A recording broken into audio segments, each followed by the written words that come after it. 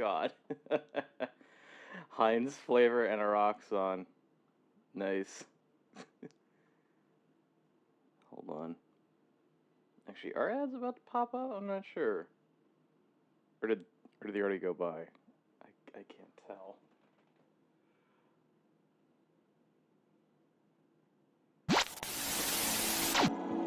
Chat, we'll be right back after these messages. Don't go away.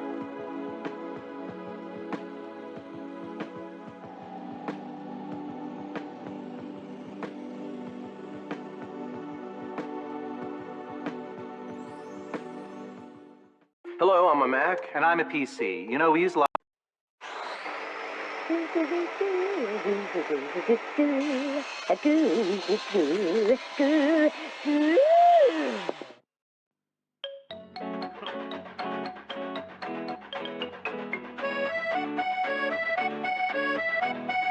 I want some crusher, a little crusher. Milk keeps me fit and tastes so great. I want some crusher, a glass of crusher. It's tough enough to make milk shake. Add milk, or we'll crusher. 寒いな。何か飲みたい。そんな時。カフェオレだったらホッとするかも。カフェオレは得意なんです、ブレンディー。できました。ぴったりサイズのミニパック。I am Alexander, founder of CompareTheMeerkat.com, where we compare meerkats. Size hobbies, you know. But lately we get many people looking for car insurance. People looking for CompareTheMarket.com. I cannot find you cheap car insurance. For Compare Meerkats, come to CompareTheMeerkat.com. For easy way to save on car insurance, please go to CompareTheMarket.com. Simples. Attention! If you or a loved one was diagnosed with mesothelioma, you may be entitled to financial compensation. Mesothelioma is a rare cancer linked to asbestos exposure. Exposure to asbestos in the Navy, shipyards, mills, heating, construction, or the automotive industries may have put you at risk. Please don't wait. Call 1-800-99-LAW-USA for a free legal consultation and financial information packet. Mesothelioma patients call now. 1-800-99-LAW-USA. Everyone's doing it. Guys are doing it with girls. Girls are doing it with other girls. Some get together in groups and do it. Some even do it with complete strangers. Some people like to do it hardcore. Some people like to watch others doing it. Over 20 million people are doing it. Safe to say, everyone's doing it. The stimulus package now only on Xbox Live. Join today. Because you have all the grace of a reversing dump truck without any tyres on. I don't get it. Well, you wouldn't, let's be honest. There's nobody in there, love. So, Jane, take your money and get off my property. Whoa, Pops! Micro Pops for Micro Licks!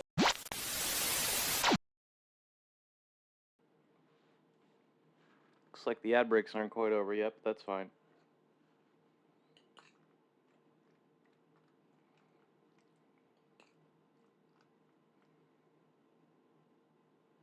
Almost. There we go. Welcome back from the ad breaks, chat. Hope you're doing well.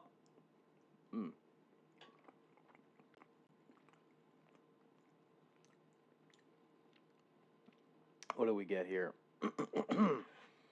Heinz flavor socks. Wait, what the fuck? Why did I just say that? No. No, Heinz doesn't make socks. No. Hello, Raven. Welcome to stream. I hope you're doing well. My brain just malfunctioned. Oh my god. Okay.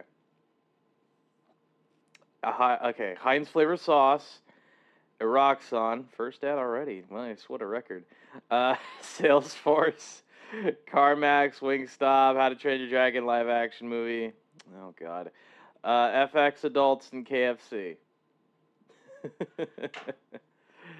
How are you doing, Raven? You doing good? I hope you are, man.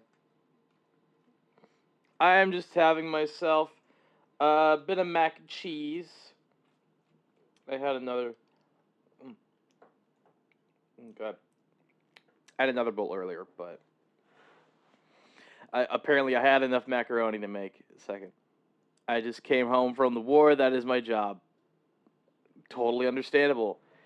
Speaking of, I forgot to get water, so I'm going to get some real quick. That's of all the things I forget to do, getting water every time, man.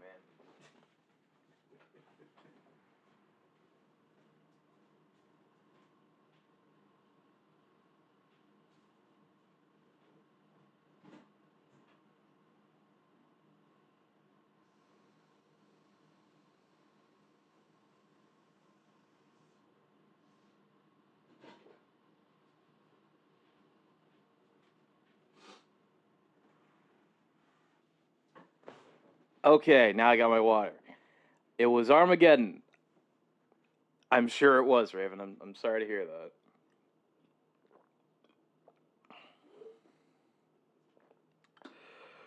Whew, there we go.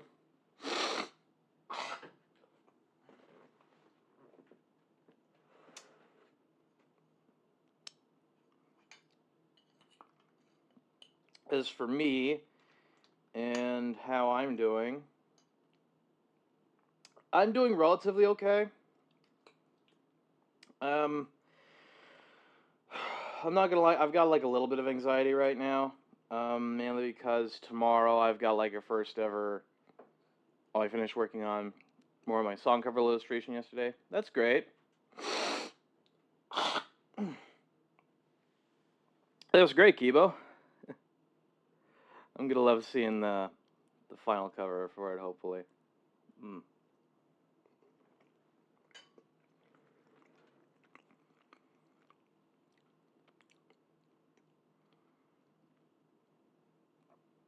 Yes, my anxiety. Okay, I'm doing relatively okay. Although I do have like a little bit of anxiety in regards to tomorrow, because I've got like a first ever 1 hour weekly meeting I have to conduct. As the team lead for my company at the particular store that I have to work in. So there is that. It does kind of help that like I'm technically the only employee there. Technically speaking, there is another coworker I work with, but like I rarely ever see him. Aside from like, gosh, I only ever saw him once, which was weird. I'll admit that it was a little weird. And honestly, I'm also very anxious in regards to just like being a VTuber and streaming. You know what I mean? Because you know what? Let me show you guys. Let me show you guys real quick. Okay. So, oh god. Okay, the Kappa bot is not. It's either not. Okay, I gotta interact with it probably. Maybe that's it. Oh fuck. I have to interact with it. No. Oh no. Oh no, the domain expired. Okay, well, I'm just gonna hide that for now. I'm just saying in regards to like. Okay. So, the main reason as to why I'm very anxious about streaming as a whole, right, and just being a VTuber is because look at how many clips I posted within the last few days, right? The last couple of clips I had got about like 100 views, and that's all well and good, right? I'm pretty happy to see that managed to happen back to back. But then there's just this whole string of videos where I get like maybe a couple views at best, and not as many as I thought as I would usually get, which is kind of it's demoralizing sometimes. Whereas in comparison, on YouTube, let's switch over to the VODs channel here.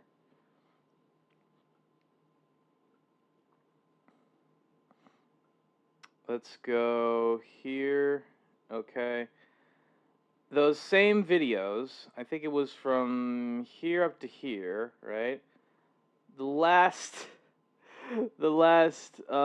couple of videos here, like one of them managed to get over 1,000 views, which is, that's a big accomplishment. Last one, 171. That's fine. And the rest of them, okay. One of them is actually getting closer to 1,000 views, which is cool. And one of them less than 100. So I mean, it does seem like I'm getting more traction on YouTube in comparison to any traction on TikTok, which is not great.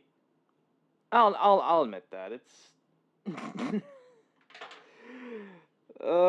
it's not great, just because I thought for sure one of my old clips would do well on TikTok, and the thing is that I'm usually uploading these clips at around 6 p.m. PST, right?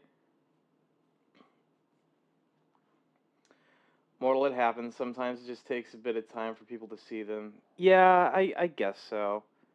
I could understand that being the case. It's just that, look, the usual time that I have for uploading all of these shorts, right?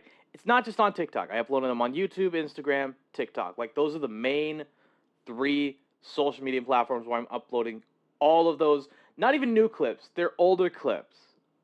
Okay? They're from last year. The clips that I'm uploading now are from last year. Which probably doesn't help. I'll admit that. But at the same time, too, what else am I supposed to do, Insane. Oh my god. But yeah, no, you're probably right. It probably just takes a bit more time for people to see those clips. I guess it could happen sometimes. And I did check on the TikTok app, and it does say that my account is in good standing. So it's not like the account setting is bad. So can't be that. Right?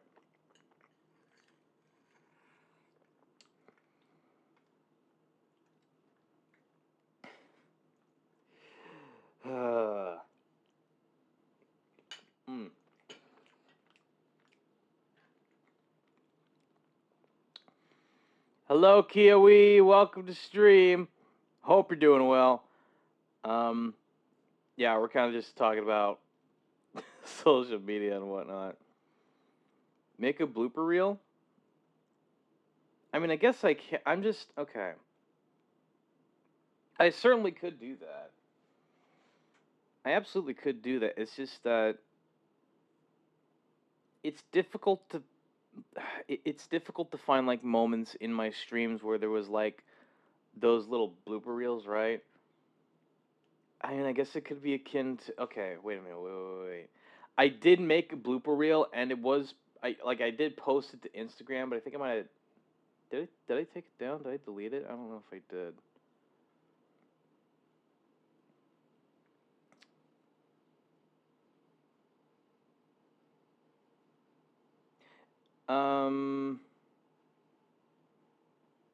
Is it this one or? Okay, no, this is a different reel. Oh no, wait, this is the reel. This is what the okay. I said that with all the sass I have right now. Fair. That's totally fair. I mean, I guess I could.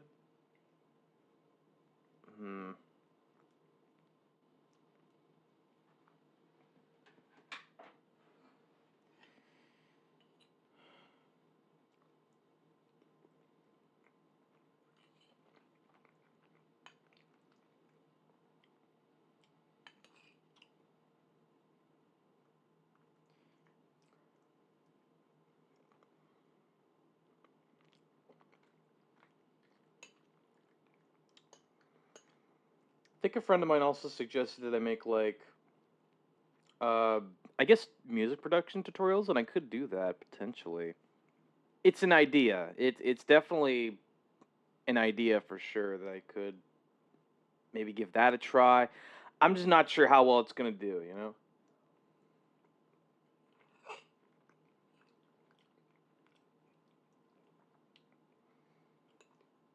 Plus, it doesn't really help that I'm like using a majority of the same tags and shit for every single clip, for every single Twitch clip, right?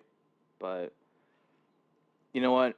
If it's gonna take a little bit more time to find my content, it's gonna take a little bit more time.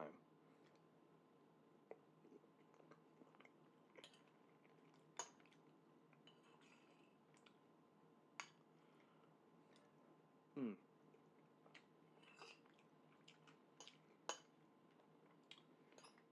Algorithms are just really weird to navigate, you know?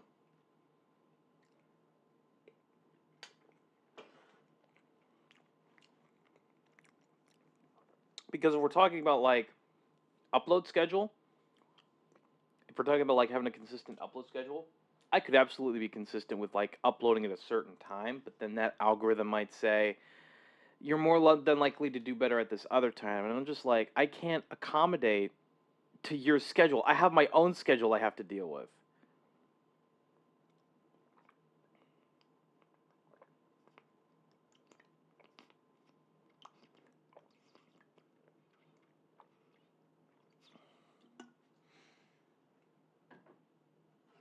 Ah. Oh my god. Mm.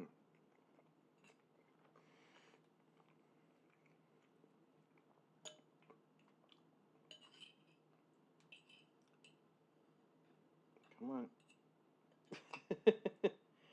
Oh, this mac and cheese does not like me. Okay. Mm.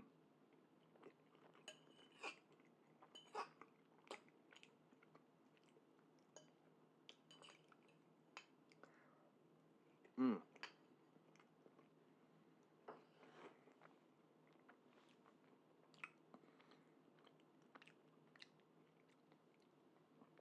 Oh yeah. That's good.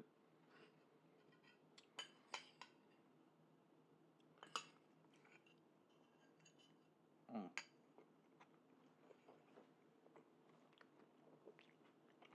Mm.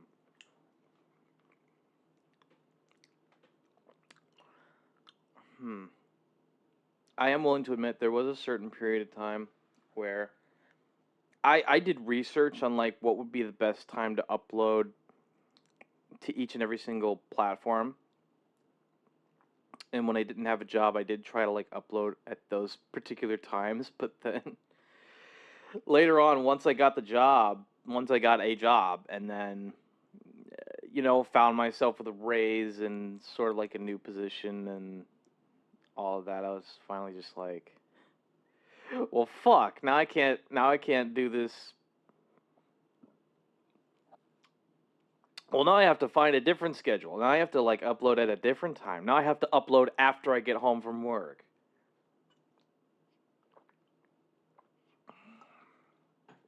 Which is it's not a bad thing necessarily. It's just so goddamn inconvenient.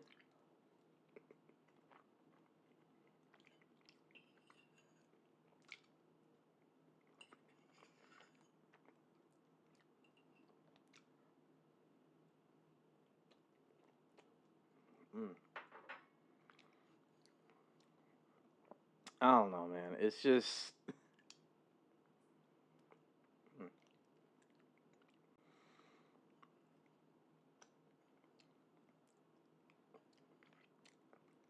Mm.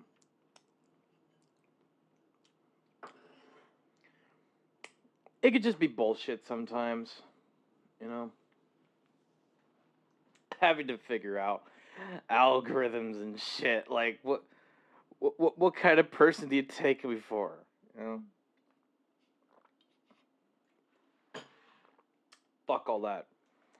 If you got a job, bro, focus on working at your job first.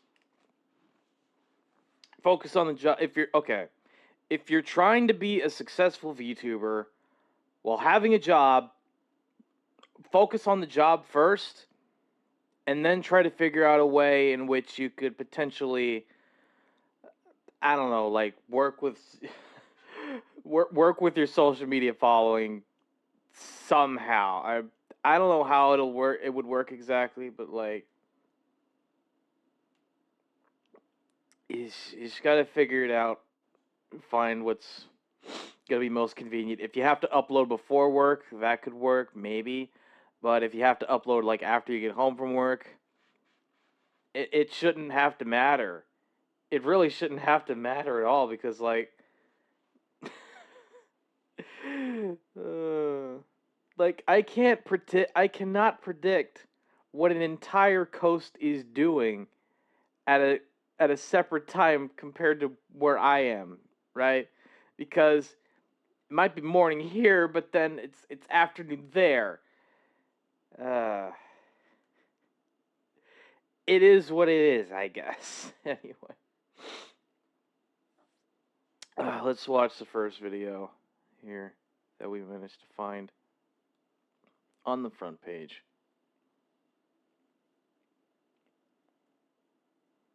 Stop, please. Stop it with the ads already.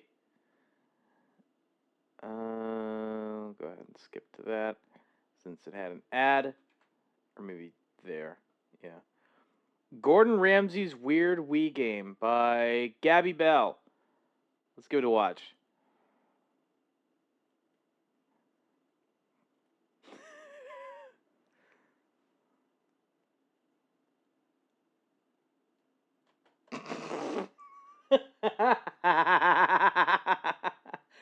I fucking love that.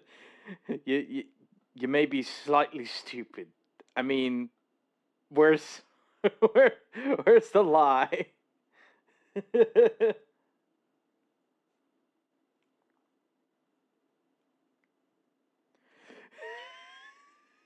I mean, at least he's honest.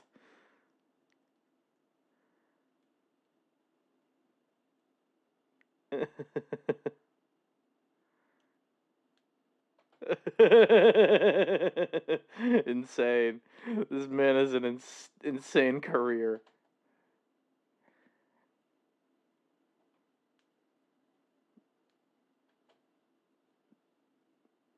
Bruh, that cheese is not melted at all.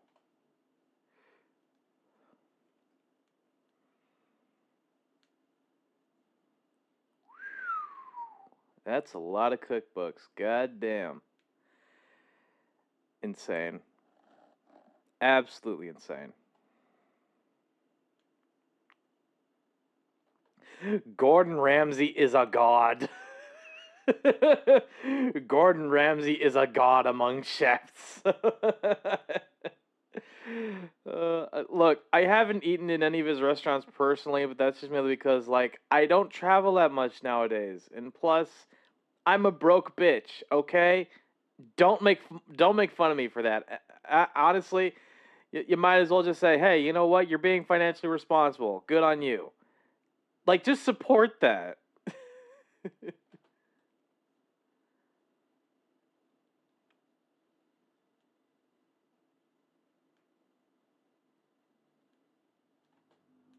Game, of course.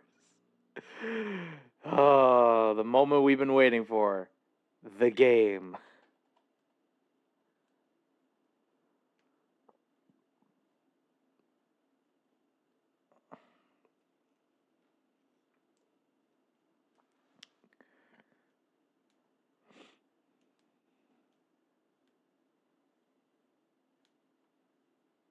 Indeed it was.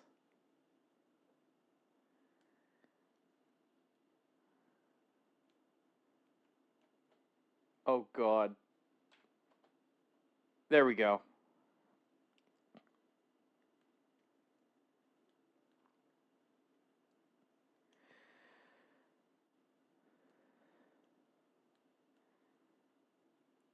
Oh, God.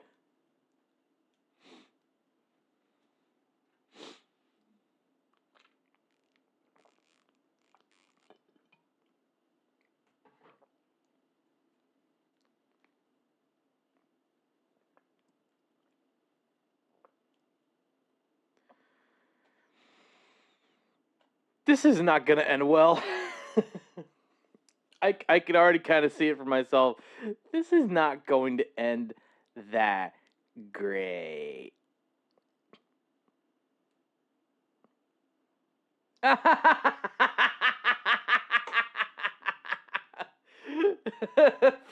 that shit, dog. Oh my god.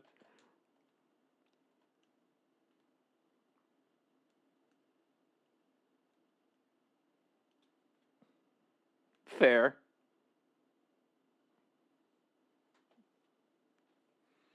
What does that even mean? Like, over 35 authentic Gordon Ramsay recipes in this game that you can cook for him.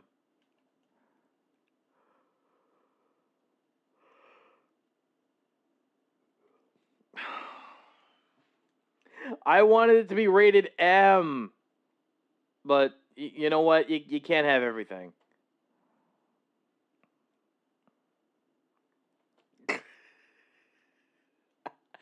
I mean, it does look like Gordon Ramsay, kind of. If you squint your eyes a bit, you could see the resemblance.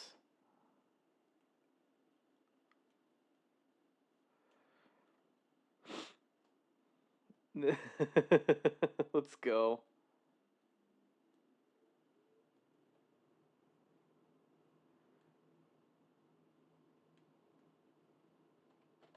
Super Smash Brothers Brawl. Of course, that was that was in the Wii.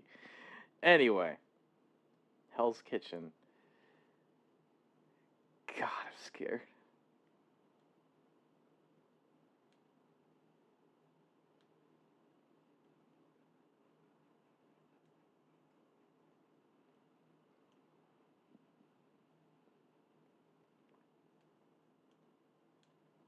Yeah, it does.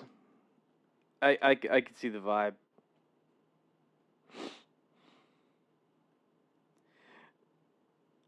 Oh God.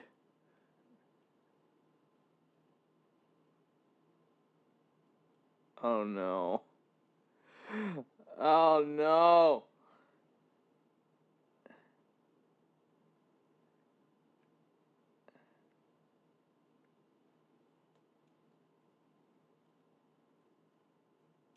Okay.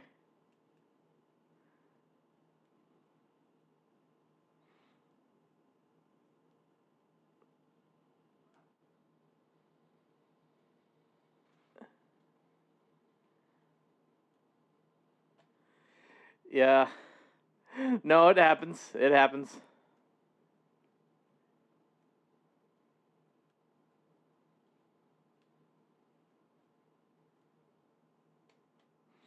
Yeah, no, that sounds about right.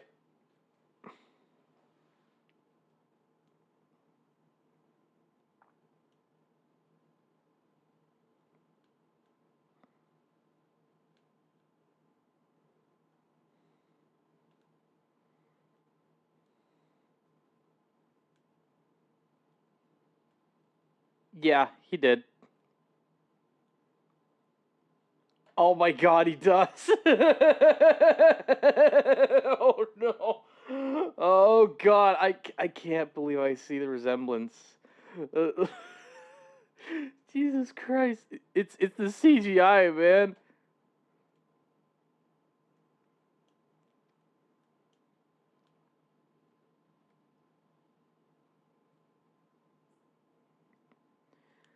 Yeah. Shit. That's never good.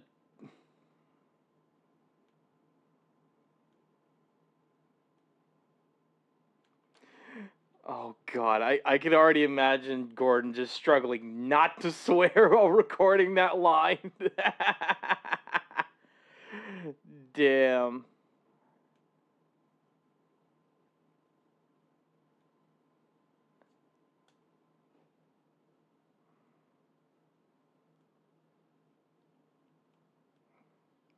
There's definitely a pattern here, I guess.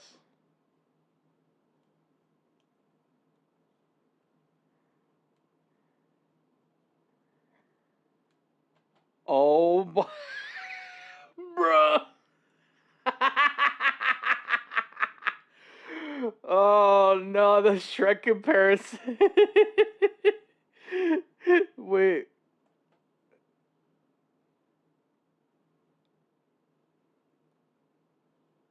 Jesus Christ. That is too accurate.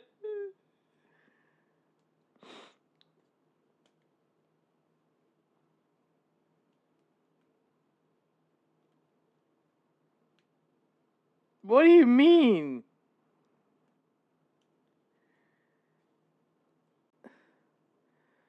Oh God.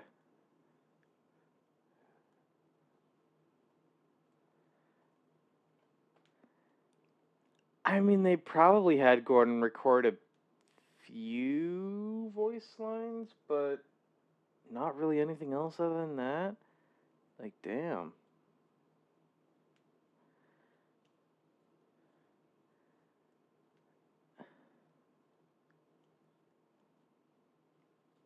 Jesus Christ.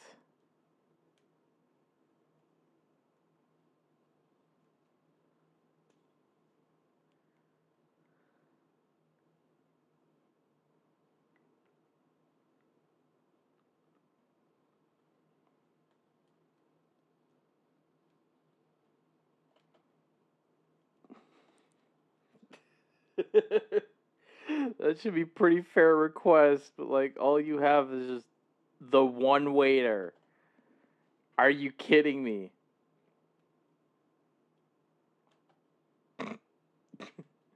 You know what's funny? You know what's funny? I just realized this right now. Like, Hell's Kitchen, the game, it very much could have been similar to like Cooking Mama, now that I think about it. I think Cooking Mama is a lot more indicative to what it's like actually cooking in a kitchen than Hell's Kitchen, the game. Jesus Christ. Are you kidding me? Right.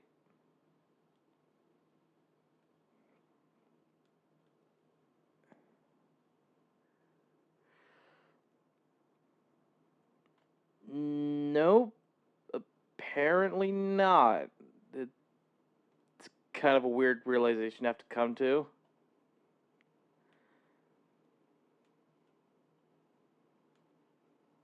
Yeah.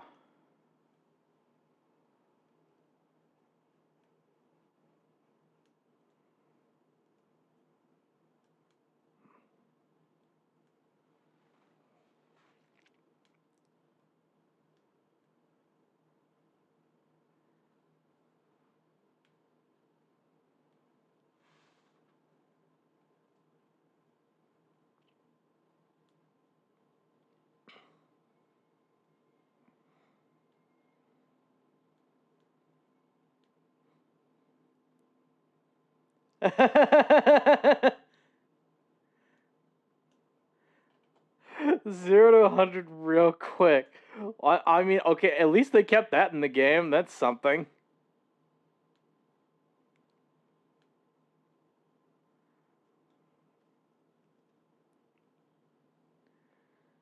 Like, what is going on?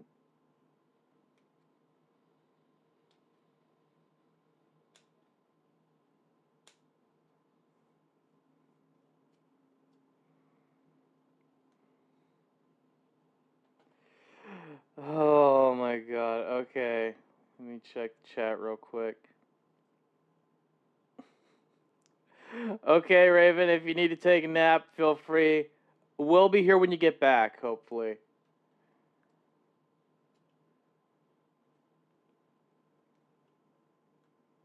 Like, what's going on? I'm mama, go nap now. Okay.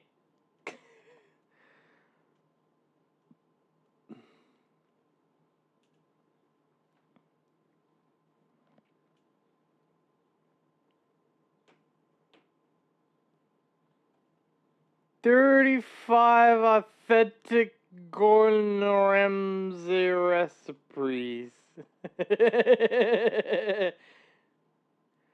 Yeah. Autocorrect is evil. Indeed.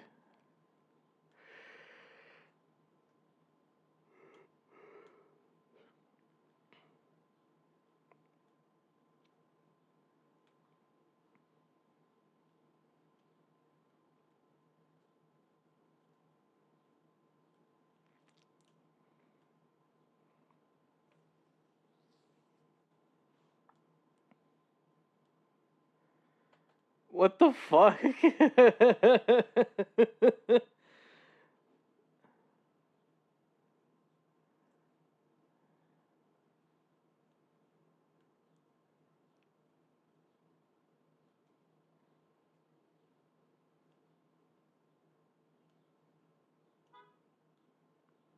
Jesus Christ.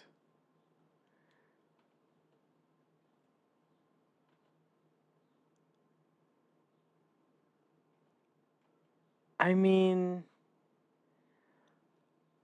I guess?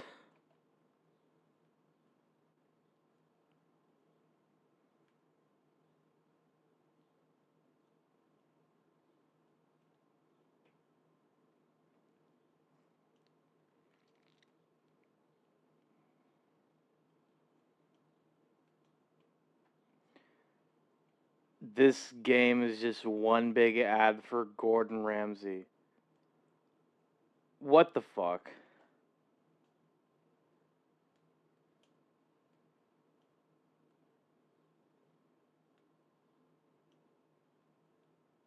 What's going on there?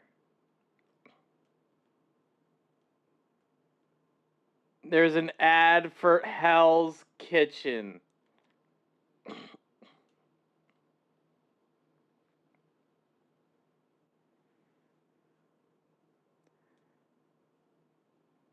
Why?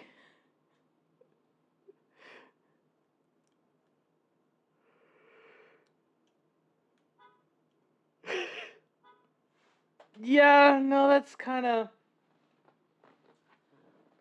I think that was kind of obvious.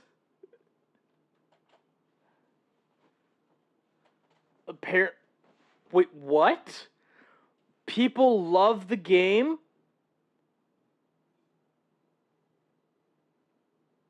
I'm sorry, are we playing the same game?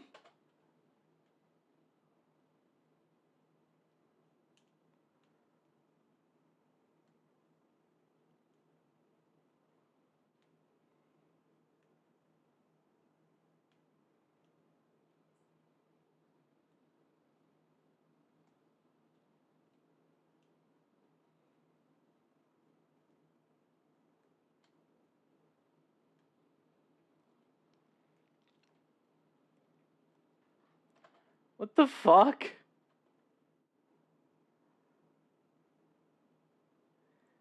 Probably.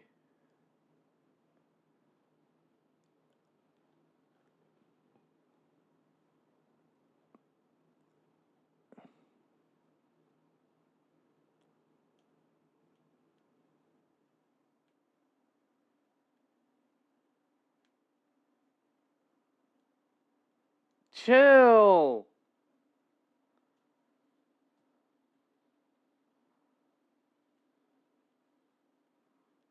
Yay. Week 2.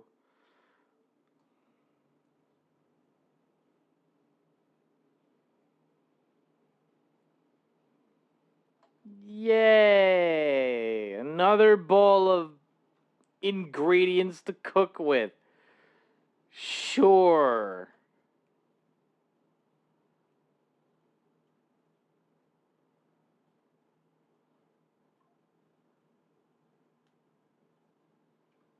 Oh my god. That's fucked. That is just fucked, man. What kind of fuckery is this? It would have been helpful to know where the oven is. Oh my god. Nope.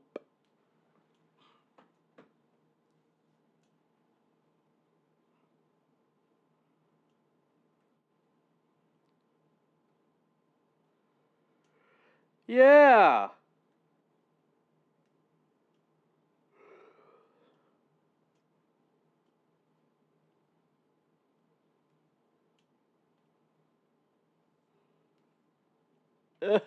Oh my god.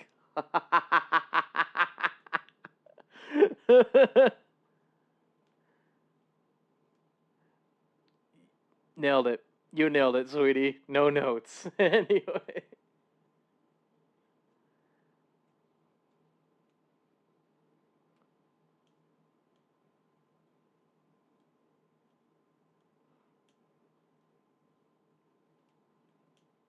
Jesus Christ.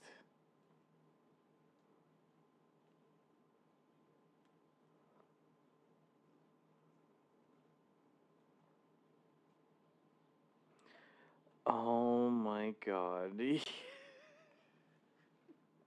How is that even physically possible in this game? If your food catches on fire, so does the table. No, no, it doesn't. What? I'm thinking too much. I'm delving too much into it.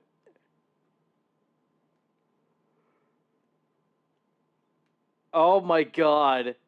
Why?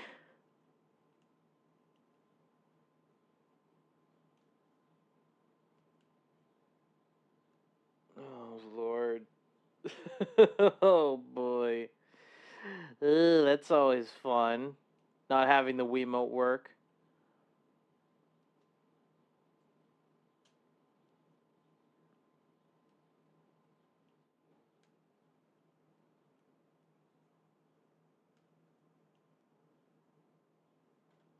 Okay. Add. Skip that portion. About here. Mm-hmm. Okay.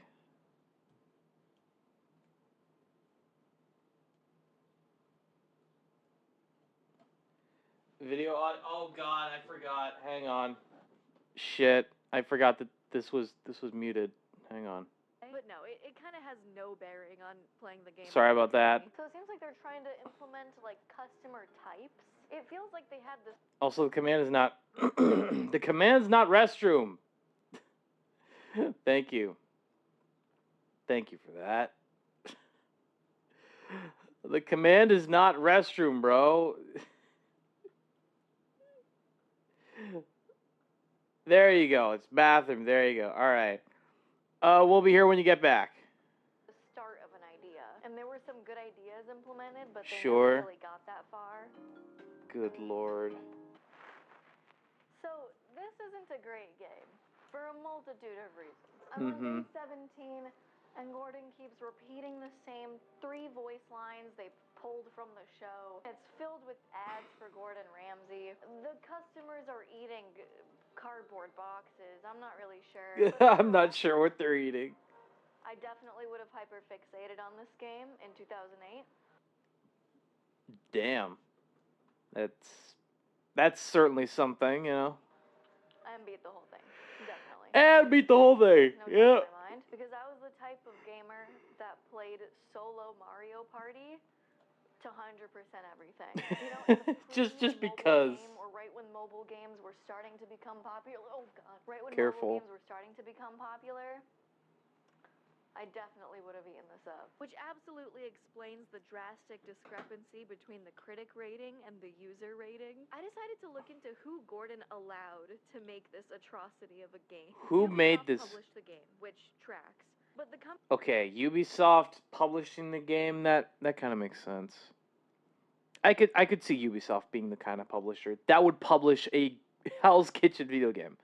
But developer? company who actually developed the game, Ludia. Who? I went to their website, and in big letters, it just says this on their landing page. We believe that mobile is the future. Come Oh God. in join us there. So, and that also tracks. But this is exactly what they do. They make video games based on brands or popular shows. I just feel like all these cash grab games like Wheel of Fortune, Hell's Kitchen, the game, Are You Smarter Than a Fifth Grader? They could have been so much more fun, too. They could have made it like stupid fun. Sure. Silly. I need like a Party Animals, Moving Out, Overcooked, Gordon Ramsay. Like, I could kind of, wait, what if a developer made that kind of game where it was like the game mechanics, it was similar to Overcooked, but you had Gordon Ramsay. Like, Gordon Ramsay would be like a bobblehead that would run around screaming at the player and scaring them. Silly ass. That would be kind of fun. That would actually be kind of fun. Cooking game. Weeks 3 and 4 were starting to drag on. There's really so little depth to this game that I feel like they really shouldn't have wasted the effort of manufacturing and shipping costs and just dropped it on iOS. But I haven't finished the month yet, so I could be wrong.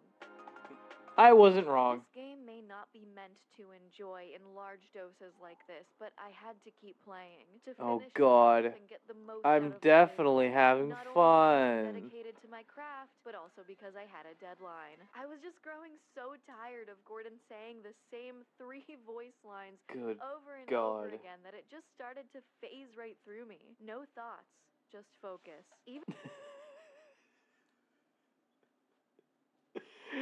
Honestly, same. Right about now. Even Gordon saying that he's a very proud man was starting to lose its sparkle. I'm a very proud man. In week 4, they added a new item, fish. Even though I cooked a seafood dish before this. Not to mention how just purely disgusting it looks. Like that. I really wish they let you decorate your restaurant or like have you earn coins or. Yeah, like that would be a lot of fun too, being able to decorate your restaurant and shit. But no, we can't even have that. Points towards certain things to unlock different customization options Right. or skills, or you can cook the biscuits and eggs faster. Like, I wish you could use points to level up towards those things instead of having it be given to you automatically. Exactly. Who am I to critique Gordon, okay? He's not the one who put code on paper for this game, okay? Like, I don't know if Gordon was sitting down to enjoy this Wii game of his. I don't know if he ever had time. I'm telling you. And the levels were starting to get excruciatingly long because the level scaling was just adding more customers, so the levels just take way longer when they order starter, entree, and dessert. This is my second to last day. The levels are so long. Really? It really wears you out. In the 5th week of the month, I was nearing the end. The storm came, my light died, my SD card was full, my battery died, my microphone's battery died, but the finish line was in sight. Yay! My microphone died, and I don't have any more batteries. It's raining, but I only have 2 days left in the game, and I just need to keep going. I hope you understand. I was wondering a multitude of things at this point. Is this the end of the game, or are there several 35-day months of this? Do I get a special item, or a new dialogue from AI Gordon Ramsay?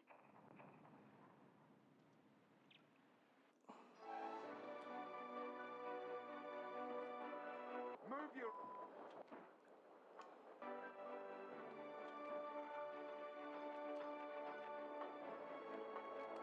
Let's go, yes? Oh my god.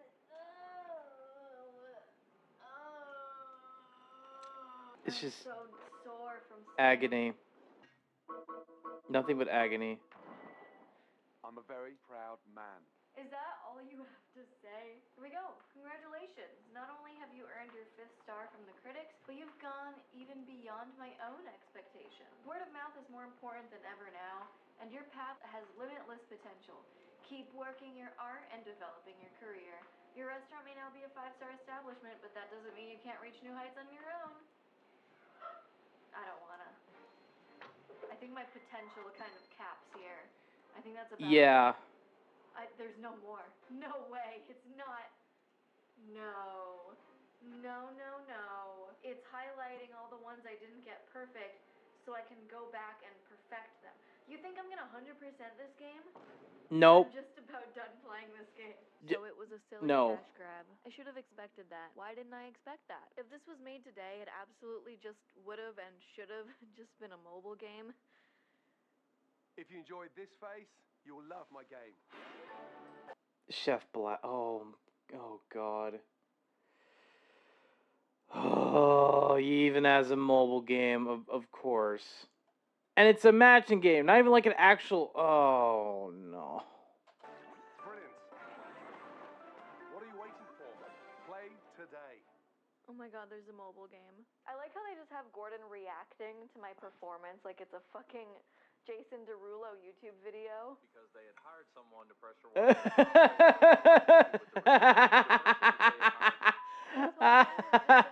For Gordon Ramsay. But should I have expected anything different is the thing about that. Like, at what point is this my fault? I hate that she's right. I hate that she's right. At this point. Oh my days. That was pain. Absolutely painful, man.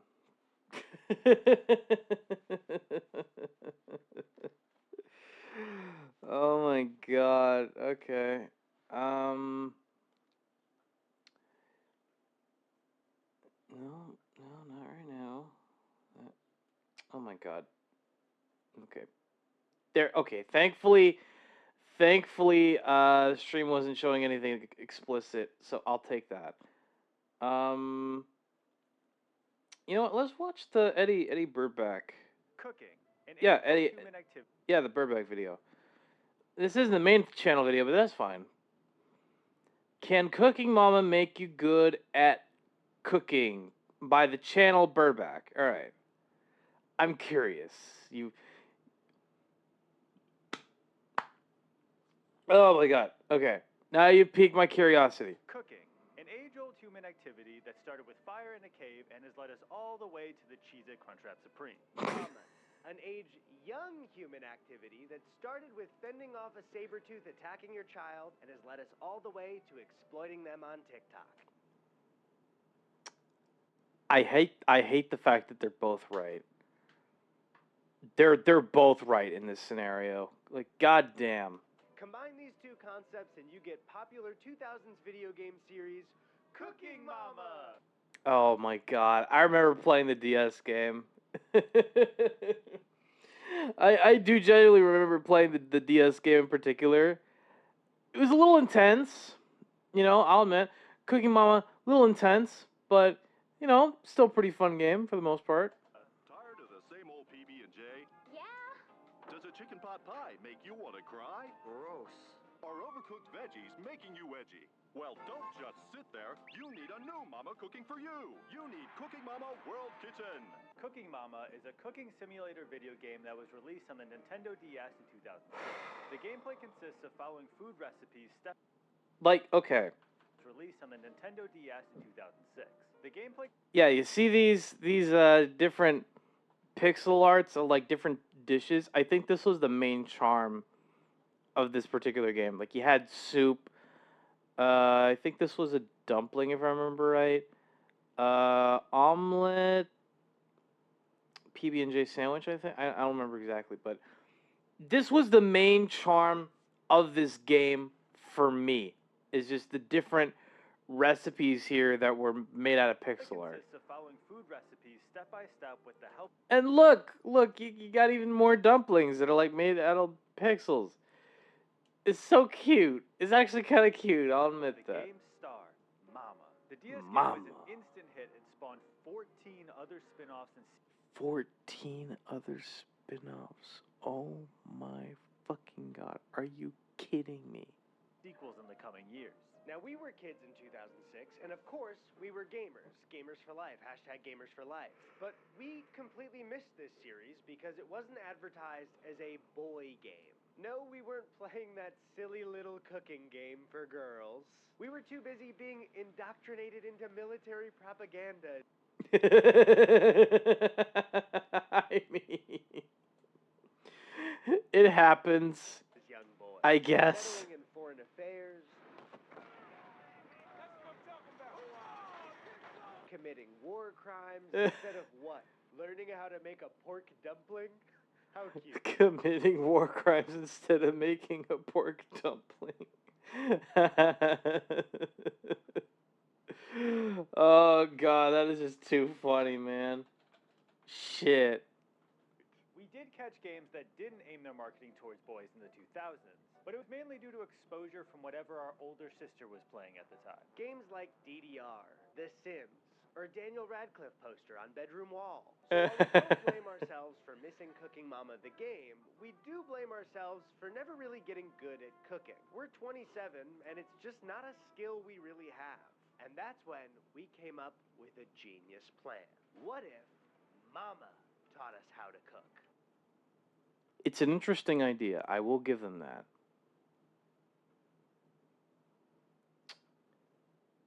Huh. So over the next few weeks, we will be playing through all 14 Cooking Mama games in order, while routinely testing our cooking skills to find out if Cooking Mama can actually teach you how to cook properly. Didn't our friend Drew Gooden make a similar video on Guitar Hero? I mean,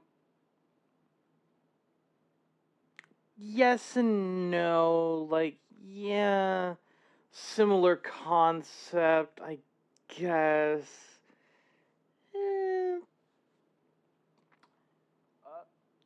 No, I don't think so. Yeah, actually, now that you mention it, I could text him and ask him, but I won't. Yeah, I won't.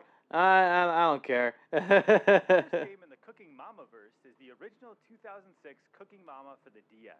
The game allows you to use the DS touchscreen to make a variety of dishes from a list of recipes. Now, if you're like us and you've never played a Cooking Mama game, you'd be surprised to learn that Cooking Mama is not a game about cooking. The game is just cooking.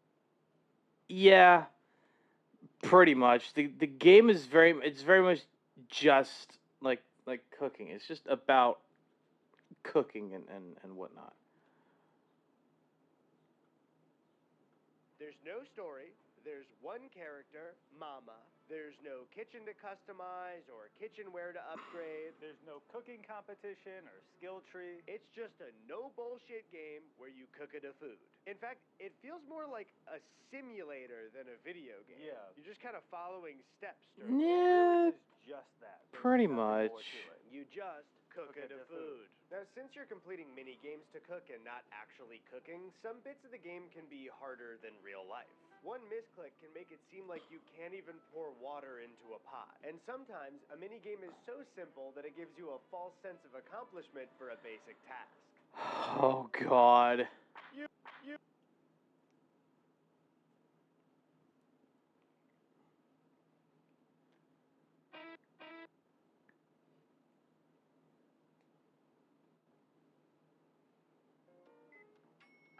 Oh. Thank you, Mama. That feels good. You see I put the time in right? After cooking a few That dishes, feels you can good. go to the Let's Combine, Anyway. which allows you to choose any two recipes and combine them into something new. This Ooh.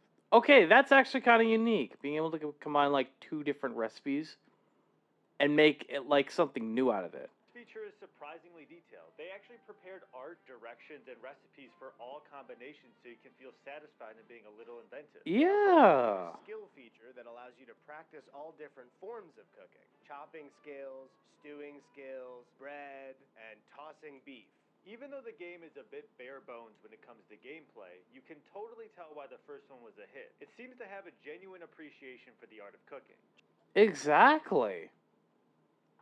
That's pretty much why I played the game very extensively in my childhood, to say the least. So, I guess take that for what you will. Anyways, alright. Chat, we'll be right back after these messages.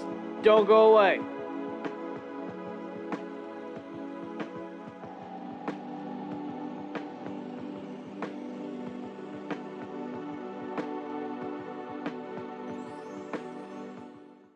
time to celebrate is quickly coming to an end. The Ford authorized clearance is in its final days. This is your last chance to get $1,500 cash back on any new 2000 Ford Ranger, and your last chance to lease a Ranger SE for just $189 a month for 24 months with $1645 due at signing. That's right, $1,500 cash back on the best-selling compact pickup in America for 12 straight years, or lease one for $189 a month. You only have a few days to get these great authorized clearance deals on Ranger. Get to your local Ford store now. クシクシしたりクシクシクシクシテチテチしたりテチテチテチテチテチバタバタしたりするのだバタバタバタバタよろしくなのだバンバンフェルタッチシールも出たコルゲンの新しい風邪薬は効き目の成分が液状になりましたでこれが体の中に入るとほらほらほらほら早いでしょ効きますコルゲン IB 透明カプセル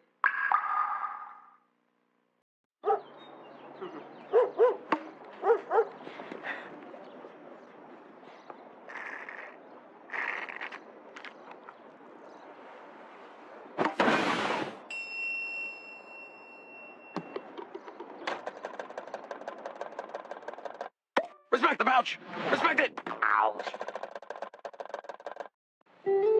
一杯のお茶は太陽と大地の贈り物自然が育てたオーガニック煎茶体に優しいディカフェ煎茶2種類揃って新発売山本山のティーバッグ短い行く人2人で飲みに行きませんいや2人っきりっていうのはちょっとまずいんじゃないかなちょっとぐらいいいんじゃないかなスーパー部長がそこまでおっしゃるならスーパーチューハイサントリー飲む It's nighttime in a kitchen just like yours. All is quiet. Or is it? The North American house hippo is found throughout Canada and the eastern United States. House hippos are very timid creatures and are rarely seen, but they will defend their territory if provoked. They come out at night to search for food, water, and materials for their nests. The favorite foods of the house hippo are chips, raisins, and the crumbs from peanut butter on toast. They build their nests in bedroom closets, using lost mittens, dryer lids, and bits of string. The nests have to be very soft and warm. House hippos sleep about 16 hours a day. That looked really real, but you knew it couldn't be true, didn't you? That's why it's good to think about what you're watching on TV and ask questions, kind of like you just did. A message from Concerned Children's Advertisers. It was almost lunchtime, and Paddington thought he'd stop for a sandwich. I've always had marmalade, thought Paddington. Maybe I ought to try something different.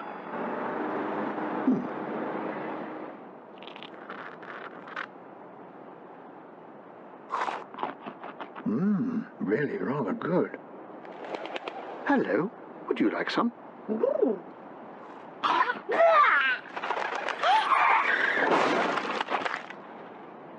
Oh dear. I think you'd better come with me. Squeezy Marmite. Sandwiches need never be done.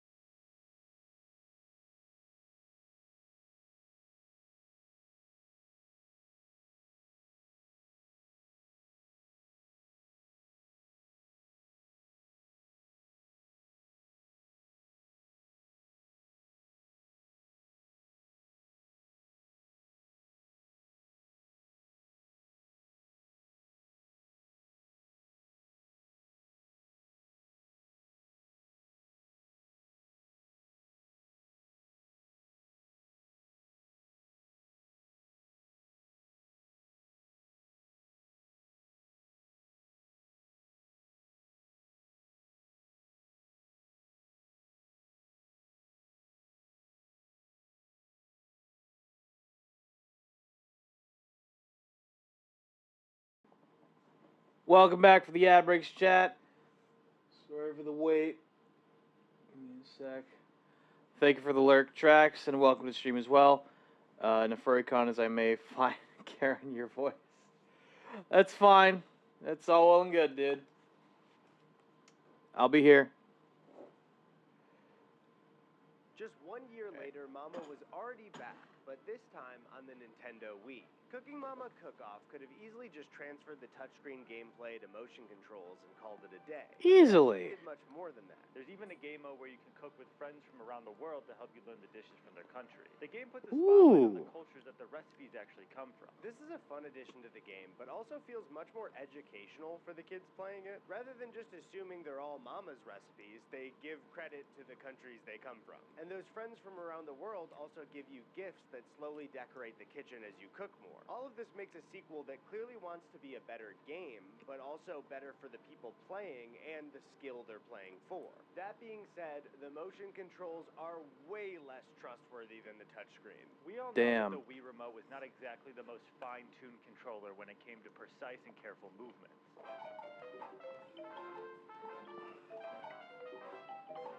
This can completely ruin a recipe when you're, say, trying to crack an egg at the perfect pressure, but your hand won't move after 4 swings. Yeah. Or to slam into the bowl on your backswing. Or when you're making mochi and have to slam a hammer down at the right moment or else you'll break your hand. Mm-hmm. So after having You gotta be Cooking careful. Mama titles under our belt, it's time to put our newly learned cooking skills to the test. Looking at recipes from the 2 games, we wanted to start with a hard-to-fail dish. Now, there was a dish for popcorn where all you had to do was heat up the popcorn and salt it, but that felt a little too basic for us. So we decided on scrambled eggs, because it seemed easy enough. Yeah. It's one of the first dishes offered in the game, and it felt fitting to start there. This specific scrambled egg dish is a mixture made up of liquid, goop, and crab meat. So both of us headed to the store to grab the ingredients for the crab scrambled eggs. Because everything is so wet, it seemed really important to know the exact measurements of what we were adding. Sure. But Cooking Mama 2006 only shows you these little bowls. So we just had to aim for the amount of little digital bowls. After getting everything else in the bowl, I needed to use a can opener to open the crab meat, which I failed almost immediately and got some crab juice all over my counter. Oh, God. Looks like I have accidentally cut into the side of the can. Okay, I had it flipped the wrong way. It's actually very easy to do, but I have spilled crab juice. Oh, no. For a bit, I was ready to slap that crab right into the bowl. So we each poured it in a pan and mixed it. Unfortunately, as they started to look done, there was a ton of liquid still in the pan. We both even overcooked our eggs, hoping the liquid would evaporate, but these eggs were simply too wet. Okay, so Oh, no. The eggs were too wet. Oh, my God. Well, that's not good. Overcooked, but it's still wet in the pan. We gave up as the eggs started to look dry and just plated them for tasting. And the result was magical. They look sickly.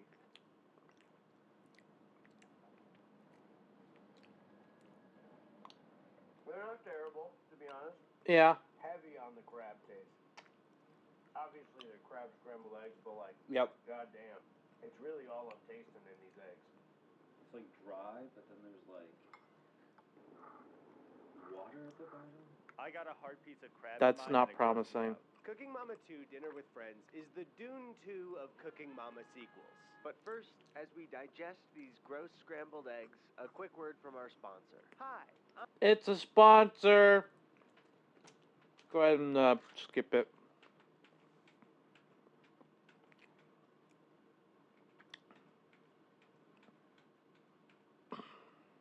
About here. Big video. Immediately upon opening the game, you're greeted with everything that made Cooking Mama 2006 special, but better. The title screen features Mama, the children she cooks with, and this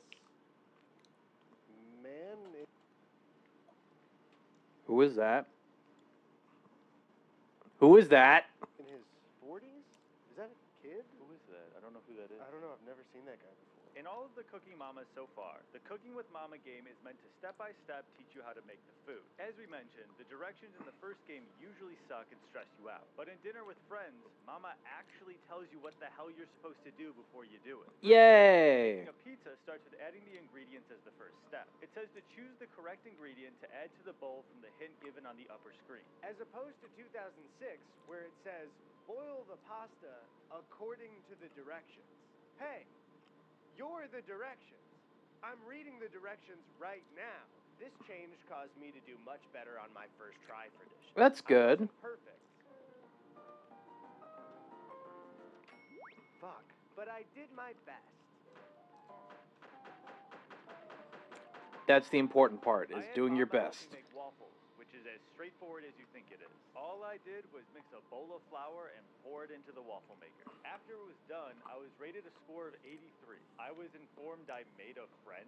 My waffles were so good I made a friend. I then found out that the character's name is Papa. Oh my god, it's Papa. I didn't know there was a Papa. Oh, she has a husband. Let's go. I didn't know that. I mean, that must be really nice. He's married. But yeah, my waffles made him my friend. Imagine making waffles so good that your dad starts talking to you again. One of the major improvements in this game was an actual sense of progression beyond food you cook. You now get rewards when you cook dishes well. The visuals of the kitchen can be changed with different colored cabinets, outfits for mama, and even the color of the utensils. The game also features the Let's Cook game mode again, where you have to succeed with every step or you fail the dish entirely. You can cook with mama or... Chica? Who the hell is Chica? I failed my first cook with Chica because after successfully making dough, I had to poke it while it was rising. It gave me this exact size to poke it at, and when I clicked it, it shrunk back down to a smaller size. When you finish a dish, success or failure, the game also adds a feature where you can make an entry in your diary. You can also add fun stickers to your diary. So I added a mouth, and I... Oh god. No. I hate this. I hate this already. Oh my god, am I alive? Am I alive? I don't know what to do. Came out the following year, and for the first and only time, it allows you to create a character. Does this mean you create Nice. a child for mama? Or is this just some kid mama is teaching how to cook?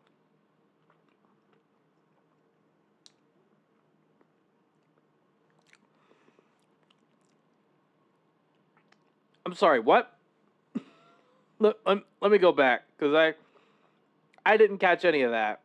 Year, and for the first and only time, it allows you to create a character. Does this mean you create a new child for mama? You create a new child for mama? What? I don't like the implications here, chat. Or is this just some kid mama is teaching how to cook? I don't like the implications of that either. What do you mean? What? Are we just some kid? Either way, the game is nearly identical to Cooking Mama Cook-Off, with a continued emphasis on recipes from around the world. Okay. It also features a couch co-op mode, where you can cook together with someone. So Ooh. Tony can violently break my hand while making mochi instead of a stranger's. Yay. You can do it. Overall, this was the most fun we had with Cooking Mama so far, because we got to do the chore mini games together. The next game in the Cooking Mama series is Gardening Mama. The very first spin-off where Mama gets a break and is allowed outside. It's very similar to the other DS games, except you have a garden to walk, or I shouldn't say walk around, because you just sort of move an icon of Mama's head in each direction. But this one, much like some of the seeds you'll be using, can be a mixed bag. Awful. Awful joke. Absolutely atrocious joke. I want my money back, and I didn't even pay. Awful, Terry. Partially because you think that a gardening game would be a very peaceful, no-stress game where you check on your plants. Yeah. You took the stress and time management of cooking and applied it to gardening. Everything is on some kind of timer or meter where you can fuck up and fail. Oh, God. Gardening isn't easy, but it's not like you make one small mistake and instantly the tulips burn. Like this mini game where you have to pour seeds into your hands. Sounds easy enough, except Yeah. for heavy winds blowing the seeds out of your hand. Where are we planting seeds? On the set of Twisters?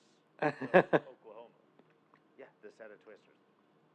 What's cool about the game is that you don't just plant flowers or food and watch them sprout up instantly. You have to come back, do new steps to maintain and help them grow.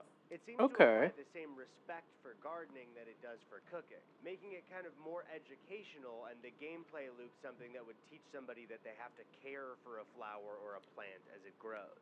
But overall, this is I can not kind really of see gonna it. help us with cooking, so we didn't play much of it. We need to get back to the skill that we've been too scared to master for years.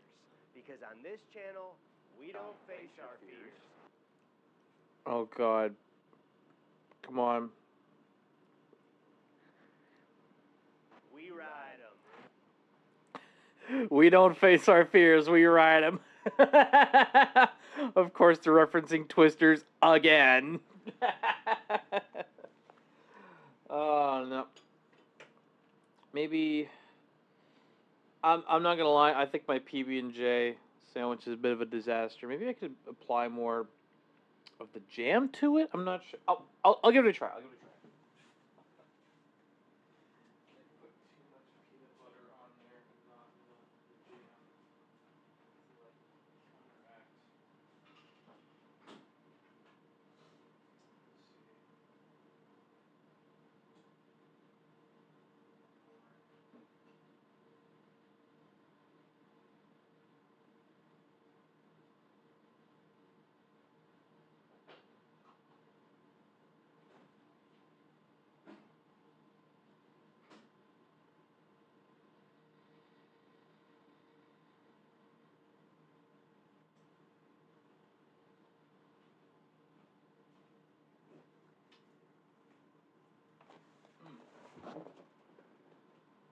Okay, maybe I add a little too much apricot jam. That's fine. There we go.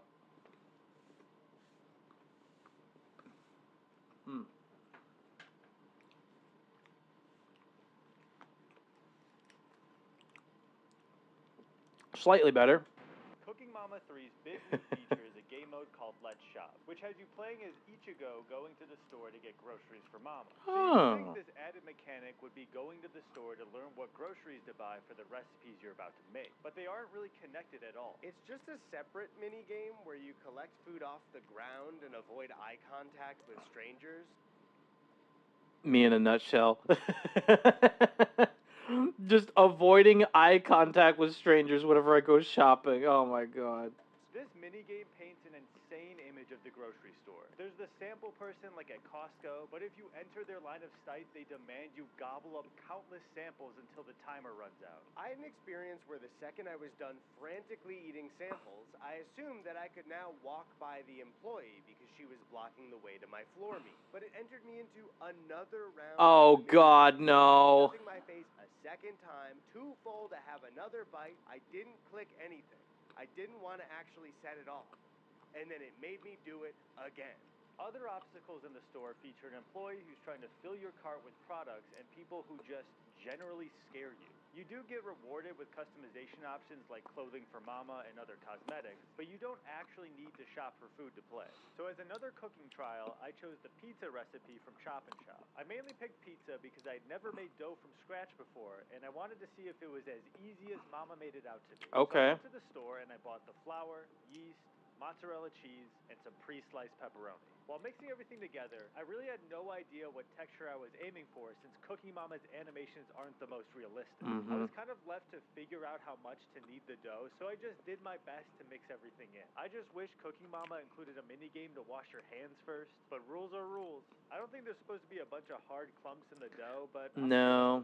after failing to pass the dough tossing minigame, I also unsurprisingly failed it in real life. Instead, I just kind of tossed it from hand to hand and then just mashed it into a circle. I'm sure it's fine. Once the dough was flat, I then spread the tomato sauce on it. I added the cheese and I topped it with pepperoni. Cooking Mama had set the oven to 250 degrees Celsius, which is about 480 degrees Fahrenheit. So once the oven... 480? 400? No. That's too hot. Bro, you're gonna burn the pizza at that point. At 480? No.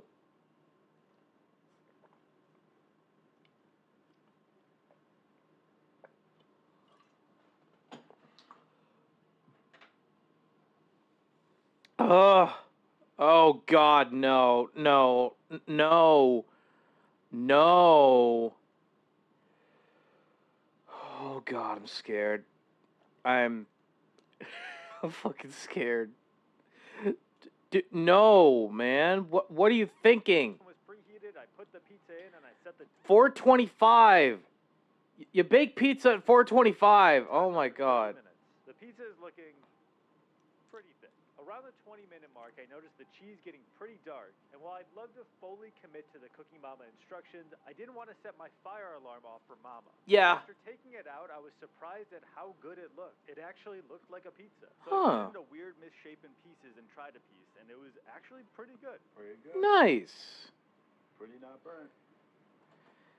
Again, don't do it at 480. 425. 425 for, I think, 12 minutes. It cooked pretty well, actually. I thought it was burnt, but it's not that bad. Huh. That's surprising. That is actually kind of surprising, I'll admit. But still. So after playing a few of these games, we're both starting to cook a lot more outside of this video. It's been a little over a month. We're just wearing the same clothes, so it wasn't too jarring. It's simple as making pasta or broccoli or heating up a baguette to make a delicious little sandwich. Look at my delicious little sandwich. I even tried to make the boursin omelet from the Bayer. I was missing chives, so it didn't look that great. Yeah, it's not great. Why the chips? Why the chips on like a thing of egg? Visually, oh my God. Really good. I think we're starting to build a real confidence with cooking. We're not mastering any skills, but honestly just the practice of completing recipes step by step in the game and real life is working that muscle. Yeah. We're just both hoping to keep it going. I'm sure the next game in the series will continue our cooking journey. And it won't. Crafting Mama? What the fuck is happening? Crafting Mama? Crafting Mama for the DS was made in 2010 and is the second spin-off game in the Mamaverse, which Google Docs keeps trying to correct. Google keeps trying to correct it as Mammyverse. Bruh, chill out. To Mommyverse for some reason. The game is identical to its DS cooking predecessors, except for the fact, and get this, you're crafting. Instead of cooking. I don't know I if know. Really help us with cooking, but I did, make a craft. I made a squirt gun out of a bamboo stick. So yeah, you could say I'm a real squirter. Oh God. No. Stop. Oh God. Dude. Sorry, I'm your brother. You can't say I'm not your brother. Alright, I'm sorry. Following Crafting Mama, we've got Babysitting Mama. Yay! Tuck your Wii remote into Baby, connect your... This is, I'm not gonna lie, Chad, this is getting unhinged. This is getting absolutely unhinged. Oh, Lord. Babysitting Mama is the third Mama game for the Wii, but unlike the others, it's shipped with a baby doll to stuff your Wii controller in. I actually found one on eBay and ordered it. Weeks later, I open my front door and see a box for an iSpring T3M pressurized water storage tank. I assumed that the package was delivered to the wrong address, but when I checked the label, it said it was for me. And then it hit me. That's not an iSpring T3M pressurized water storage tank. You gotta open the package. It's my baby. My baby is in there. After breaking open the packaging, I freed my baby and the Wii game hidden inside. The game, much like other Mama games, is pretty straightforward. You babysit a baby by rocking it.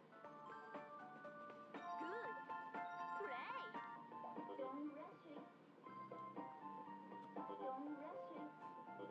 He's not rushing it. Chill. Burping it. Wow, that's great. Feeding it milk. One of my favorite aspects about this game is that it constantly reminds you not to shake the baby. I mean, you think that would have been obvious by now, but I have a feeling this game is gonna make you want to shake the baby. It's even the loading screen when you start to babysit. No, please don't shake the baby. As I rocked the baby to sleep to finish this shift of babysitting, I felt more connected to Mama than I ever have.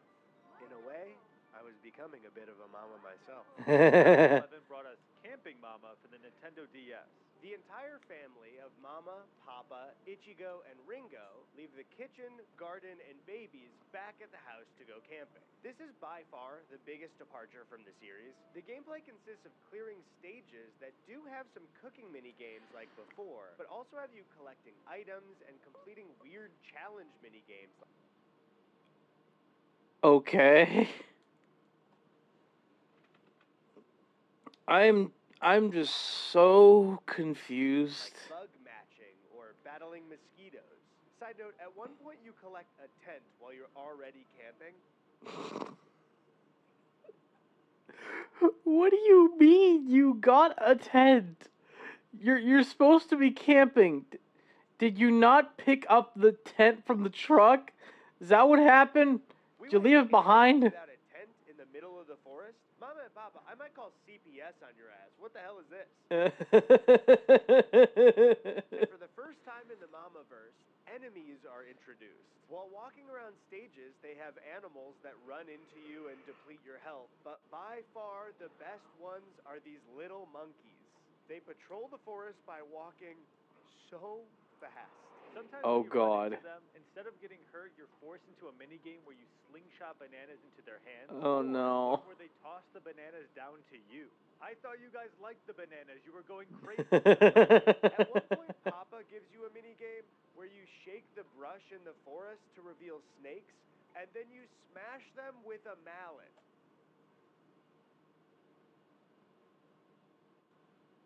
What?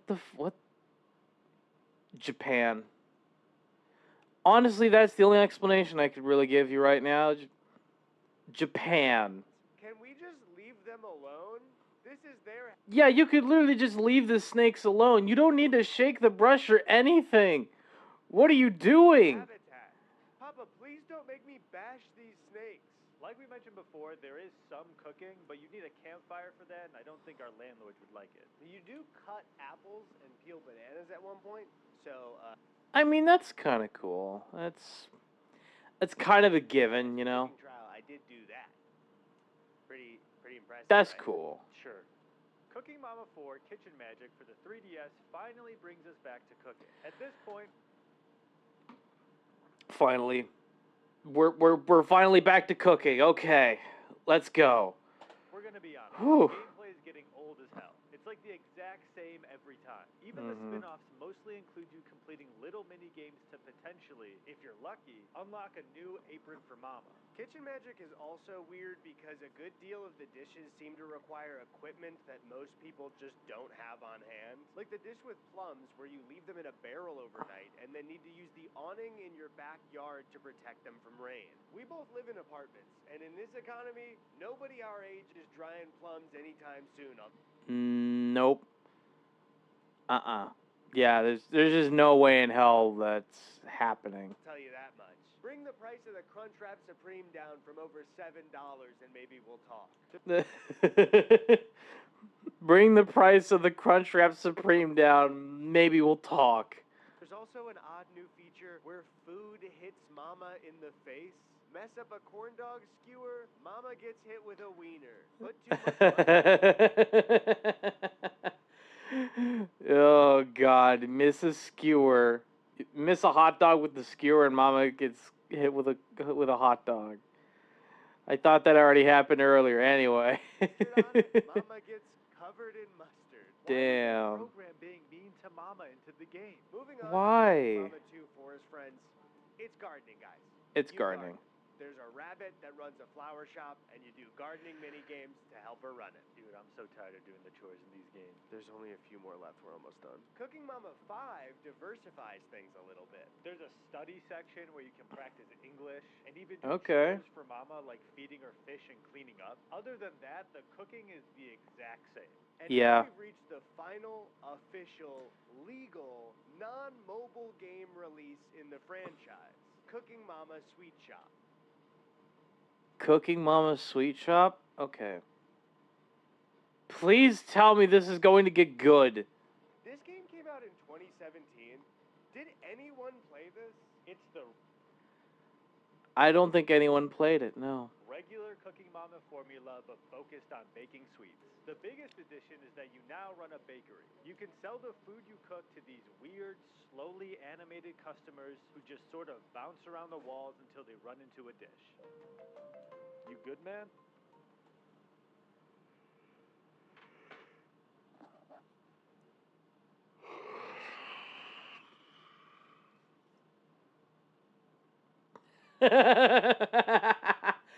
Hello, C. Welcome to stream. Hope you're doing well. Bitcoin mining software? Okay, wait a minute. Wait a minute. What? I think that was a rumor. Hold on a minute. I need to check for myself because I have no idea. I think I know what you're talking. Okay.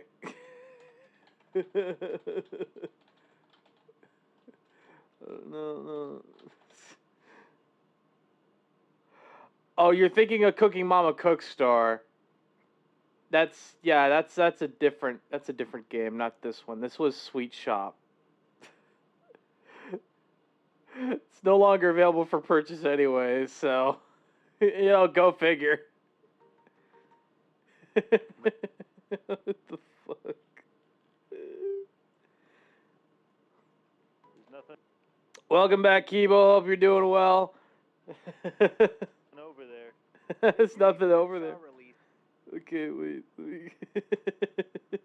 Just sort of bounce around the walls until they run into a dish. True. You good, man? There's nothing over there. The series then saw a release on the Nintendo Switch in 2020, but was pulled from store shelves? According to the owner of Cooking Mama, Office Create, they hired another developer to make a Cooking Mama game for the Switch. But when they were brought the game, they had issues with the quality and gave notes for the developer to fix it. The developer then, according to them, just released the game anyway, sparking a legal battle that settled in Office Create's favor. So the game was pulled from store shelves and online shops. I feel like because of the nature of this release, it's not really an official Cooking Mama game. And if it makes you feel any better, the game was also reviewed terribly. Yeah, no, that sounds about right. Jeez.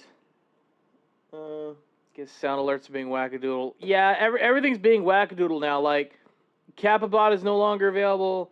Ad timer doesn't want to work. You know what? I'm going to try to refresh, mix it up, see if that helps. Sorry about that, bro. It just feels like there's just more and more things not wanting to work today. It is what it is, I guess. There we go. People hated this game. The final release of Cooking Mama is a mobile app that mashes all the games together. You have a shop and a garden, and you cook just like the other games. Except this time you get to watch ads after every single step of a recipe. Oh my god.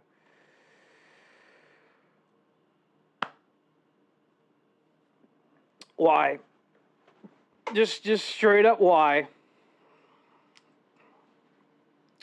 Good God, man. Good God, man. I would not want to play this particular Cooking Mama game. It's not worth it.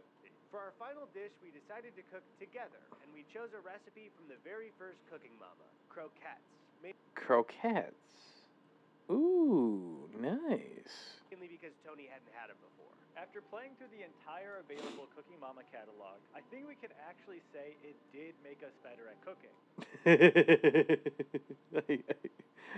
Oh, I guess it did, Cooking, sure. Like playing an instrument, exercising, or working working on any skill really is just about being willing to fail a little bit and keep learning.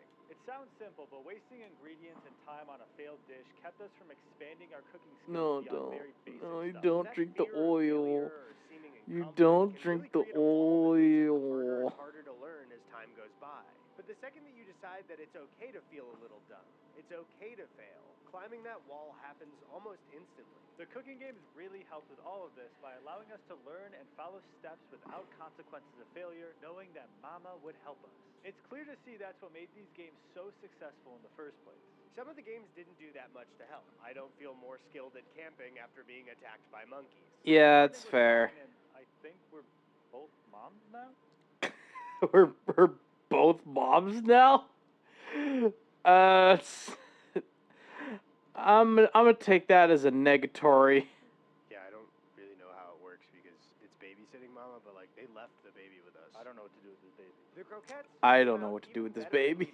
and looked exactly like the game for the first time in our cooking trials. Yeah. Nice. Overall, I know it sounds kind of stupid, but Cooking Mama actually helped us in real life. So Mama, your boys couldn't thank you enough. And Papa, die in a fire. Papa, die in a fire. Because we don't know what the fuck you are. We don't like you. Our dad could beat your ass. Don't even try talking to us ever again. Our dad could kick your ass.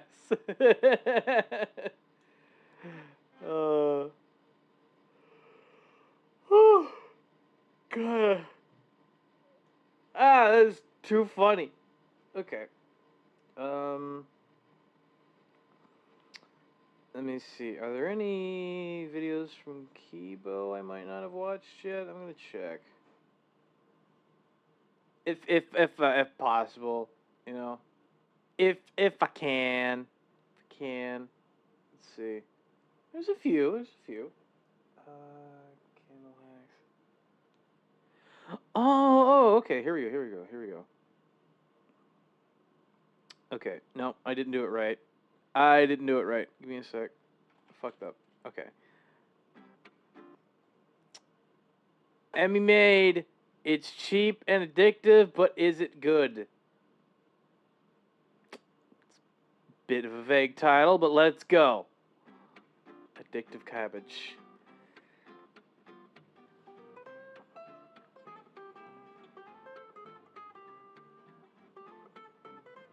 Let's go. Greetings, my beautiful lovelies. It's Emmy. How are you? It's great to see you, and welcome back. Today we're going to be making a side dish that has the most alluring name.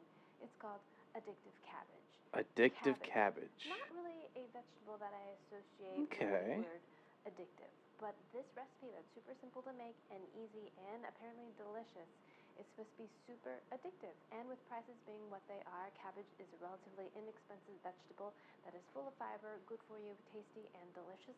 So let's see if this recipe is actually as addictive as it says. A little scared. Okay. I mean, I'm not really a fan of cabbage myself. Probably due to the just like... It's mainly because of like the way that it's cooked, I guess you could say. I don't know. Maybe that's just me. So this recipe comes from Japan, and it was popularized... Japan. It's always Japan. Every time. Anyhow. By a Japanese barbecue chain called Yukaku, and they serve this addictive cabbage. In Japanese, it's called yamitsuki. It just means addictive, and it's a side dish that's served with yakiniku or barbecued meat. So let's... Ooh, okay. So this is gonna be served with cooked meat of some kind, hopefully. We'll have to see. We'll see. Let's go ahead and make a version and see if it's as good as it sounds. Another reason why I want to make this is because the technique looks pretty simple. Seasonings are pretty simple. You may have a lot of these ingredients already at home, and there's no real cooking. We're kind of making a dressing for fresh cabbage. I mean, okay, I could kind of see that. Let's see how this goes. Kind of Let's see how this goes. Cabbage with some salt, and that's going to kind of tenderize it, but there's no real cooking involved. Also, I'll put links down below to the recipes that inspired today's video.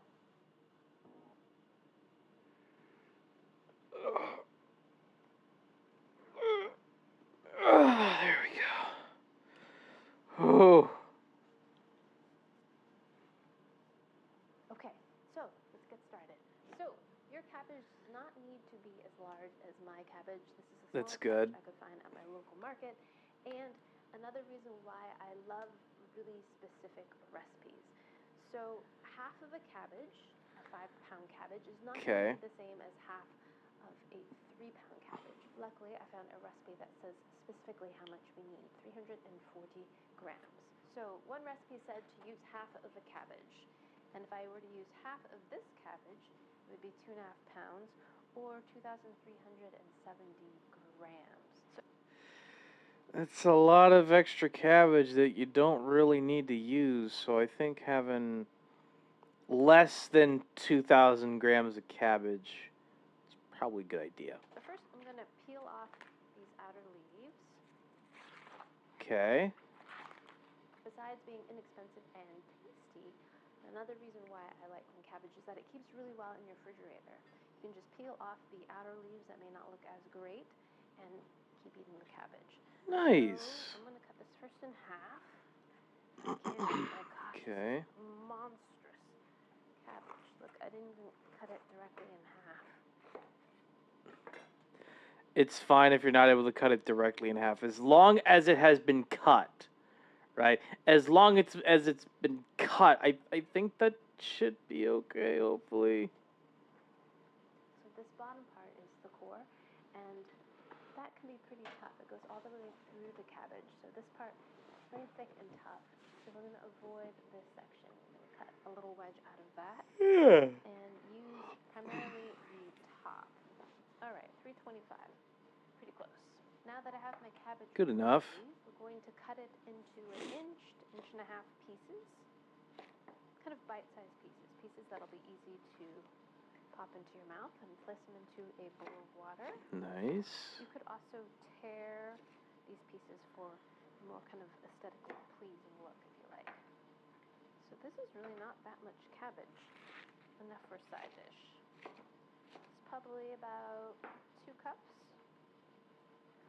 If you don't It's have just to about, yeah. give this a thorough washing. And also separate the pieces of cabbage. There you go. Squeaky it is. Make sure your water is cold so that the cabbage remains crispy. Now we're going to drain this. And we want to thoroughly dry the cabbage. If you have a salad spinner, this would be a great time to use it. Since I don't, I'm going to spread this out onto a big flour sack towel and remove as much moisture as possible. I've seen lettuce washing sacks that are made out of a thin, lightweight fabric, kind of like flour sack towels, and you just spin them around. I think that's what they use. Using flour sacks in order to dry up your lettuce or your cabbage after washing them. I mean, I could kind of see how useful it is, but at the same time, too, there is a very strong chance that if there is enough lettuce and cabbage in that particular flour sack, you could probably hit somebody with it, okay? It might not hurt that much, but you'd have to really stuff that flour sack with so much cabbage. It had to be dense enough to at least do some damage. That's got to be really dense to hurt someone with a flour sack full of cabbage or lettuce. More likely cabbage in comparison. To do before people had salad spinners, it's actually very practical as long as the weather's cooperative. Right now, Yeah. it is pouring rain. Okay, great. This is doing a great job, actually. So 320 grams did not seem like very much relative to the amount of cabbage that I had, but it's actually quite a bit. Look at that. So just rub this around. Now, I'm just going to use the same bowl, dry it out, and Nice. add our cabbage back. Dried and cleaned. Oops, try not to get it. Now we're going to add a half teaspoon of salt all over our cabbage. And now we're going to take our impeccably clean hands and squeeze the cabbage. Work that salt into it. This is going to tenderize the cabbage. All right. By drying out some of the moisture. And it's also going to get some of that salt imparted into the cabbage. If you've ever made kimchi before, you might have done this as part of the pickle making process. All right, so give everything a good squeeze and squoze. And you can see down here there's no moisture yet, but some moisture should collect as the salt draws the water out of the cabbage. Okay, so now we just need 4 other ingredients to season our cabbage. We're going to use some sesame oil along with some sesame seeds and a little bit of instant dashi powder. Now, dashi is a broth that is the backbone to a lot of Japanese dishes. It's made from kelp, dried seaweed, along with smoked bonito flakes, which is a smoked skipjack tuna fish that has been smoked and then dried, and then it's shaved very finely, and then that is made into a broth. And the resulting dashi stock is smoky and briny of the ocean, but this is an instant version that you can buy. Okay. Like you can It's not bad. Not a bad idea. Broth. This is dashi stock. So we're going to use a bit of that. If you don't have this, you could use instant chicken bouillon. And a couple cloves of garlic. These seeds would normally be ground with a shirabashi, but I don't have one, so we are going to use my blender. All right, 2 tablespoons. Yeah, I don't have like a pestle and mortar either.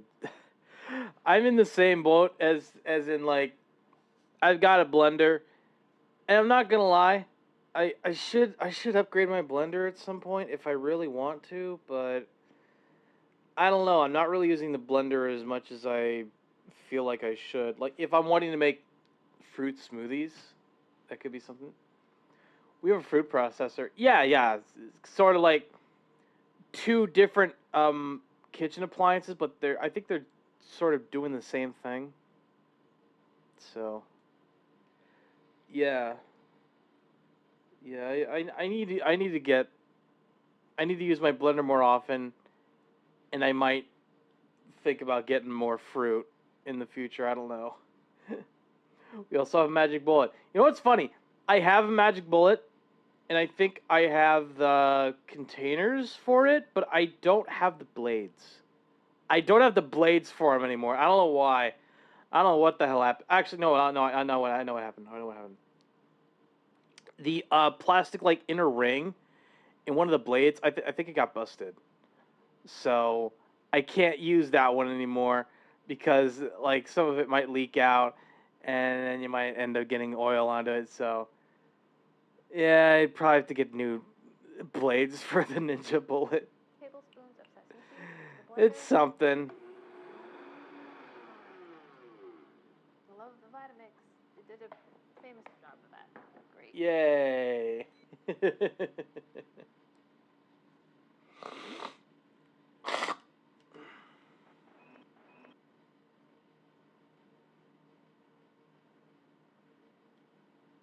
So we're going to take the skins off the There you go. sides of the garlic. Nice. Ooh, my garlic is starting to sprout. If I notice that my garlic is starting to sprout, which means this little green part's starting to come up, so it's turning into a little plant. I've heard that taking out the middle portion is supposed to make it less bitter. See that little sprout? I could just plant this into the ground. Yeah, you could. And it would turn into a garlic plant, and that one clove will turn into an entire bulb. You can do that in the late fall, and then by spring it'll pop up as a nice, beautiful green shoot in early spring, and then by the end of summer, you can harvest your garlic, and you'll get an entire bulb from one clove of garlic. It's a beautiful thing. So I'll admit that is kind of beautiful. Being able to extract a particular plant from the garlic and being able to plant it and then get more garlic from that is pretty cool. Now I just want the garlic itself. Some people don't even bother with this, and to be honest, I often don't bother myself. I just crush this entire thing if I see the sprout there. But but I thought I'd share that. Because you know I do it. So, here is our cabbage that's been resting. Okay. I'm not sure if this will show up on camera, but it's definitely wilted and softened. And if there's any water, I don't have any liquid. So depending on how juicy your cabbage mixture is, drain any liquid. But I don't have any. So Smart. now, Smart idea. we're going to add our cloves of garlic, minced. There you or go. grated or chopped finely, whatever you've got available. It smells so good. I love garlic. Except when I was pregnant. When I was pregnant, I could not stand the smell of garlic. It made me want to vomit. It was kind of amazing. Huh. Okay. So, in goes the garlic. Interesting. And to that, we're going to add 2 tablespoons of toasted sesame oil. Bloop. And we'll make sure it's toasted. And then a ½ teaspoon of dashi powder. Okay. This is salted, and it's going to add that great kind of briny, fishy smell and flavor. So, dashi powder and our pulverized sesame seeds. Pulverized. That's right. Just give this a stir. Pretty simple dressing here. Okay. Smells great. The combination of toasted sesame seed oil and the ground sesame seeds makes it smell really, really nutty, almost peanut buttery. And then we've got garlic in there, which is super fragrant. So great. And it's creating kind of almost like a paste. I mean, I guess. Sesame seeds in there. Looks delicious. Alrighty, I'm going to plate this up and we'll give it a taste. So another reason why I was so excited, besides the name, to try this recipe out is that I'm always looking for new vegetable recipes, looking for ways in particular to add more fiber to my diet. So, salads, side salads, yeah, look at that. Isn't that cute? I mean, it looks good. It looks good. I don't think it looks. I mean, I don't think it's spectacular because like you're dealing with cabbage and different spices, including garlic. So. That little dish. Very humble. I don't know. Alrighty, let's give the addictive cabbage a taste. Let's see how well this goes. At least. In this little dish.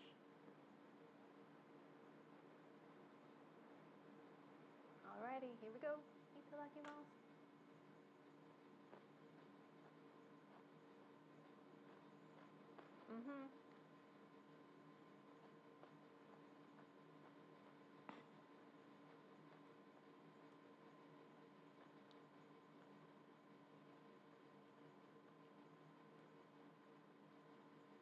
Very good. First Okay. of all, it has a terrific crunch. Hear that? The seasoning, in terms of balance of salt, is just right. It's seasoned, but not salty. The sesame oil adds a ton of toasted, nutty flavor. The ground sesame adds a texture as well as a flavor as well. It makes the dressing almost like a paste and kind of sticks to the cabbage. Garlic is in there, which adds a ton of additional flavor. Very punchy. Okay. And marries very nicely with the sesame oil. Both are very strong flavors. They work well together. It's delicious.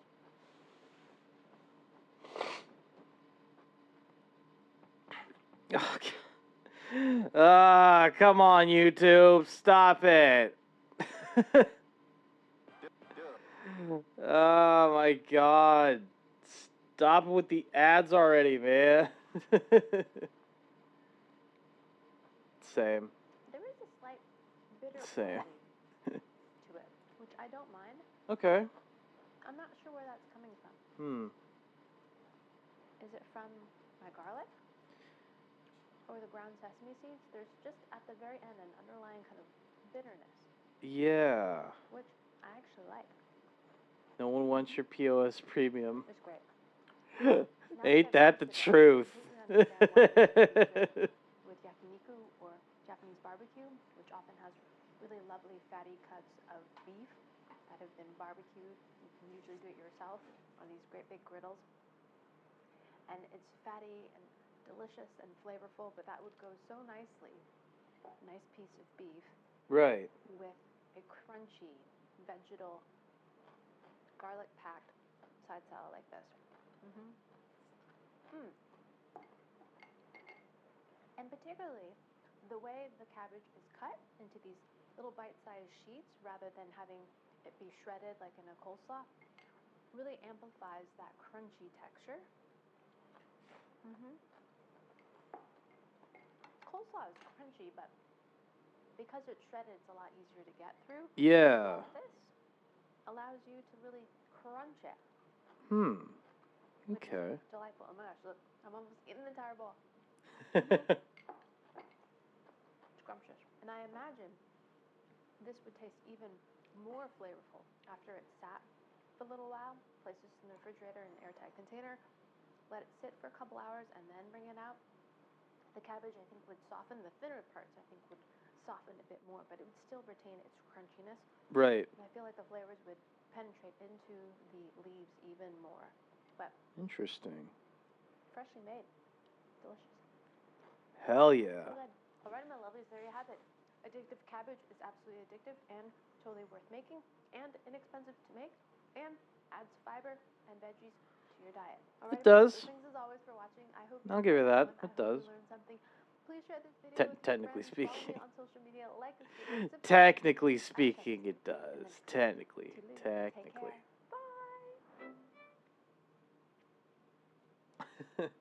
That wasn't too bad. That wasn't too bad. Oh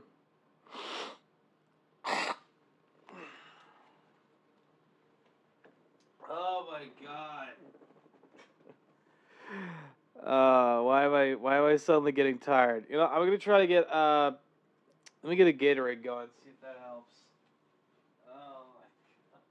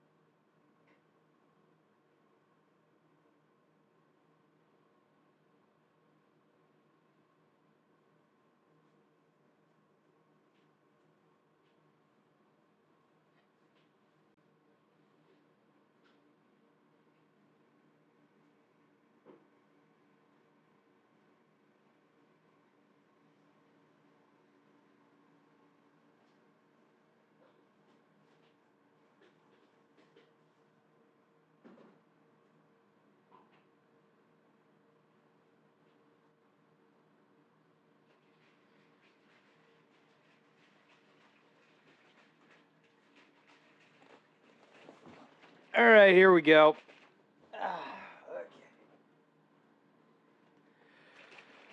Okay. Hopefully this is gonna help. I don't know if it will, man, because that's kind of the problem with having, with trying to retain energy. For streaming. Oh my god. Okay. All right. Let me make sure that we get our ads going here. Chat, we'll be right back after these messages. Don't go away.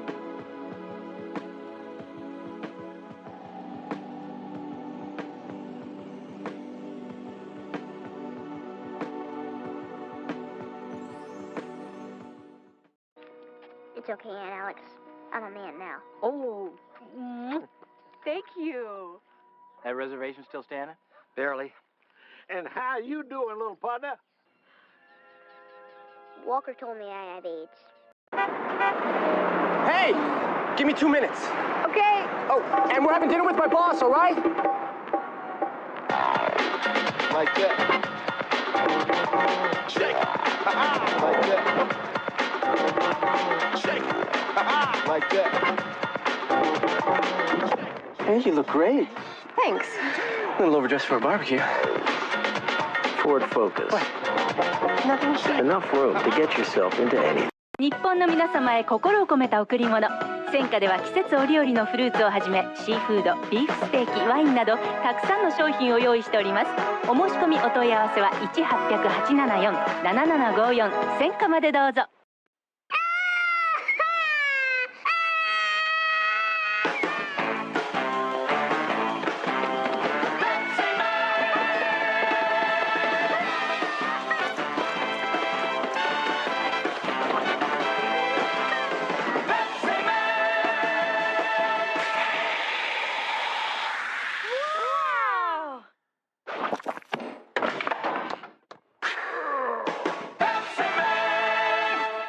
Hi, it's Vince with ShamWow. A regular towel doesn't work wet.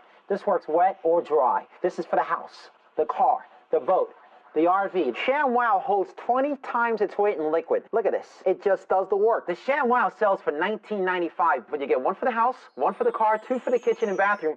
But if you call now, we'll give you a second set absolutely free. Here's how to order. When you're looking for local quality tradesmen, it's important to find the right one. At Checker Trade, all our tradesmen are interviewed and recommended. We check their references, qualifications, and insurances, and continually monitor their workmanship and the service they provide through customer feedback. For local quality tradesmen, visit checkertrade.com today. Checkertrade, checkertrade.com.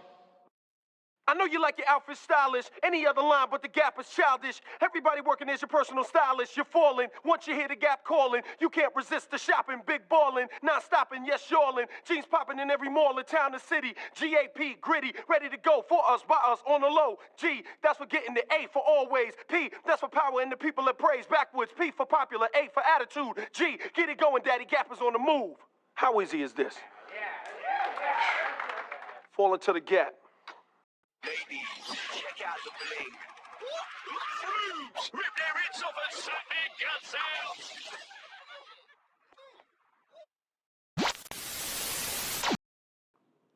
There we go. Good thing I unmuted the right microphone this time. I keep forgetting that. Let's see. Welcome back from the ad breaks chat.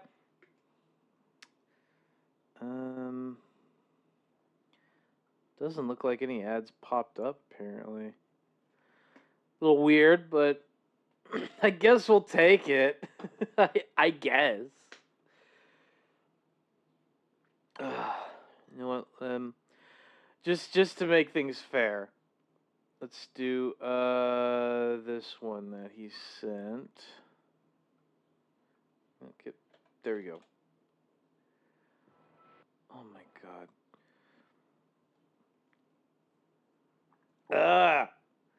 Sorry.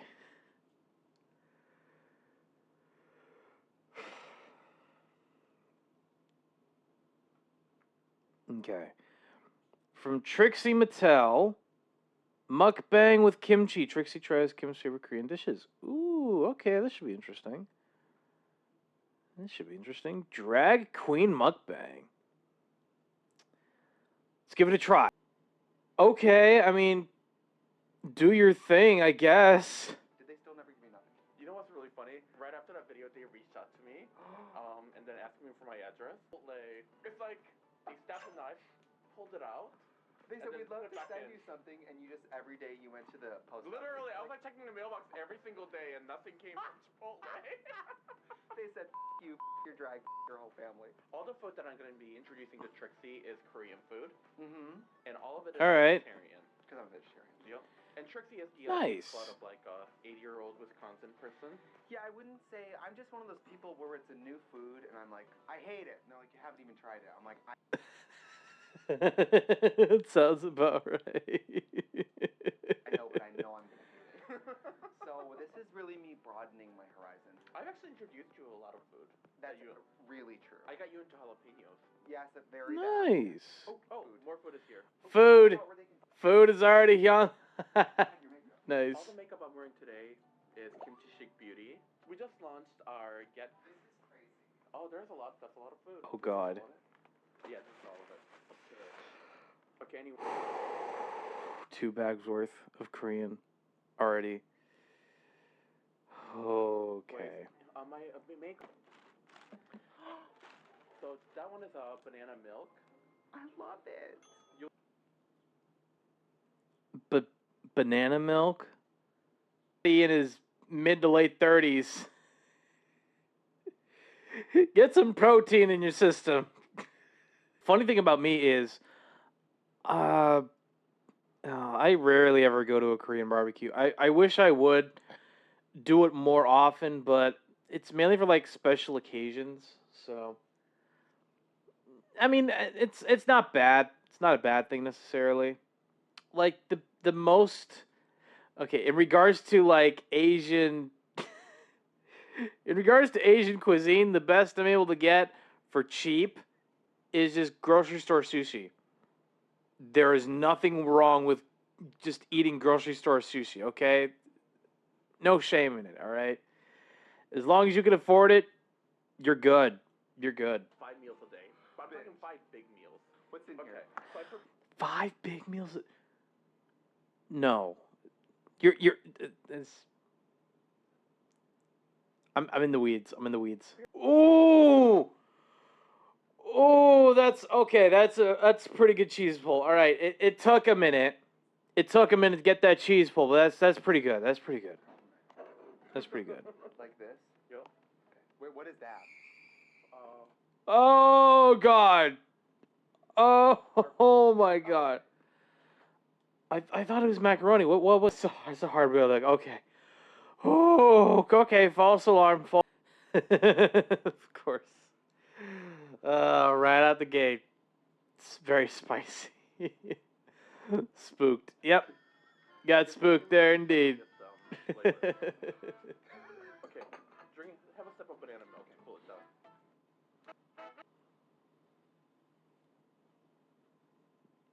Oh, please stop it, YouTube. Stop it.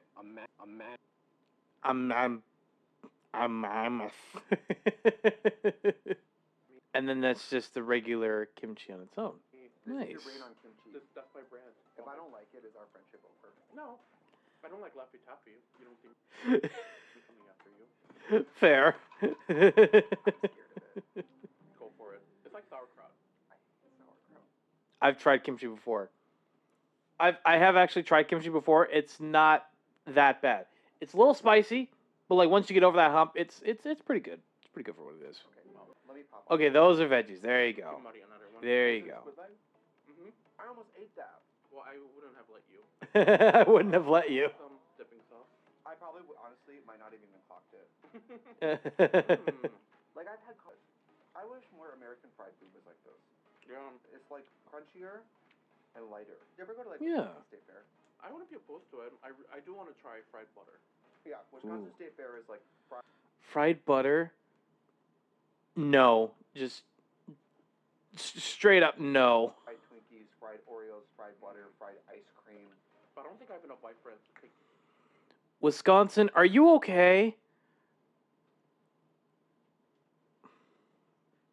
Really? Beer flavored milk, just disgusting. Do you remember when the biggest trend was cereal milk? Like they'll pay for cereal milk. Oh, but you know how you make it? You actually soak cereal in milk. The milk, yep. So you waste a lot of cereal. Yeah. I hate that idea of just cereal milk. No. No. Yeah, no. Trixie makes a good point here. All right. I would eat that. Well, that's not the dish. Love that. Oh, Japanese eat it with chopsticks. Okay, that makes a little bit more sense. I didn't know that. My favorite food is plain rice. Plain rice, no seasoning. All right, so this dish right here is called cheonggukjang. It is a fermented bean stew. Cheonggukjang. I'm gonna serve it to you. I want you to eat it the way. Oh my god. Okay. All right, we'll try this one. Let me see here. Safia Nygaard, let's go. Melting every candle from candle from Bath and Body Works edition. Fair. And welcome to another video. Today, I'm going to be melting one of every shade with generally pleasing results. And so, of course, my beady little eyes have been searching for something else to mix. And seeing that it is the holiday season, the first thing that... Hello, friends, and welcome to another video. Today, I'm going to be melting one of every candle from Bath and Body Works together into a Franken candle. Tyler.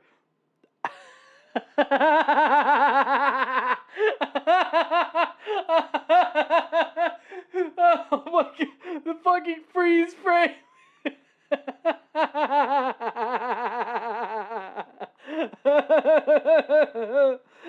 Oh my God. This freeze frame. Chat, I don't know what it is. This freeze frame encapsulates Safia Nygaard to a fucking T. Holy shit.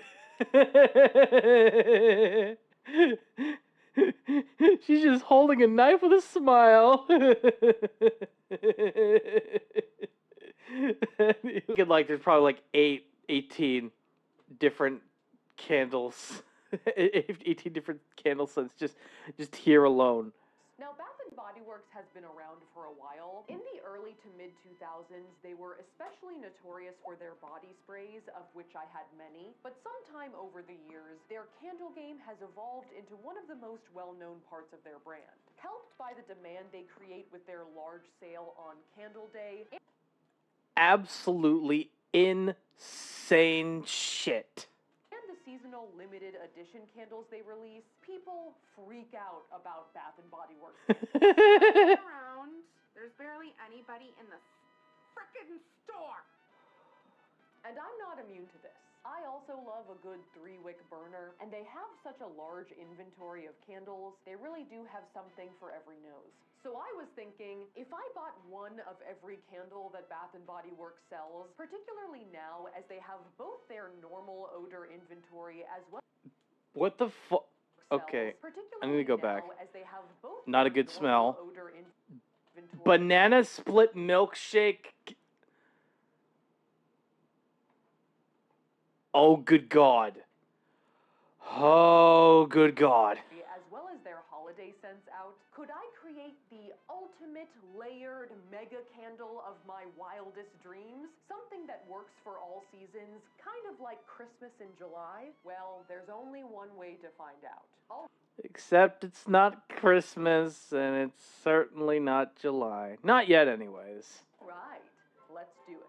So we are outside Bath & Body Works right now, and we're going to go in and try and buy one of every candle scent that they sell. Now, from looking at the website, we noticed that they have multiple listings for candles with the same name. All right, so these both say mahogany teak wood. So before purchasing any, I wanted to see if they were actually different scents or just...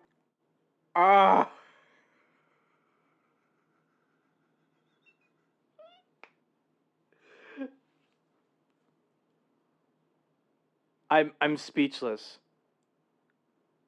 I'm just utterly speechless at this point. Like, how am I supposed to react? Knowing that she bought 117 different scented candles from one, not one Bath and Body Works, 2 of them, and then bought whatever she could find online.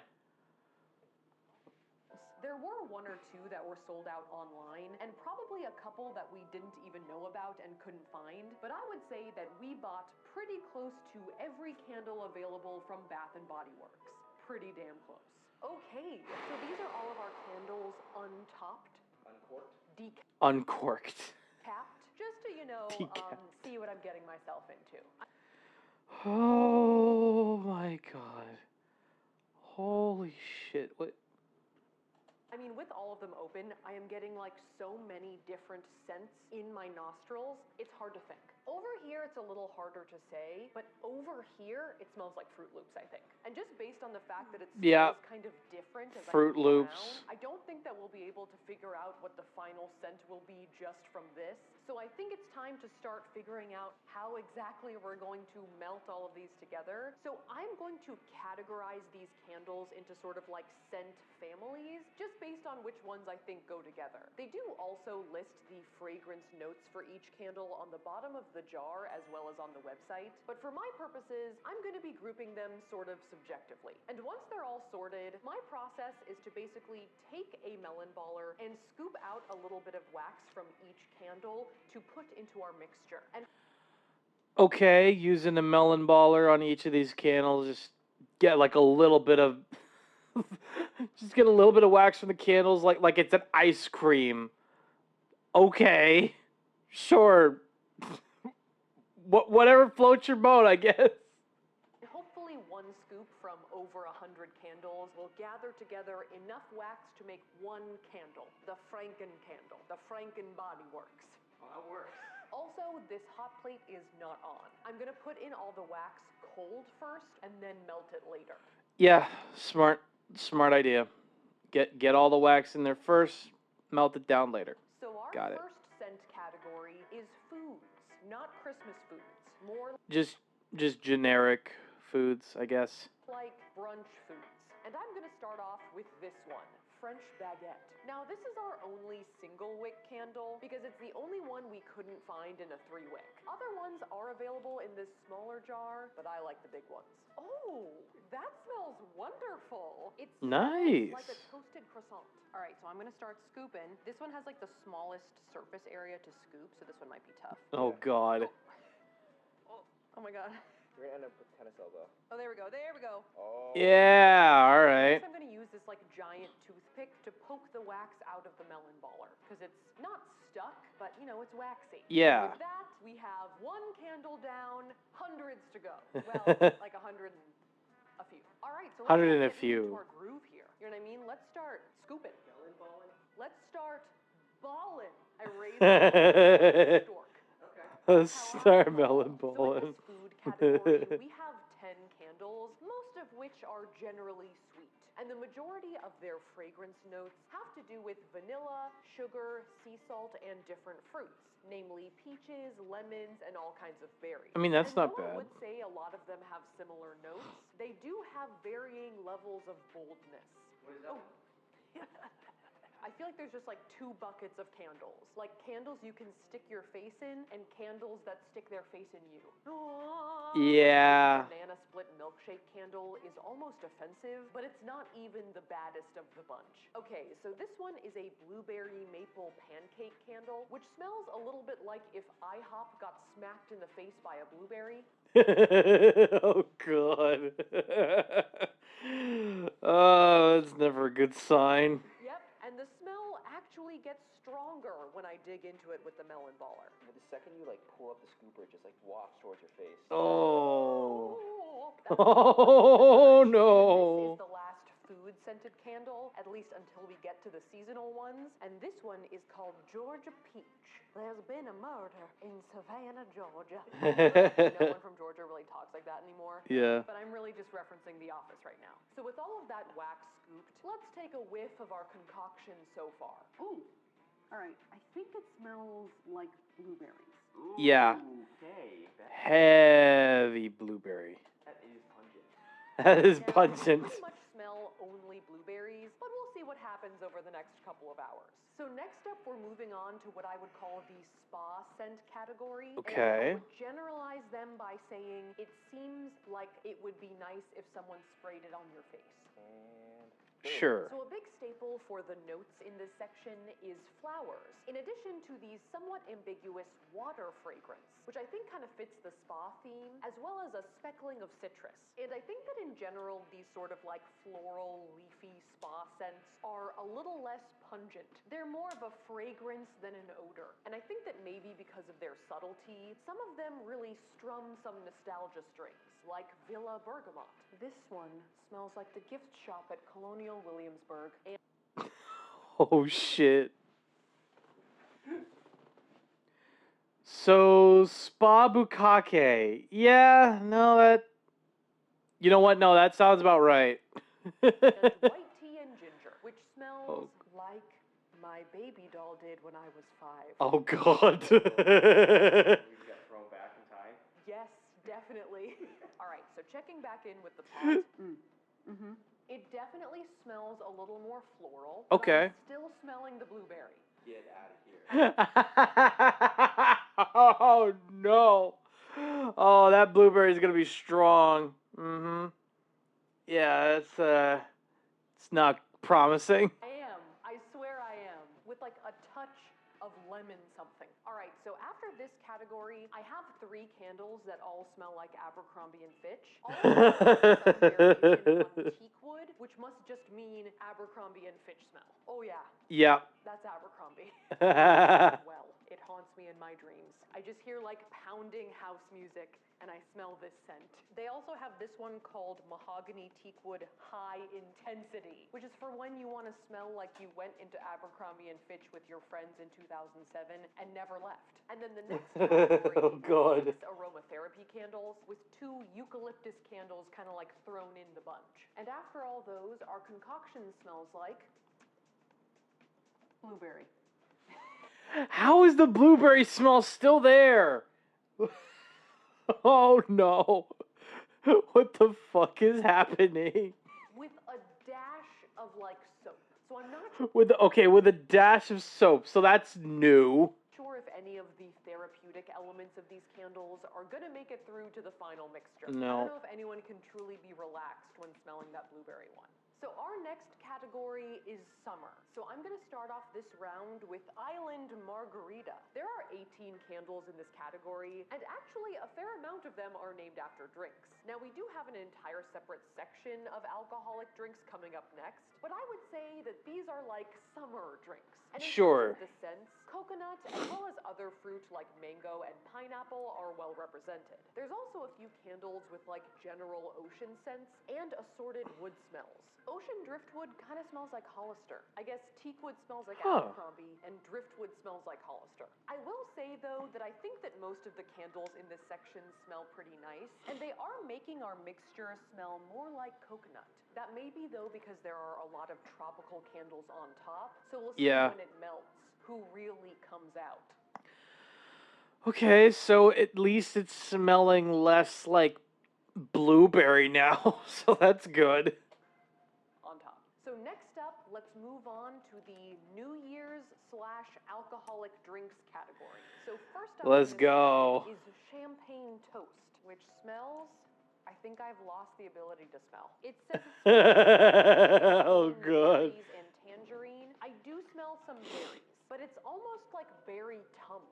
Besides that, I would say the candles in this category are meant to smell sort of like party drinks, cologne, or perfume. For example, the Sounds most about popular right. notes are champagne, fruit, manly scents like sandalwood, driftwood, and leather, and perfumey scents like patchouli, amber, and peonies. Party dress actually smells kind of good. Unfortunately, it seems that after about 50 candles, my ability to smell is somewhat going away.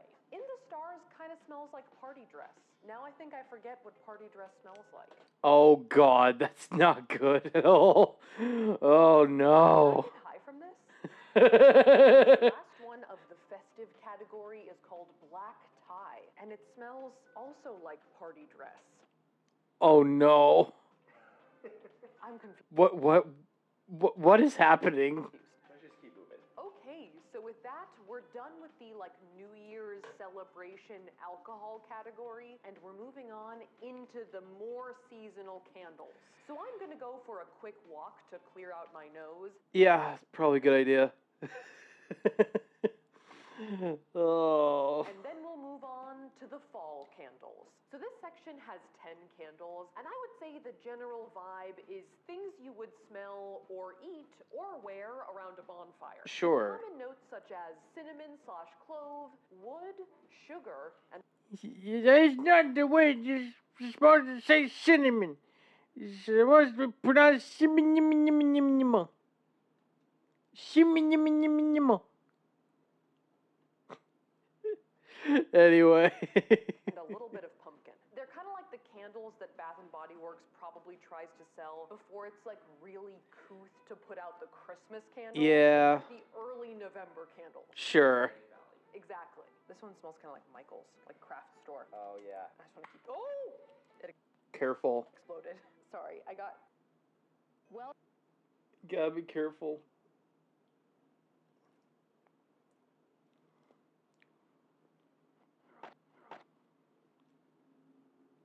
Especially if it's with the melon baller. Too excited. And as for how our mixture smells after the autumn scents, I think I am picking up on some of the cloves that were left behind, though I am That's still good. smelling a lot of like the fruitier scents from earlier. So we've got cloves and fruits. Cloves and fruits. Okay, it's something. Take that as you will. So next up is our winter category, which I categorized by taking candles that were definitely seasonal, but were not specifically Christmas themed. I would say they're more in like the snow, frosty, forest category. A walk through the forest in December. Sure. So this group has 12 candles, and they're generally supposed to smell like trees, like cedar, pine, and fir, as well as spices, like cinnamon, nutmeg, and clove. There are also a few citrus notes, berry notes, and like planty notes, as well as one super sweet hot cocoa candle that doesn't have like any of the other notes we mentioned. Oh, this is a bold one. But it's definitely winter-ish. Ooh. Uh-huh. Yep. Oh. Careful. All is well. What happened? Sparkling woods just came for my wig. I wonder, what will be the wig of 2019? My money's on Merkin. What will be the wig? Flown! Okay, and with that, we are done with the non-denominational winter scents.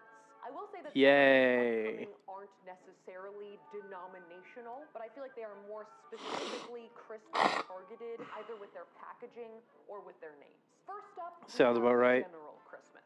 Okay, so right off the bat, something I'm very excited about is how many different colors there are in this pile. I feel like we could use a little sprucing up, a little Yay. cherry frost, but you know what I mean. And beyond the colors, this category, fragrance-wise, is pretty strongly characterized by a lot of vanilla. And once again, trees, notably cedarwood and balsam. It kind of smells like a Christmas wreath. They also use the descriptors frosted and snow-capped a lot here, but I'm not sure exactly what that means. Also, a fair amount of this packaging is hollow. The thing is, I know that Christine sent Bath & Body Works a cease and desist for, like, trying to take some of her holosexual branding, so... Bruh. Yeah, that's never good, having to get a cease and desist for your packaging. Jeez. That's rough. Oh my god, alright. Chat, we'll be right back after these messages. Don't go away.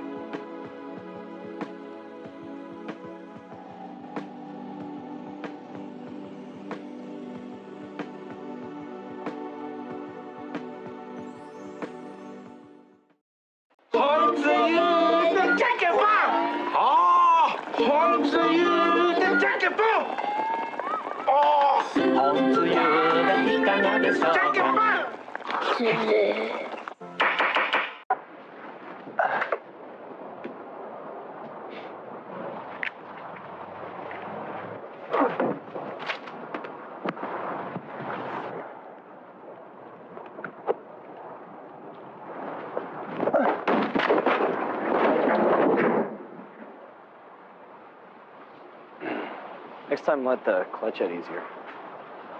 Right.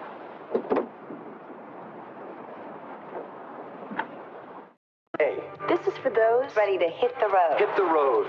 This is for the long way home. This is for those who want to widen their horizons. This is for the passing lane. This is for right now. Right now. Hit the road for Pontiac driving excitement and lease a Grand Prix GT for as low as $275 a month for 39 months. Call for important details. This is for me. For me. Hit the road for Pontiac driving excitement. This is for me.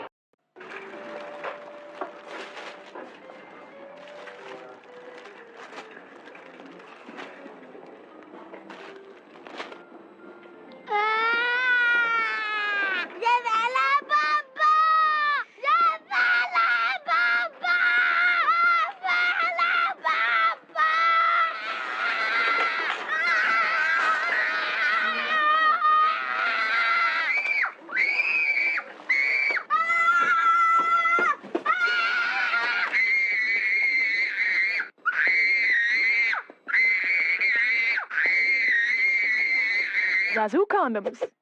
Fun, sexy, safe.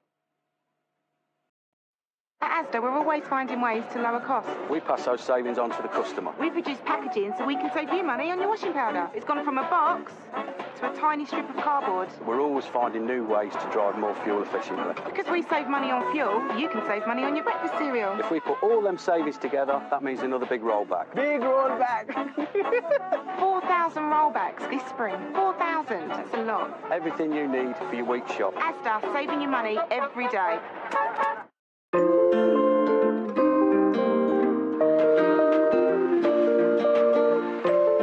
1% low-fat milk, chicken McNuggets made with white meat, and crisp ripe apple dippers. McDonald's Happy Meal, an excellent source of happiness.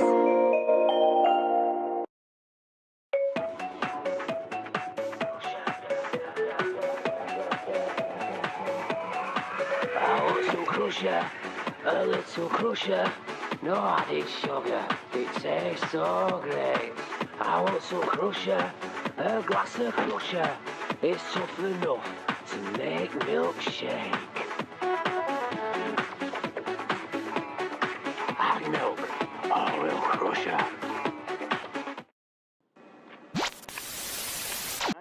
Welcome back from the ad breaks chat. Oh my god. Oh boy. We're still scooping out all the wax from these different candles. Right. Oh, I'm gonna say they probably got General it from Christmas. cheap. Moving on, this one's called Merry Mistletoe. It actually smells like Indian food. Wait, what? Merry Mistletoe smells like Indian food? What the fuck? Huh? Oh yeah, it's not curry though. It kind of smells like tamarind sauce. Oh, It okay. smells like mint chutney. Though I find that oftentimes Right. those two things are together. So maybe I'm like smelling a milieu of them both. And then Probably. I wouldn't be able to tell at this point. to finish off our penultimate category, we have frosted coconut snowball. A lot of Okay. words that could mean a myriad of sense. Maybe it's like a hostess snowball. Oh yeah, I've never had one of those, but I've always wanted one. So now I want that and Indian food. Was Christmas general? It smells essentially like a psychedelic lemon bar.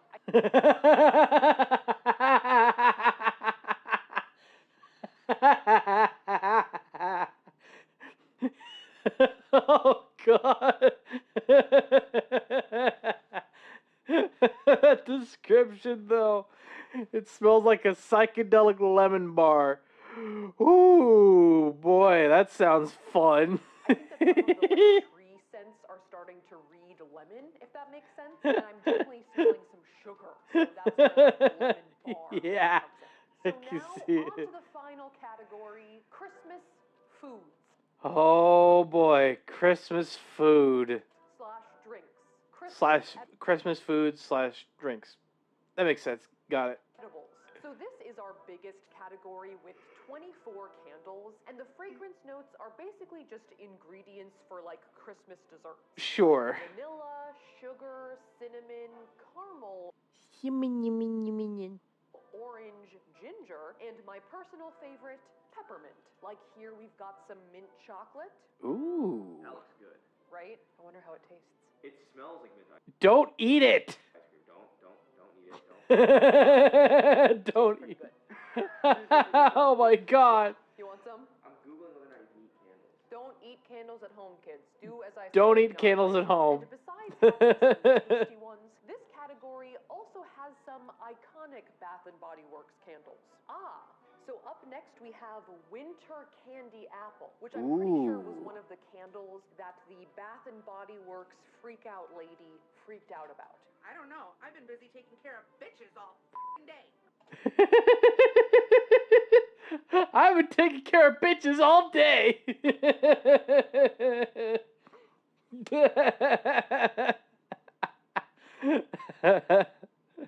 Oh my god.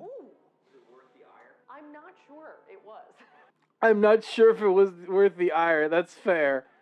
It kind kind of smells like juicy juice or like fruit roll-up. But listen, I get it. It's the principle of the thing. You know, they said they were in stock and then they weren't. I also could not believe that that happened in Appleton, Wisconsin. Appleton, Wisconsin, I want everybody to know this happened in Appleton.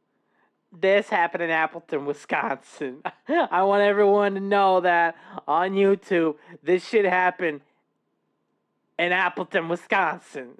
In general, I would say these Christmas food scents are pretty hit or miss. They're not all bad, but they are all pretty strong. So if it's not a scent you like, you're pretty much out of luck. Kind of like with our final candle, hot buttered rum. Ooh, okay.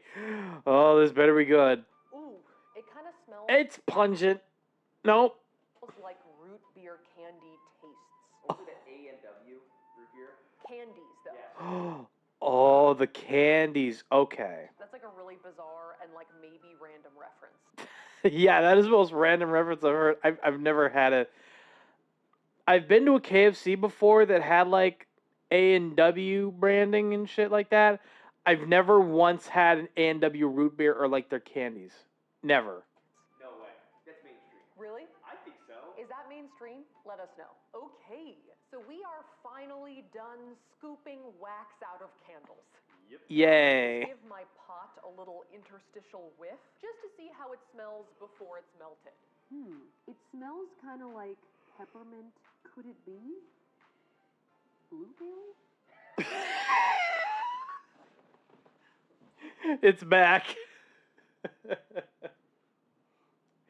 A&W is my family's go-to brand for root beer. That's fair. That's totally fair. Oh, God. Second, though, to Barks. Okay, it's understandable, but still. Peppermint and blueberry. Oh, my God. The blueberry is back. The blueberry is back again. Maybe just like peppermint berry sugar. But I guess we'll Probably. figure out what it actually smells like after we melt it down. I think though my hands are a little tired and our noses are a little tired. Yeah. So I'm gonna call it a night, and then in the morning we'll check back in and melt it. All right. So it's the next day, and because of daylight savings, it's almost the next night. But regardless, It's almost the next night. Great. we're gonna melt. Ooh. Oh, smells caramely this morning. Caramely. Okay. I'm back, bitches, said the blueberry. Afternoon, evening. What time is it? Now I'm gonna turn on the hot plate to start melting the wax from below, so we'll see, I guess, from above if anything starts happening. Okay, so it looks like after letting the mixture melt for about 20 minutes, it's definitely deflated. Like there was a decent amount of height to our wax mountain. And Okay. now it's more like a lump, maybe. Yeah. So what I'm gonna do next It's a is lump. bring in this hair dryer just so we can heat up the top layers of wax, because clearly like the bottom layers are melting and the Yep. top layer is just kind of chilling. All right, so I've got the hair dryer on. Let's put it in the bowl. So with our wax shavings melting together, we are almost at our final Franken mixture. Oh, actually this is working pretty well. Now, as we Nice. mentioned, we had 117 candles that were scooped for this experiment. And all of those candles had a total of 385 fragrance notes listed. Whoa! Did you see that? It's now turning into a wax island. Look, I can Oh, see it shit. around. Oh, it is moving. I thought that was just me. And the most popular notes overall were any variation on wood, vanilla, sugar, cinnamon, mint, orange, coconut, apple, clove, and musk. Oh, God. Musk is a flavor note? Oh, God. I will say, though, that some scents are just stronger than others, so even if they are listed less frequently, they might still poke through. I'm looking at you, Demon Blueberry. I'm looking at you, Demon Blueberry, of course. I wonder if this is what it looks medicine smells like when you're making homemade Four Loko. It can also be a great Oh, Jolly God. Rancher and malt liqueur. All right, so after a little more hair drying, it's melted into this like dark potion-y looking concoction. That's so reflective right now. Hello, Clarice. Time to mold it into a candle. So I've got a large Franken candle jar right here, and I have these kind of like wick adhesive thingies. I'm so scared, I'm just gonna chat. stick 3 wicks in there, and once we've done that, I'm gonna tape the tails to the side of the jar so the wicks don't fall in while we're making the candle. All right, there we go. Now, I think all that's left is to pour the wax in. Should I go like down the middle? I think that's your best bet. All right, let me try. Careful. Oh, yeah. Oh, that is a dark liquid. Ooh. Whoa. I have no Can I idea. finish it off? Yeah, top it off. Oh my god, it's a tall candle. Yep. Top it off. That's the whole. Oh my god. Everything spilled one candle. Wow. Oh, that's awesome. Oh my god, it's already hardening. Insane. Yeah. Yes. You think it's hardening? Yes. It's already hardening. Look at the outside. So I think our mixture is looking pretty cool right now. That ombre is everything. I might even say it's lit. I might even say that it's lit. Stop. Stop. Anyway. But it seems like it's going to take a while to fully solidify. So let's just leave it here, leave this camera rolling so we can maybe get a little time-lapse situation. Yeah. We'll cut our wicks and smell our candle. Okay, so here it is. Ooh, there she blows, as some boy. would say. I think that in the end, she's really dried down to be kind of like a dusty lavender color, which is interesting. Though I guess it makes sense thinking back to how many of those candles were blue and red. So Yeah, that makes sense. I'm just going to head That makes a lot of upstairs sense. to actually smell the candle, just because there are a lot of competing fragrances down here. Also, I brought some coffee upstairs, just because some people say that smelling coffee is like a palate cleanser for your nose. This coffee's like over a year old for sure. Fair. And after that, it's time for the whiff of truth. It's not bad, but it's hard to pinpoint like a name for what I'm smelling. Yeah. I think berry, honestly. A lot of berry. Just a lot of berry, I guess. It is a little bit of a caramely scent. I think it's like a sugared berry. Okay. And that's my best guess. You know what? Maybe it's stuck in my nostrils, but I'm smelling some of that blueberry. Somewhere deep in there. So now that we've both smelled it cold, I think we gotta light this sucker up. Okay, it smells really good when lit.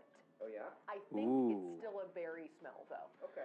Huge berry smell, of course. I'm getting like a cozy indoor berry cookie. Interesting.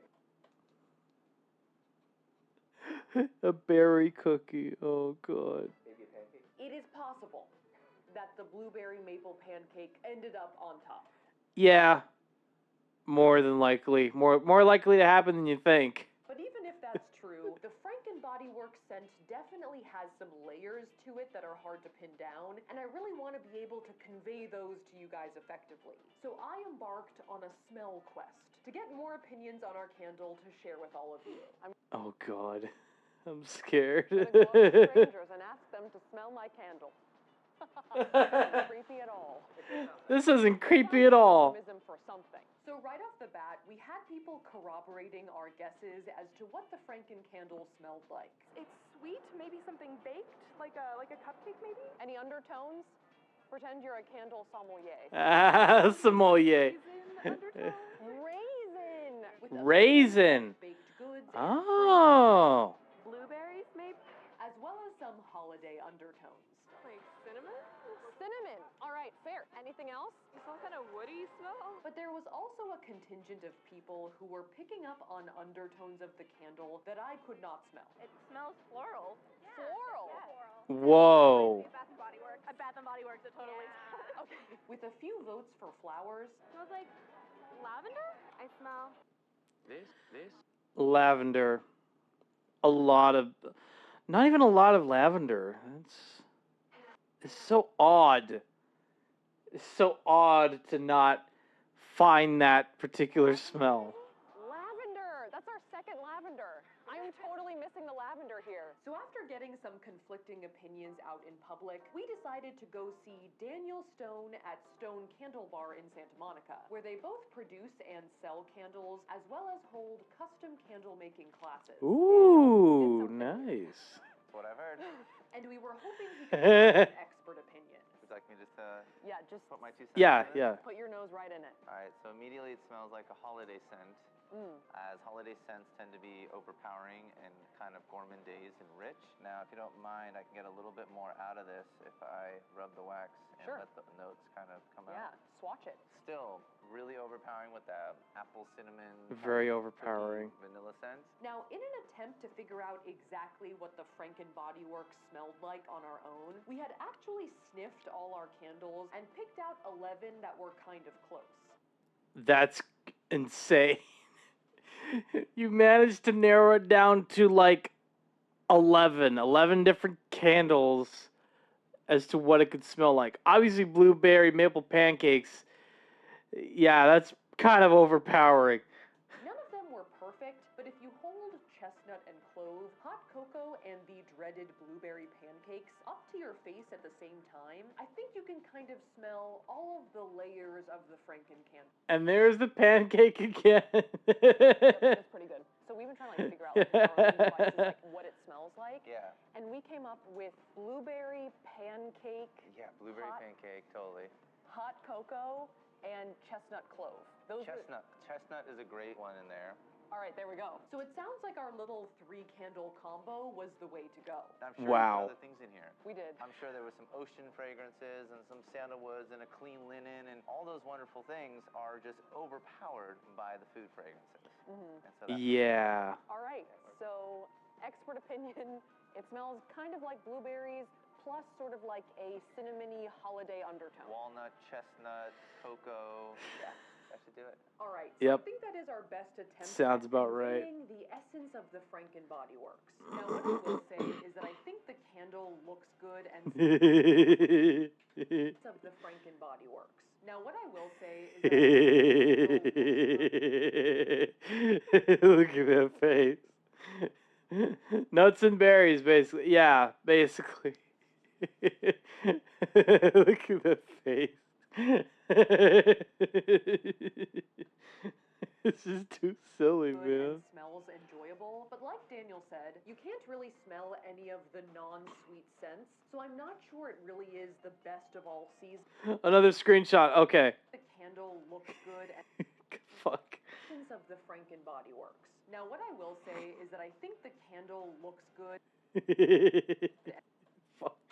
Ah. Of the Franken Body Works. Now, what I will say is that I think the candle looks good.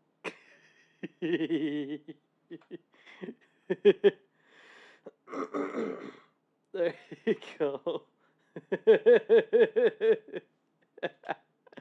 There you go.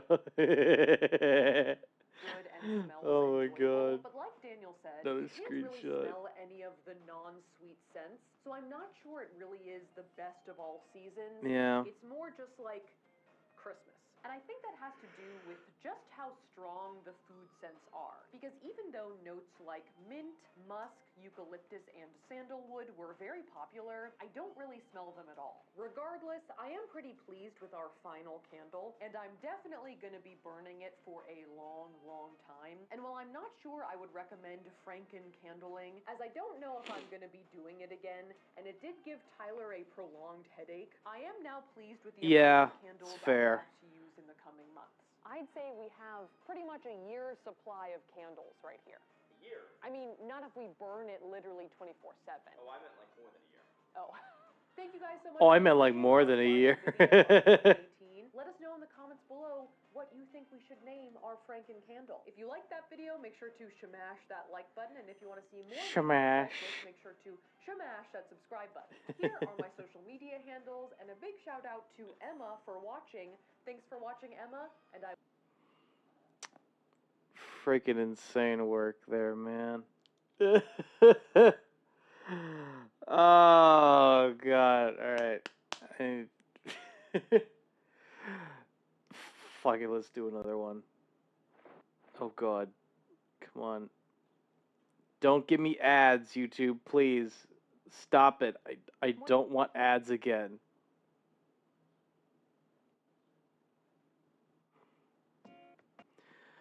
Oh, I melted every Yankee candle together into a giant candle. Another one, chat. Another one. I think we watched this one. Did we? Did we? Or are you thinking of the? I think you might be thinking of the. It was probably the cake one. You're thinking of the cake one. But I'll take your word for it. Fuck it. Okay, fine. Mixing all my highlighters together. Okay, fuck it. Let's go.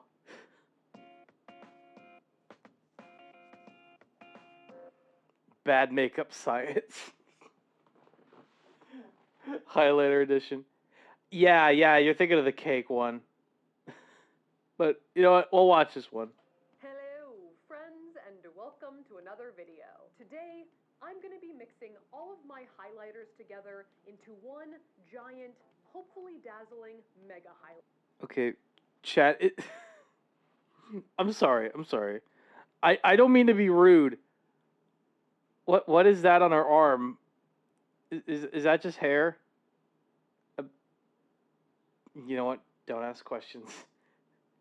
Then afterwards we go watch the kid. Okay, that's fair. So That's I've fair. previously mixed some of my makeup before, including all of my nude lipsticks, my foundations, my eyeshadows, and my liquid lipsticks. And I would say I've been overall surprised by how well they each turned out. But beyond there being a lot of requests for this particular Franken product, I'm Franken curious to highlighter. see just what will come out of this. Now, I don't normally wear highlighter on a daily basis because I'm a pretty oily person, so I generate my own sheen through. Oh my god. What's with the sheen? Oh god. Why is she shiny? But when I go full glam and do wear highlighter, it better be full-on Nikki Tutorials burning out your retinas shiny. Fair. Hopefully, mixing all of the powers of my highlighters together will achieve that. Also, a big thank you to Olay and Olay Daily Facials for sponsoring this video. Oh god, I can't believe Olay finally sponsored her. Decided they needed to step just how many makeup experiments we somehow got sponsored. I think they may have seen just how many makeup wipes we've used over the course of the series and decided they needed to step in and help. So I have Fair. their pre-moistened wipe scraping. Let's bring out those highlighters, shall we? There we go. Someone who doesn't wear a lot of highlighters, I do have a lot of highlighters here.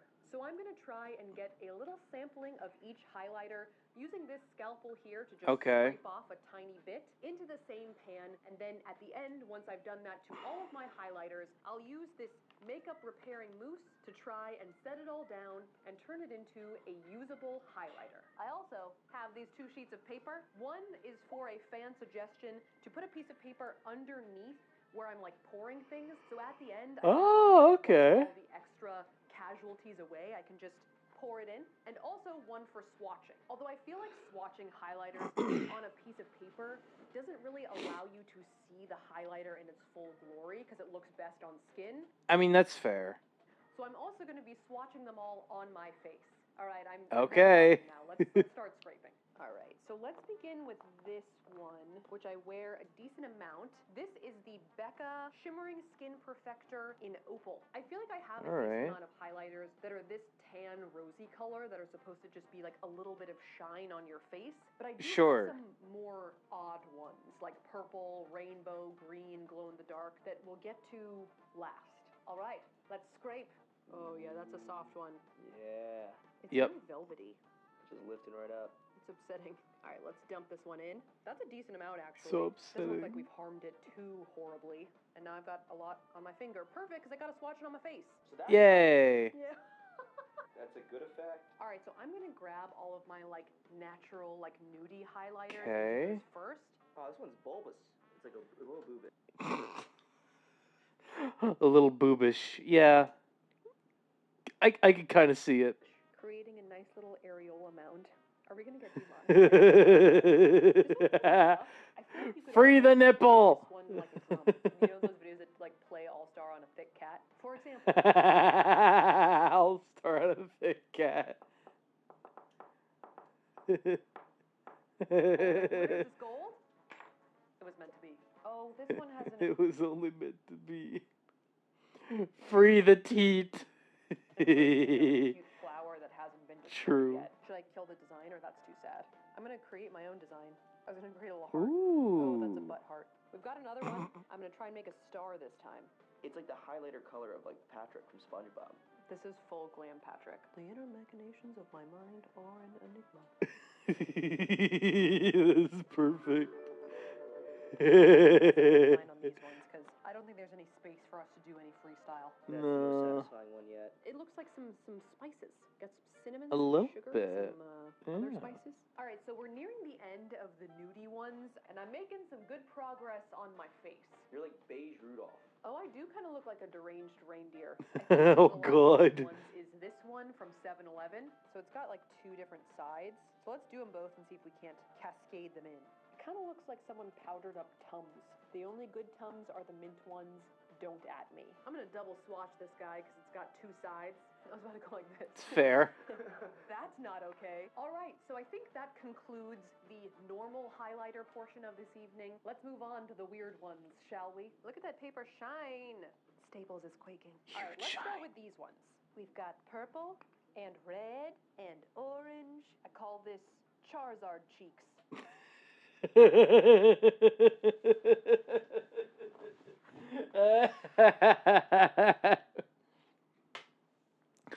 Of course you would call that shade Charizard cheeks. Even though the shade of orange on the Charizard is not the same as on the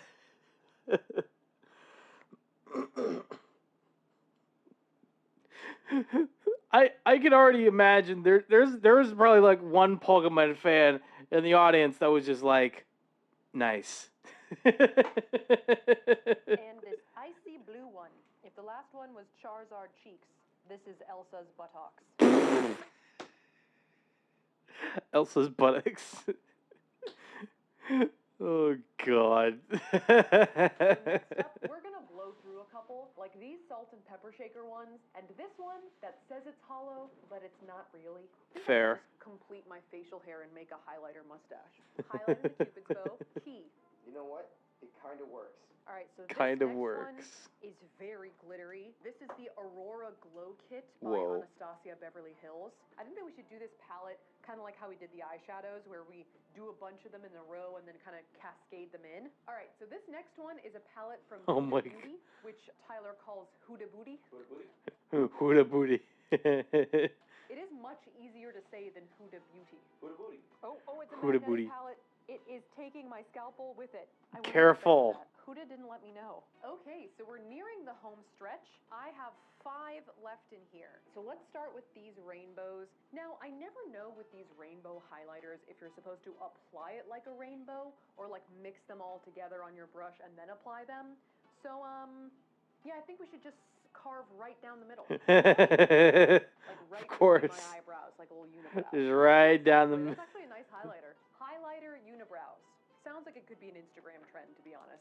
All right, so we've got 2 highlighters Maybe. left. One of which is the famed Fenty Beauty Trophy Wife highlighter. This is a little painful, but this is going to bring some serious sparkle to our concoction. It's a sacrifice for science. I'm not It's a saying that with sacrifice any for of my hands, science. but maybe should. Yes. You know, I've spent about an hour and a half putting highlighter on places that there definitely shouldn't be highlighter, and I haven't highlighted under my brow bone. So let's put them there. So last up Fair. is this glow-in-the-dark highlighter. I wonder how much of this we would have to put in for our concoction to also glow in the dark. All right, that's enough. I'm doing a lot here. In a feeble attempt to make the entire thing glow in the dark, it's now green. Okay, so we It's all now all of just our green. scrapings into the little pan. I just counted, and it looks like we've got 45 different highlighter colors in there. That means 45?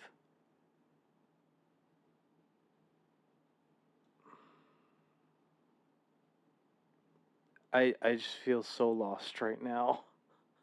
I also have 45 different colors on my face right now. I think we should collect all of the fallen shavings and put that in as well. And then next, I'm going to use one of these little sticks to mix our mixture all together. I may also have to do a little bit of grinding as well, because some of the chunks are big. Okay, so I think now that we've mixed it up, we're ready for the moon mousse, which, if I remember the process correctly, you basically pat down the mixture with the spatula and then squirt the mousse onto it. Oh, I forgot that this thing just disappears like magic. All right, now I'm going to let that absorb in. There you go. And pack it down again. Did I put too much on? I'm really curious to know as to why that one spot is just like poking out. Oh God. Oh my God, it's opening up. Oh, it was a bubble. Oh no. Wow. All right, it looks like things have calmed down, so I think I'm ready to press this down one more time before we go to bed. I think that if we leave it open overnight, it'll hopefully evaporate out anyway. If the liquid's still there, it's a liquid highlighter. And besides the mousse, it looks really fun and shiny in there. So I'm pretty excited to get this thing on my face and get the rest of these off my face. All right, so we're gonna whip out our Olay Daily Facials 5-in-1 water-activated dry cloths. Instead of just being a makeup. Cool, thank you. Yeah, best to just get all of that off. Ready to go. So we're gonna wrap up for the evening, and tomorrow morning we'll check back in with our Franken highlighter and see how it's doing. Yay. The next morning, I've come to inspect our Franken highlighter, and it seems to be looking okay. So last, I'm gonna press this thing down, and then we're gonna do our makeup and put this bad boy on the face. So I'm showered now and ready to do my makeup. Just looking at it in the pan right now, I think it's dried down to be like pretty rose goldy. But let's watch it on my hand and see how it looks before we get into the face. Oh, wow! Holy crap. Whoa. That is actually very pigmented. It is super pink though. It's definitely more rose than gold in my opinion. It feels really soft and nice though. The texture is very nice. So since we're nearing a full face of Franken makeup products, I'm gonna also wear my other Franken makeups today and just have the whole family together. So I'm gonna Oh God. Oh no. I mean, okay. You already made like. do my makeup right now and make sure to Oh boy. Franken foundation, the Franken shadow, and the Franken nude lipstick. So Franken nude all lipstick. The other Franken products on my face, we're ready to go in with our rosy highlighter. All right, here we go. The cheekbone. I mean, that's there already. It is there. Side here. This side's slightly more well lit. I don't know if I'd call this blinding yet. Let me apply a little bit more. Let me put a little bit under my brow bone, Cupid's bow, and then tip of the nose, right? I don't know why I said it like that. All right, you can definitely see it on the nose. Wow, hello. Yeah. So it's on. It's not necessarily blinding in this light, but I'll show you guys how it looks under my LED panels next door, and then also outside in the sunlight. All right, so here I am in artificial light, and you can definitely see it in here. It's saying hello. It's actually not bad for like a highlighter. Is what it says. Yeah, I definitely put so much of this stuff on that it looks kind of like me on a normal day after like 10 hours of being outside. So that's the look that I would have produced. 10 hours outside with my glands, we're megawatt. All right, so we're out in full sun now. Oh, it's a little shimmery. Ty, what do you think of it? I can see it. Your face looks a little globish, orbital. bit of globish. Celestial. Celestial is better than globish. Globish. Yeah. Like, kind of like Oh, God. the beginning of planet Earth when it comes around. It's like that big bright light. Ah, so it looks like the sun? It looks like the sun. It looks like the sun. And we're going to be looking for a dupe Franken highlighter. I think I'm just going to swatch them on my hand and try and find a dupe. I guess we could swatch on the face, but I think my face is tired of being swatched upon. All right, so I've got 2 fistfuls worth of swatches of possible dupes for the Franken highlighter. At first I was trying to swatch a lot of them that were sort of like pinky looking, but a lot of those ones that look pink in the pan end up kind of like gold or peachy on the skin. A little bit, yeah. Right hand are the better swatches. This one is the pink shade from the Sephora Luminizing palette, and this one is the Hourglass Ambient Lighting Powder in Mood Light. All right, now let's confirm.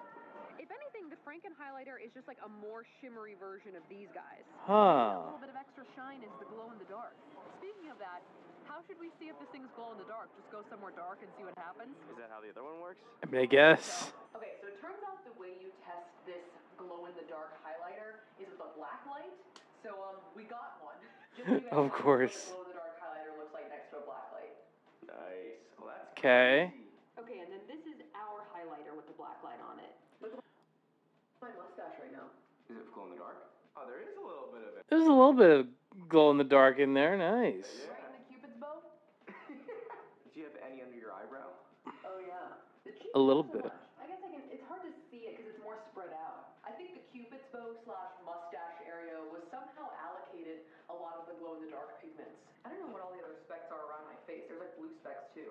What is that? It's questionable. All right, so that's me wearing my Franken highlighter. When I first put it on my face in the sort of like shady natural light of the other room, it didn't look like super shiny, but once we got under the artificial lights and then out in the sun, and also when comparing it to other highlighters in Sephora, I was pretty impressed by how it looked. One of the interesting things to me about it is that there were so many interesting colored highlighters that went into this Franken highlighter, and on my face, it looks pretty normal. That said, I was surprised that I could see some of the glow-in-the-dark pigments on my face. I did have a little bit of a heavy hand in there, you know, just trying to get some in there. Right. I don't know, my mustache was a-glowing, and that is my desired look. So all in all, I would say this is a good addition to the Franken family. They all seem to be living in harmony together on my face right now. I actually think they sort of suit each other. All the siblings getting along. Yeah.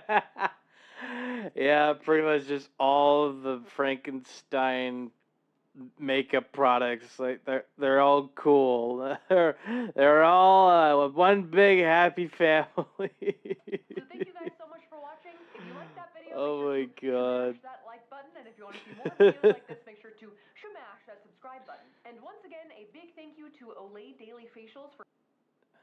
It's kind of a miracle he managed to get him as a sponsor. Anyway. Ever seen a miracle? There we go. Thank you for skipping those. Power. Come on now. I melted down every Yankee candle together into a giant candle. Let's go. Hello, Big friends, bad and science. welcome to another video.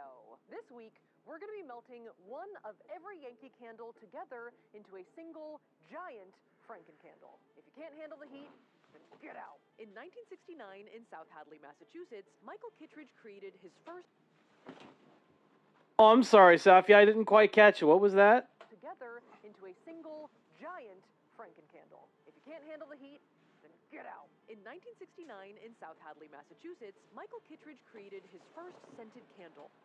My bad. One more time. You're fine. To a single, giant Franken candle. If you can't handle the heat, then get out. In 1969, Nice.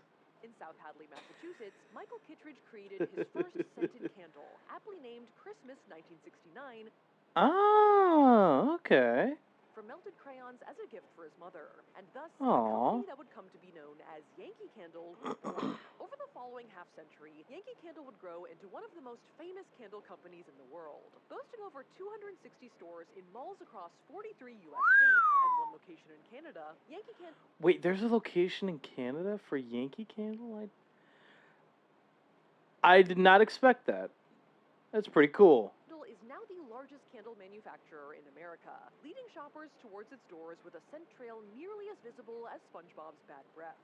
That's a pretty big stench trail right there.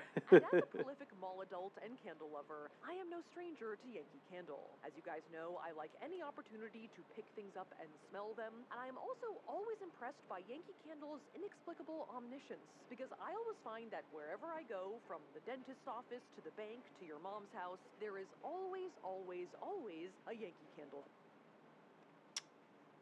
Very surprising. That there is always at least one Yankee Candle out there somewhere. there. And as some of you may know, I am also a prolific melter of things. Having melted together everything from every lipstick from Sephora, to every soap from Lush, to every candle from Yankee Candle's nemesis, Bath & Body Works. Pretty Science much. experiments to see what the average or most marketable shade, flavor, or scent of those things would be. And given the sheer quantity of different iconic candle scents that Yankee has to offer, I figured it was time for me to get my grubby little hands on Hold on, let me go back a bit. I saw... candle scents that Yankee has to offer.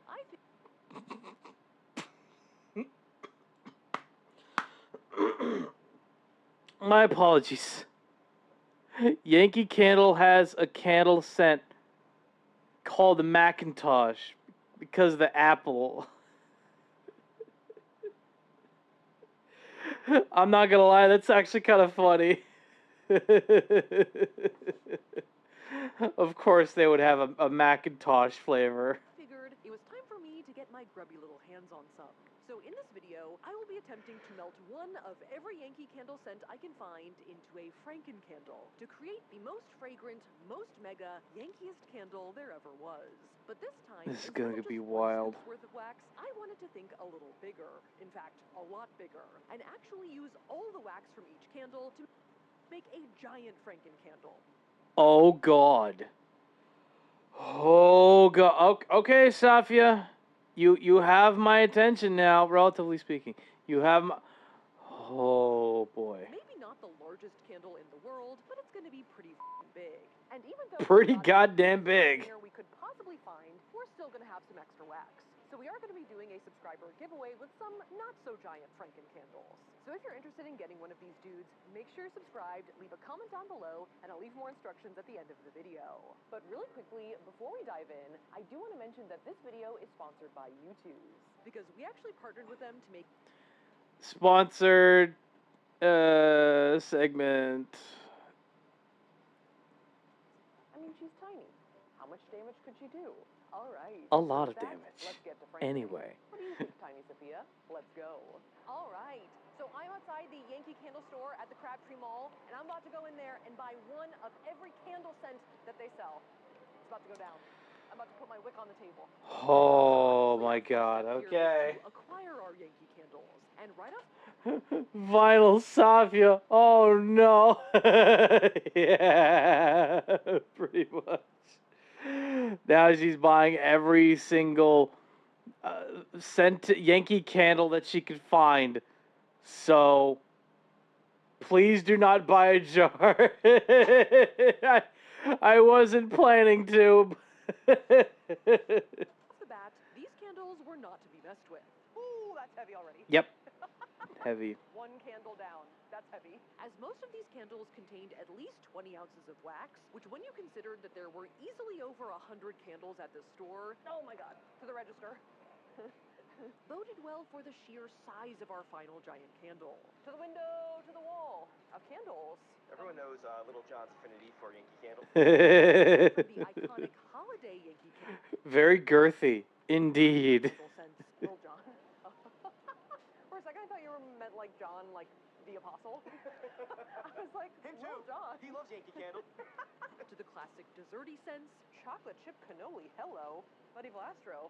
Hello. Now, to the super niche 2 Williamsburg scented candles, which as a Colonial Williamsburg fan, I was at first skeptical of. You think it smells like the pineapple at Colonial Williamsburg? But they kind of nailed it. Huh.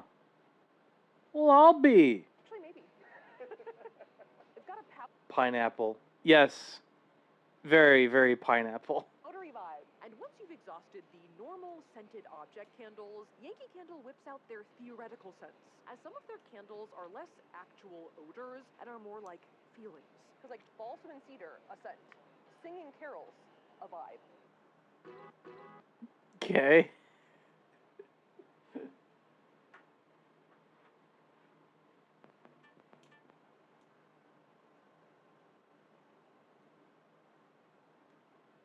An idea, a concept, and they're able to really pad out their numbers this way. Twilight Tunes, that's a vibe. It's like the Utah Jazz. Vibe. You know what I mean? it's a vibe, right? Yankee Candle does offer their scents in a number of different jar types. And though these are the classic iconic shape, and some scents do only come in this shape, these guys were going to be a lot harder to remove the wax from. Yeah. Round tumbler size whenever we could. This is really giving it to my thighs, I have to be honest. We were in like a perpetual Gollum stance. My loins are burning. I have a burning loin right now. Oh, God. They also offer a couple of small collections of sister brands at their stores, like Woodwick candles and Chesapeake Bay candles, which we decided to pass on since they weren't technically Yankee, and we I think that's fair. already had plenty of candles to work with. I feel like I'm getting stronger. Is that how that works? Immediate gains? But regardless, after a lot of lifting and shuttling, it was time to check out, which miraculously, Tori and the Crabtree Yankee team had a seriously efficient method for. Thank you. Absolutely insane. Oh my God. Yes, we did warn them we were coming, but I was still pretty impressed. Even though you warned them you were coming, it still wasn't enough. To take our candles to the car. Oh my God. And after taking inventory of our haul, we ended up with 173 unique Yankee candle scents from our shopping trip. 173? Well, I'll be damned. That's got to be a new record. That has absolutely got to be a new record for sure. Supplemented with Mike. extra candles that we What? I'm sorry. Yankee candle scents from our shopping trip, which we then supplemented with 49 extra 49. Oh my God. Okay.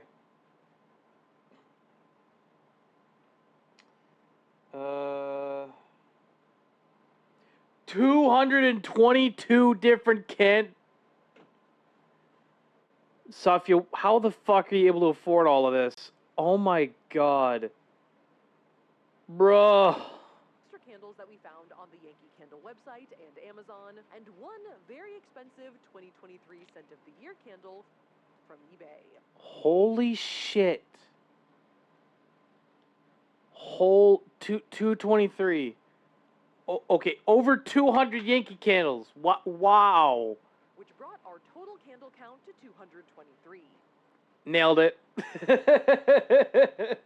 Nailed it just the first time. Which may not be every Yankee candle out there, but it's gotta be pretty damn close. That's a lot of candles still. So with our giant haul acquired, the next question we needed to answer was, how the heck were we gonna do this? And to answer that question, we recruited the help of our friends, YouTubers Evan and Caitlin, who run a crafting and DIY channel and notably have a lot of experience using and building custom gadgets and machinery, as well as some experience with candles. 40 pounds of wax? Oh my God. And it's 1,000 wicks. They also just posted a video on their channel about creating a giant candle jar for this project, so make sure to check out that video after this one.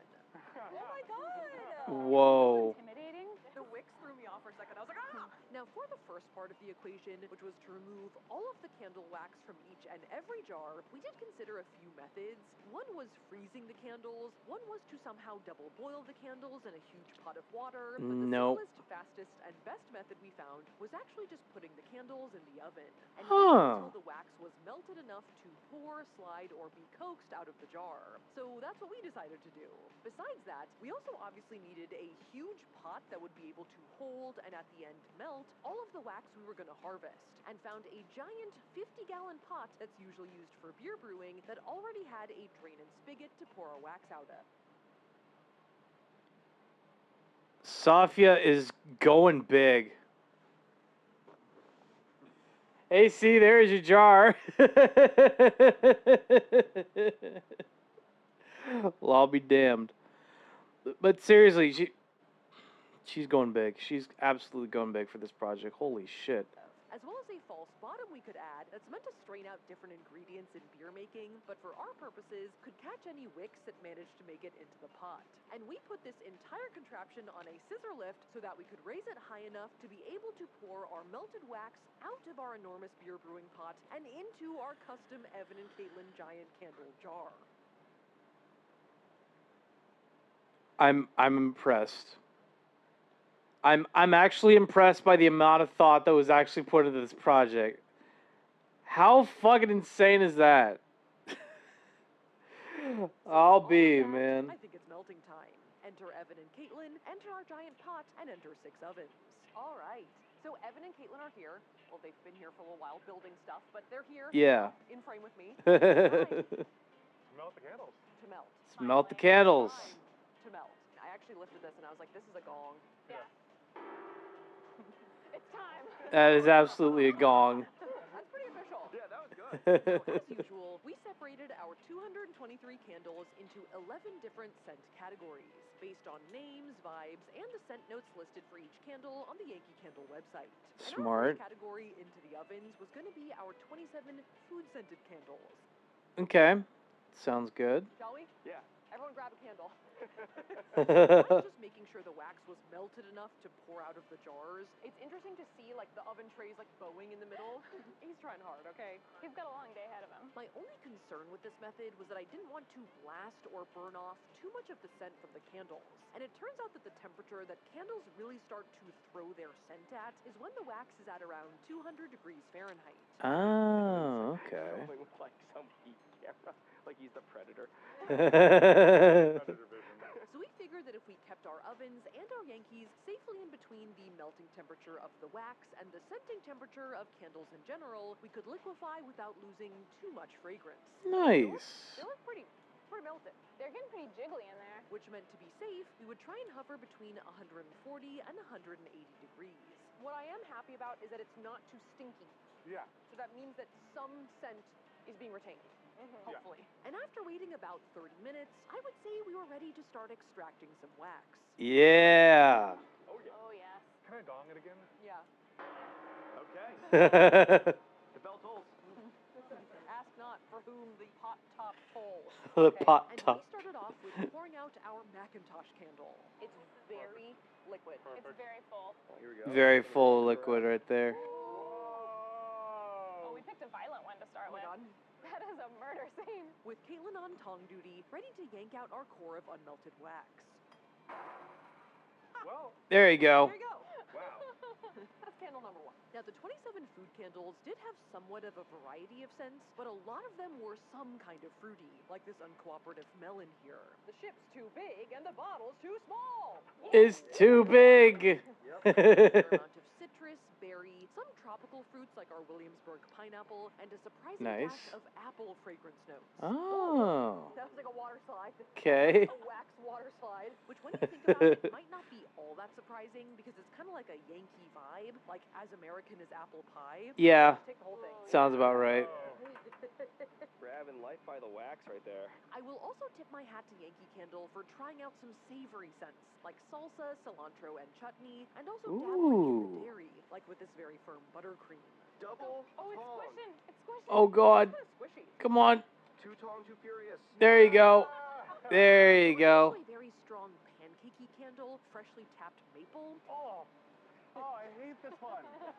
Oh, no. Which did remind me of the blueberry maple pancake that went into our Franken Bath & Body Works candle early and ended up eclipsing all the other scents. I don't know if it's like the buttery vibe of it. Yeah, it kind of smells like popcorn. Yeah. It's the fake butter. It's a little gross. Like a popcorn jelly belly. Yes. Yeah. So I would be scared. Literally any flavor that is about to dominate the entire candle, I would be scared of that flavor. here's to hoping freshly tapped maple gets buried as we go. I'm gonna brace myself. You need someone to hold your hair? Yeah, can you hold my hair back? The thing is, like, there are so many fruit flavors in here, but I feel like it's really dominated by the pancake and the buttercream. Damn it. At this point, Oh, no. good. I am smelling a hopeful pang of pineapple. There is a pang. There is like a hopeful twinge of Yes. pineapple, but we still had a fair amount of candles to go. So next up we had the 11 drinks candles and the 16 sweet treats candles. And these two categories actually shared a lot of scent notes in common. There were a lot of sweet notes across the board, like vanillas, chocolates, and sugars. Okay. And spicy notes with cinnamon, ciders, and sangria. It's not bad. More citrus in the drinks category from the lemonades and limeades. And we also, to spice things up, added a GoPro to our vat.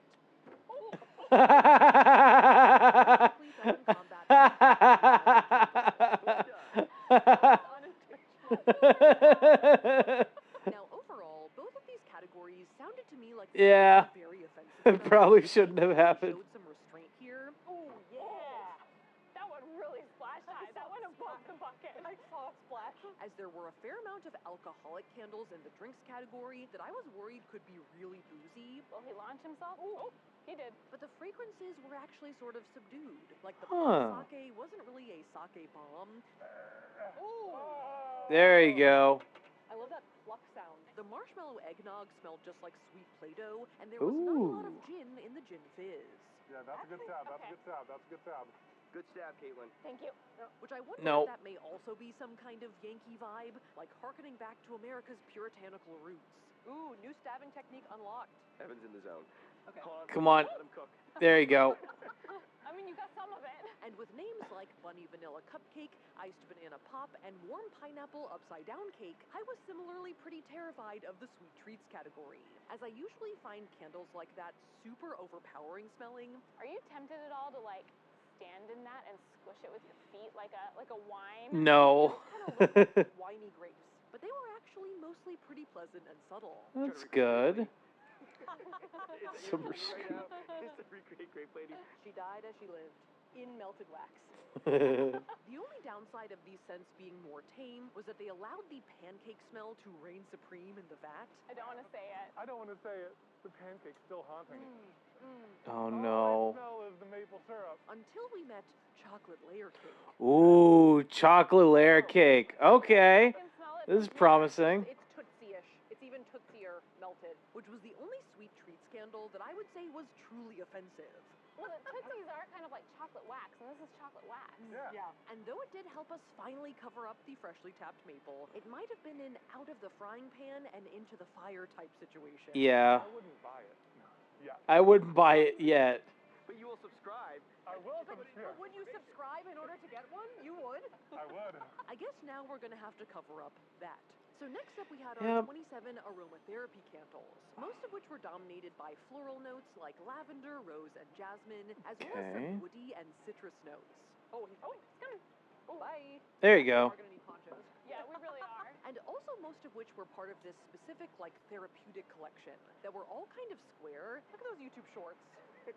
Yeah, these are Yankee Candle shorts. And really Nice. ham with the adjectives, like purposeful cedarwood and orange blossom, revitalizing ginger and lemon, optimistic lotus blossom and aloe. I might need a little Caitlin action. Caitlin. I'm here. Grill master. Grill master! Tong me, grill master! Hats off to the naming department at Yankee Candle for really scouring thesaurus.com. Let's go. A flush block. There you go. This category did smell pretty good. Let me try not to pour it on your face. Don't get splashed in the face. You saw what happened to the GoPro. That's true. I'll raise up a few inches. It was unclear if any of these candles were really going to be strong enough to make it through to the end. We're living in a post-CC world, a post-chocolate cake world, right? Yeah, right. Now, Post chocolate cake. candles were obviously very floral, hitting pretty much every flower you can think of, with a bit of a leafy, mossy, grassy vibe as well, plus one hot gnome. I wasn't Of course, the gnome was there. Just when you think you know what you're dealing with. Oh, God. And I was expecting these scents to be on the more subtle, delicate side as well. Nice. Oh Big splash. But these were a lot more intense smelling than I anticipated. Like fresh cut roses packed a punch. Ooh, it's subtle. Wait, no, it's not subtle anymore. Nope. No, it's not subtle at all. It is not subtle in the slightest. Oh, boy. Okay. All right, looks like we're going to need another ad break here. Chat, we'll be right back after these messages. Don't go away. Oh, God.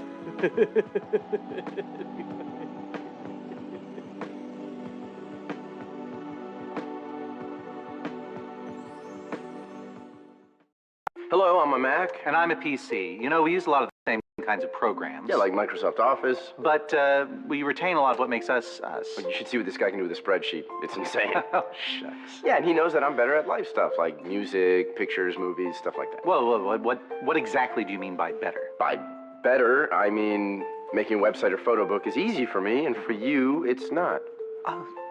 Oh, that kind of better. Yeah. I was thinking of the other kind. What other kind?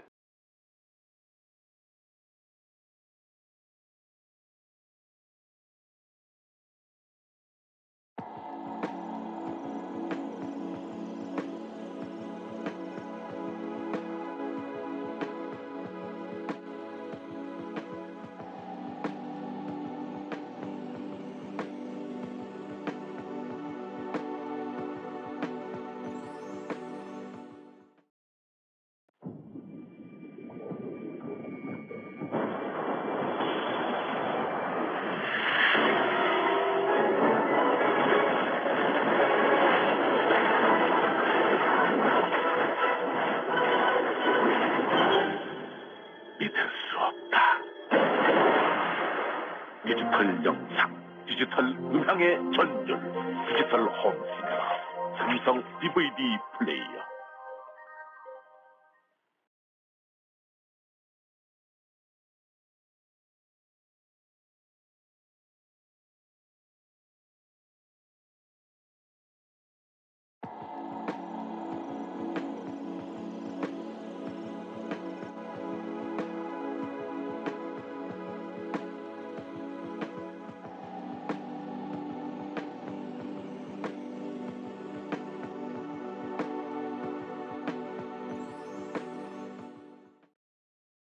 Monkey, you know I always say there's no other T to beat PG. Yes? Well, if you're lying.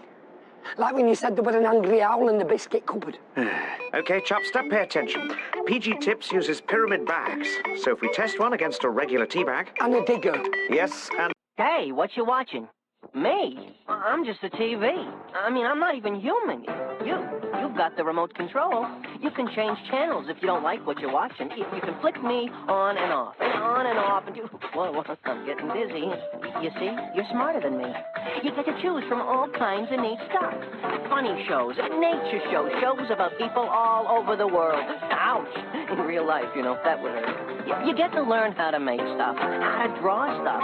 Me, I don't get to do any of this stuff. I'm just the TV that plays it for you. Yep, I sure wish I was as smart as you. If somebody gets that cat off my head. Look at it this way. You can talk to your best friends, your mom or dad, about all the stuff you see on TV. And besides, you have choices. You've got books and sports, and you can go outside and play. Where is outside, anyway? I'm just a TV. You're the smart one. Welcome back for the Ad Breaks chat. Let's see. What did we get? Taco Bell, $579. Lux, Cravings box. Trolley Gummy Worms, PS5 for $399.99. Starbucks Summer Berry Refresher, CarMax, Ray-Ban X Meta, and Cash App. Alright. Sounds good. Of course, it would smell like Granny. Oh, God. It was subtle, and then I smelled it. And not only were the floral scents heavy, maybe a little gentle grill master action, caress me gently, but the candles themselves were making quite a splash. Indeed they were. I think I'm okay. I survived. Caitlin tried to kill me. Sort of Madame Tussauds transformation in the background. Nose wax. In the hair too? The end point of this video is I am become candle. That's what I would like to do. So though floral scents rarely went out in Franken experiments. The end point is one where I become candle. We have Edelweiss entering the building. Hot Captain Von Trapp vibes intensify. Maybe these bad boys had a chance. POV, you are the grill master. Speaking of bad boys, next up were the 17 beach candles. Should we go to the beach? Ooh. Okay. Like ocean spray, watery, Hollister type scents. Should we have a drink, Clink? Yes. Please let them be good. A lot either smelled just like pineapples and coconuts. No, I'm not spilling. You're spilling. I am spilling though is the thing. Or interestingly, they were like musky, duty, old spicy kind of smells. Huh. Yeah, that's what it smelled. Interesting. Though I guess there was an Old Spice commercial on the beach one time. But regardless, Yeah, I mean, it makes we're sense. packing some serious volume in our pot. Yeah, I feel like we are making This is a lot of volume already. Of wax going, guys, Like, which is a little more in line with whoa. the sea theme. Yeah, it's giving lagoon. It's a loch. Looks like ocean. Smells like dude. Smells like dude. Still hot. Enchanted Garden. After a quick break, during which our beach category cooled into a bizarre skin. Oh my god, it looks like a waterbed. To spank it? Oh my god, A little bit. Yankee Daddy. To our two more theoretical categories, starting with our 19 scene settings and destinations candles, which were all about ideas of either journeying to or experiencing a place or event, like art in the park, over the river, or cliffside sunrise. You know what I mean? Yeah. Yeah, I'm talking about. Yeah. Woodland road trip, you know. I'm picking up what you're handing to me. Another 13 abstract candles were grouped together because they were even more obscure, like intangible feelings or philosophical ideas, like Summer Wish, Life's a Breeze, and Love is Love. Oh, and then also all of our laundry ones are in here too. So ideas and laundry. Yeah. Now, because these candles are tied together more based on the fact that they are conceptual, the fragrance notes and scents aren't necessarily that similar. Oh, weird.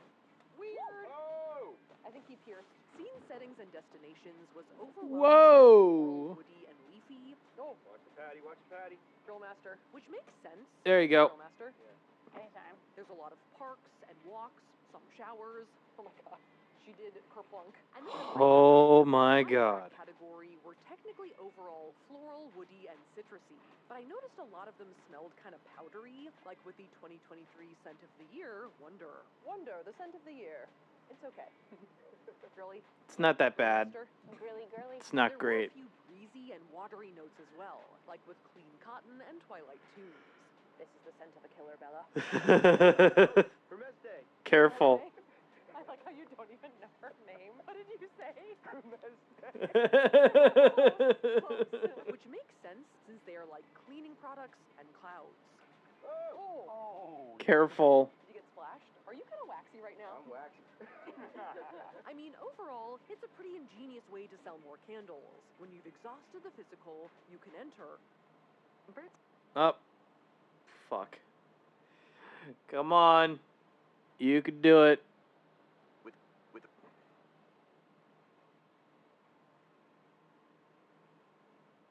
The metaphysical. So we were nearing the finish line here, people, with our biggest category yet still Autumn. our 32 autumn candles. Now this category was kind of Whoa. like a masterclass in marketing. Surprise! It's pumpkin. Because I have to imagine It's that pumpkin. kind of like how Mariah Carey's Google Trend search spikes the day after Halloween. At midnight on August 31st, Yankee Candle emerges from its slumber. Little twist. Are you okay? Yeah. All right. We're good. We're good. We're good. Just scared. We're good. And So not only scared. is it a huge category, besides a smattering of Halloween-specific candles, nearly every candle was some variation on apple or pumpkin, like crisp campfire apples, honey crisp apple cider, spiced apple and maple, Oh my apple god. pumpkin, blood orange pumpkin, pumpkin maple creme caramel, and moonbeams on pumpkin. What? Moonbeams on pumpkin? What even is that? Huh? Oh my god. Okay. Yeah, pumpkin-y. Very. Yeah, they all smell like that. Yep. I don't think Caitlin likes cinnamon. Pretty It's much. all over. Yeah. Pumpkin spice latte doesn't contain any actual pumpkin flavor, though there were some pumpkin and apple fragrance notes. The vast majority of notes in this category were spicy cinnamons, nutmegs, and Kabuizra says the Martian was too stunned to speak. Yeah. Pretty much. woody cedars and musky patchouli. So the apples and pumpkins are really just there as window dressing. A golden shower from Golden Autumn. Safia, no. Don't you ever say that. Golden showers from Golden Autumn, no. God, no. That Golden shower is way too messy for Golden Autumn, please. Leave them out of it. No. No. Oh my god. Oh, anyway. Tyler, time for your line. What? Time for your line. I love gold. I love gold. I'm not sure it really matters, because they know they can probably sell anything to a Yankee Candle customer on September 1st, myself included. Oh my god, just let him go. It's tragic. Let it go. Good night, sweet prince. Okay, so with that, I think it's time for winter. So to finish off our candle categories, we had our 17 winter candles and our 26 Christmas candles. Oh boy. Oh, he sung. Stress. This is gonna be absolute stress. Pretty much just a smack of tree, as the vast majority of the scent notes in this category were woody, with sandalwood, cedarwood, pine, balsam, and evergreen being present in 13 out of 17 candles. Really? Oh, yep. Thank you. There we go. Oh. There was also a dash of sweet vanilla and a fair amount of cold and refreshing mint in this category. Let me just get you, Jack. Huh. I'll never let go, Jack. Thank you. Bye. Bye. Which makes sense. I mean, mean, if you're thinking candles that are wintry but not Christmassy, it's pretty much just sparkling snowy woods. I love it. Yeah, this is one of the best so far. Yeah, so piney. Hint of mint. And it's not aggressive. No. No, It it's doesn't subtle. hurt. Yeah. I bet you it's really strong. We're like, it's subtle. Now, the holiday season is also clearly a prime time for Yankee Candle, as evidenced by just how many Christmas candles there are. I mean, everyone loves a good Christmassy candle, as do I. Yesterday, I liked Magical Bright Lights, but I can't smell it at all anymore. But Oh my god. Oh no. Oh, that's scary. I did like it at one point. I get nothing. Maybe the reason you liked it is because it was subtle, but now it's gone. Yep. Just completely gone. Straight up. It seemed like at this point, enjoying them was no longer on the menu. That's so weird. It's literally nothing. I've forgotten the taste of butter. It's literally nothing. But unlike with the autumn candles, Sniff coffee. Yeah, exactly. They should, but which kind of converged. I think that's kind of a moot point. Like, look at how many candles are in that alone. To very similar smells and themes, there was some variety within the holiday candles. All right, here's White Christmas. Thank you. Take my old buble. Like there was some sweet Christmassy cookies, some fruity holiday drinks, some spicy zests, and some balsamy wreaths. This is it, people. It's our final three. So while I was critical of autumn, I will give Yankee its flowers for Christmas. Final bulb. Nice. Yeah. What I call Franken. I like how everyone had to high five the glow. They did it. All of our individual Yankee Candle scents now in the vat. That was pretty much step one done. We did give our kettle a final intermittent sniff. I don't hate it. It's not the worst. You hit it. Which didn't actually mean much since we were definitely losing our sense of smell at this point, and also because we were pretty much just smelling winter and Christmas at the top. To really get our final Franken Yankee scent and color, we were gonna have to melt and mix the entire contents of the pot together. Pretty much. But we're gonna do that tomorrow, because we're tired. So we'll see. Because we were tired. I literally ran. So it's the next day. We are rested and somewhat.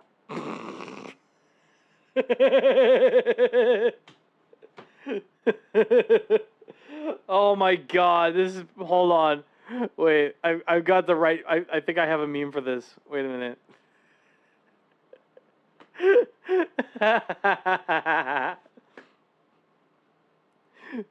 When you need to melt candle wax at 10, but you need to watch Guy Fieri at 11.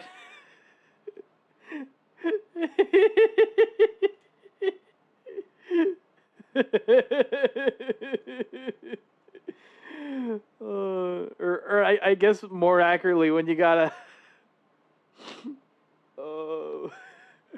when you need to melt down wax at 9, but Guy Fieri is on at 10 or something like that. You get the basic gist of it. It's also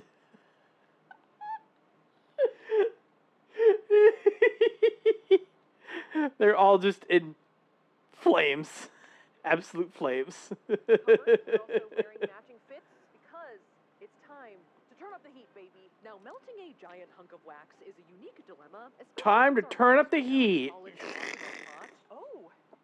Terrible at this. Wow. Solid. That is Yeah, that is solid. And as you guys had seen during our candle pouring, at this point the wax in our pot was almost like a layered wax trifle. So in order to get a fully combined Franken Yankee mixture, we were going to have to liquefy every last bit of wax inside our vat in order to make sure that no flavor got left behind. Yep. We had to bust out the Fieri fits. See? Good thing we had a third one. I called it. We had a third one, but we did. So we had a plan, was to use these warming bands that Evan and Caitlin had fastened to the outside of the pot, which we turned on and then let cook. Top is 180 now. It's going up rapidly. We arguably should have melted the mixture back together while the wax was still warm from pouring the night before, but we passed out, so this was a situation we had put ourselves in. And though after a little while, we did start to see some visible melting. A little juicy. Here. Here's juicy. It's juicy over here. It's juicing. Now There you go. if we just left the warming bands to do all the work, it would probably have taken hours to melt this entire block, especially since we couldn't just blast the heat for fear of losing all the scent we had so carefully tried to preserve. So the second second part of our plan was to use this giant spatula that Evan and Caitlin had brought for me. Here's my giant spatula, the best present I've ever received. Let's go. By slicing and dicing the wax inside the vat to break it up into smaller, more meltable chunks. This is the sword and the stone. It's the spatula in the Yankee Candle wax. The spatula in the Yankee Candle wax. To make some strategic stabs in the middle of our block. Yeah. Look at that red. Yeah, we're changing colors. And then let hot liquid wax pour inside of it to weaken it from within. Don't mind me. I'm just squelching wax. Just rowing my boat. Just melting down the wax. Which then let us start The spat in the wax. break off some chunks. True. This is hard mode. Whoa, there you go. A fair amount of chopping, and all of our wax pieces were under the surface of the melted wax. Oh, yeah. Farewell, chunk. Can you go under, please? I said farewell. I said good day, sir. I said good day, sir. Would be able to take care of the rest. You look ready for battle. I feel like a Spartan right now. Truly. Either come back with your shield or on it. We would come back to a fully melted pot. Oh, how wrong we were. Nope. Now, though we were at this point what I would call fairly melted. Oh. Yeah, it's not completely liquid. It's a little chunky in the middle. Based on the temperature of the wax and the heating bands, we should have been pretty much ready to pour. Come to me. Sing to me, Paolo. So we were a little confused as to why it was still so chunky in there. Oh my god, what is this? Giant sticks? You know, supplies from earlier. Just some sticks. Just in case. And after Evan and Caitlin rushed in to try and help mash the wax into submission... What is happening right now? What do you mean? It looks like the end of Lord of the Flies. We discovered what we thought was the real culprit here. These goddamn wicks. It was the wicks. Which we suspected were binding together large chunks of wax and preventing them from melting. Okay. Resistance from our wicks. It's a wick king. Yeah, exactly, like a rat king, but it's wicks. So in an attempt to fish out as many wicks as we could, we came up with a very deranged plan. We're feeling wax, but we can't pull any more up, like from the depths at all. Yeah. So something we were thinking was maybe we could just strap Evan in to a heat-resistant glove and garbage bag combo and have him grab down there and see. Oh my god. You need some duct tape? Yeah, we're making a mitten out of the trash bag. Yeah, no, this is insane. And pretty much immediately, he started to come up with handful after handful of wick. Whoa, yep. Those are wicks. I think this is the king. So this felt like quite the ingenious solution. Why does Evan seem like the Winter Soldier right now? Order the Winter Soldier from Wish. The Winter Soldier from Wish. This is Winter Soldier at home. At least as long as Evan could withstand the heat. How are you temperature-wise? Up to my glove, it's fine. Is it getting a little hot over here? It's getting a little warm there, but it's fine. Let us know. Yeah. This is not worth losing the arm. And I have to be honest, Evan is pretty hardcore, because I tried going into the vat with the trash bag arm a little later. Why is this fashion to me? It really is, though. And it was pretty freaking hot in there. Oh. This is kind of hot, Evan. Yeah, it's hot. Yeah, it's hot. After a fair amount of groping around at the bottom of our pot, Evan wasn't able to get anything more up. I feel like I'm milking a cow. Oh my god. Blur that. And I wasn't able to feel anything else at the bottom either. So No. we must have gotten everything up, and we were ready to pour. Don't quote me on that. Who else are we supposed to quote? But when we turned our spigot on, nothing would come out. And after investigating it further, by shoving a variety of things up the nozzle, but that looks solid though. That looks solid, yeah. Ooh. Carved it out of what's inside. We kept extracting solid wax. So we hypothesized that there must have been a layer of unmelted wax underneath the false bottom that we just couldn't get to that was clogging the spigot. And that the heating bands weren't able to melt because the scissor lift that our pot was placed on was actually acting as a heat sink and directing heat away from that bottom layer of wax. So, unexpected thermodynamics lesson. We're losing heat into this. Unexpected thermodynamics lesson. Bottom out to get that wax. Yay. We were going to need some more tools. So we three Fieris took a late night trip to Walmart. The three Fieris. Let's go. Utensils that we thought could be useful. I like that. What do you have in mind? The vibes are good. Like that giant corkscrew, Good vibes. a crowbar, a siphon, and what would end up being the key, some microfiber towels for extra insulation. So we could spend more time in the vat with our trash arms. Can we get Diet Coke? Yeah. You said we could. Let's do it. Thank you, Walmart. As after we got back to our vat and the corkscrew immediately flopped. Oh my god. No. We decided that the best thing to do would be to turn Evan completely trash baggy in. What's the robot dance? I think you're doing it. Yeah, I think that's it. And send him back into the wax. Half man, half trash bag. I'm the trash man. I'm the trash man. In the most literal sense. Here it is. Here we go. Yes. And confirmed, there was a lot of stuff under there. I found it. Oh. Ooh. Look at the inside. It's not melted at all. It's not melted. Room temperature. That is room temperature on the inside. As we were able to extract armful after armful of these slabs of very dry, very cool, almost petrified wax.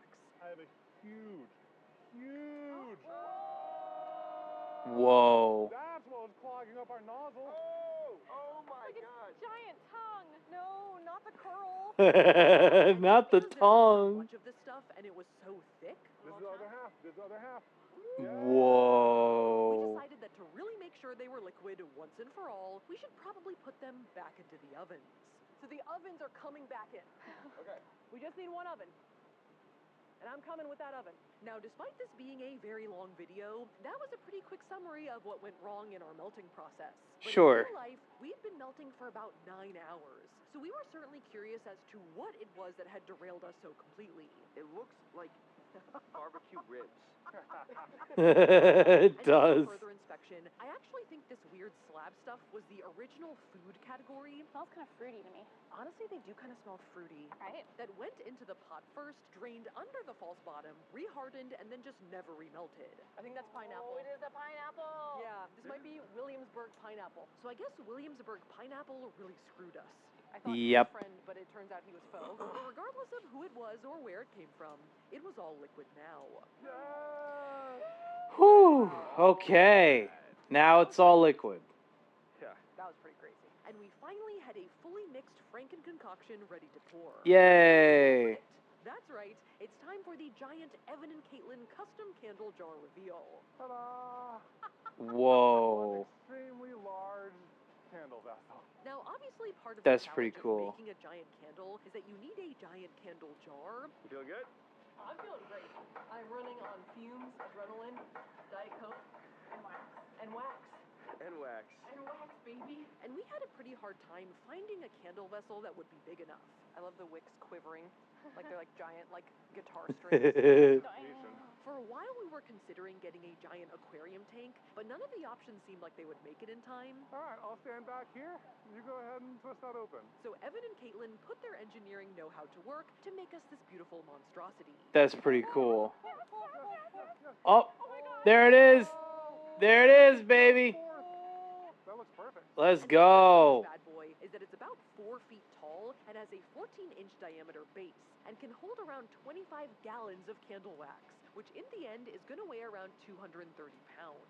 I'm verifying that the wax inside is 150 degrees Fahrenheit. Yeah, it's cool to the touch from the outside. I'm not seeing any leaking points. Everything is working. And to burn all of that wax, Evan and Caitlin suspended 16 very long wicks in the inside of it, which they think would be about 4 weeks of continuous burn time if all lit. I'm gonna take a shit. All right, thank you for letting us know, Kibo. We'll be here when you get back. Oh God, my tongue. Good, if you ask me. Just hanging. Chilling by her Just chilling. Yeah.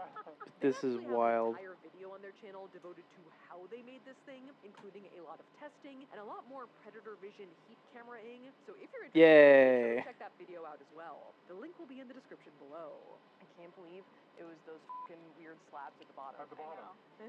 We would have been on so much sooner. Instead, it's 1 a.m. Is it actually? It's 1 a.m., yeah. But for our part, we were very grateful for this giant thing, and we had pretty much filled it to the brim. Wow. Whoa. She's big. And beautiful. She's huge. So So after many twists and turns, here is a giant tube of molten wax, hereafter to be known as the Franken Yankee. Like, this is taller than Rosanna Pansino. Like, this is a sized candle. This is That's pretty dang big. But though magnificent, she obviously needed to cool and solidify before being totally done. So, not to disturb her, we moved our vat a little to the left so we could pour out our remaining wax to make some extra Franken candles. Sweet. For you out there, this is all for you. This is all for you. Candles for our subscriber giveaway, and a few more for family, friends, and posterity. Now, Fair. we anticipated collecting 35 gallons of wax from our Yankee candles, but in the end, somehow, we ended up with a whopping 42 gallons of wax, which 42 gallons of wax? In total.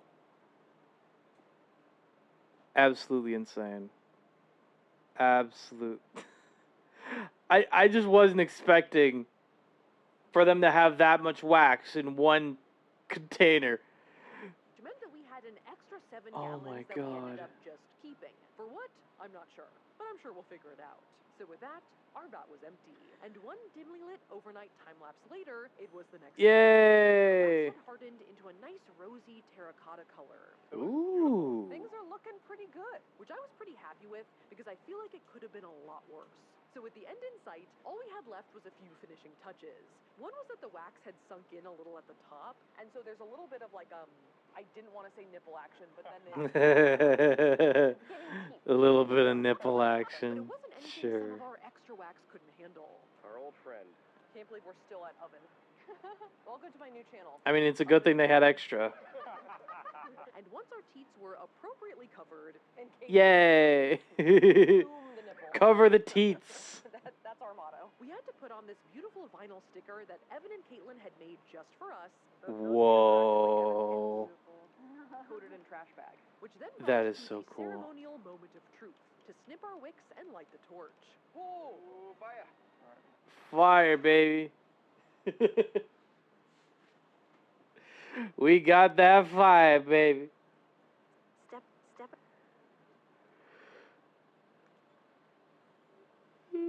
Thank you. All right. Exciting. Let's go. Light our giant candle. Yeah. I'm so ready. Let's do it. Say hello to our fully lit Yankee Frankie. Ooh. This is pretty intense. Oh my god. That is gorgeous. It's a candle. Good wick placement, guys.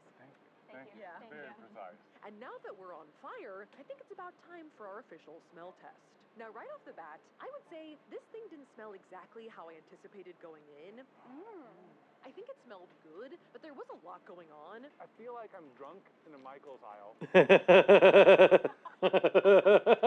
Back in. What the fuck is this?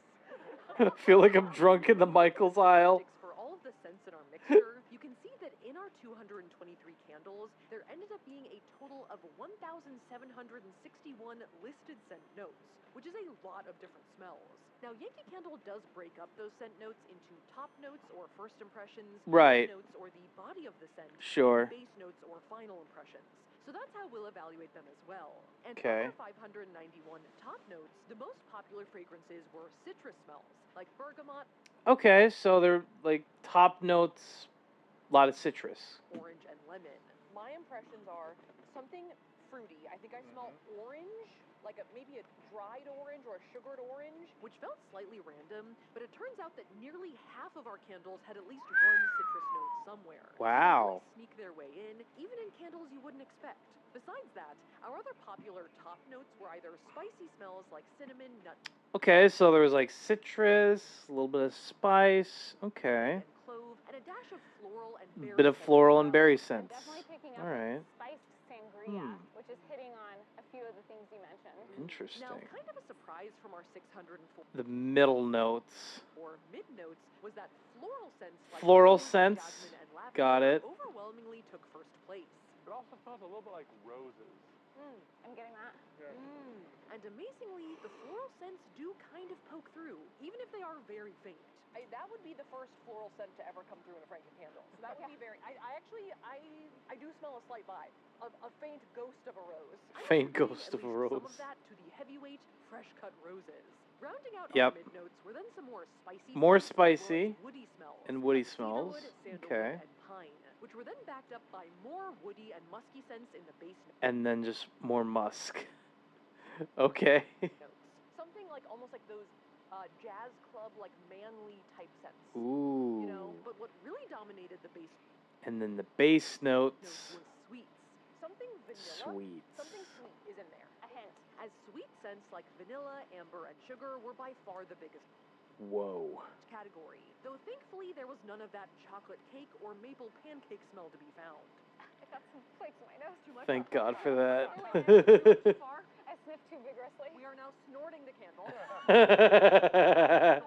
So to summarize, it's a citrusy, spicy, floral berry, floral, spicy, woody, sweet, woody, musky smell. Which sounds kind of crazy, but it is kind of accurate. I think it's good. Yeah, it's definitely not a bad smell. Yes. I don't hate it, I don't mind despite it at all. being surrounded by it for hours, days. But even though we were worried that we potentially could have had some unreliable nostrils at this point, even Yankee experts Tori and Megan from the Yankee Candle Store at the Crabtree Mall Oh. Am I going to be shocked by it? Oh. thought this thing smelled pretty good. Oh, that's lovely. Whoa. That's nice. Yeah. And I think we were all a little surprised that fruity or baked goody notes didn't dominate the scent. That's insane. Going to be. Yeah, I don't pick up any fruit, which is shocking. No fruit. Really pleasantly layered, woody, and musky. Definitely wood. Yeah. Like a sandalwood. I'm getting the woody, I'm getting the earthy, and I think a lot of that comes from how heavy patchouli comes across as a note. Yeah. So maybe our hard work trying not to burn off the scents really paid off. I would buy this. If I found it in a store, I would buy this. That is wild. It's cool. It's really cool, but like, wow. Sean would be like, we need this at home. Yeah, my mom would love this. And with their stamp of approval, I think we can be pretty pleased with our final product here. At 4 feet tall with nearly 2,000 scent notes, it's gotta be the yankiest damn candle there ever was. And not to compare it to its nemesis, the Franken Candle Senior, but there's truly almost no comparison. No comparison here. Candle, she tells you not to worry about.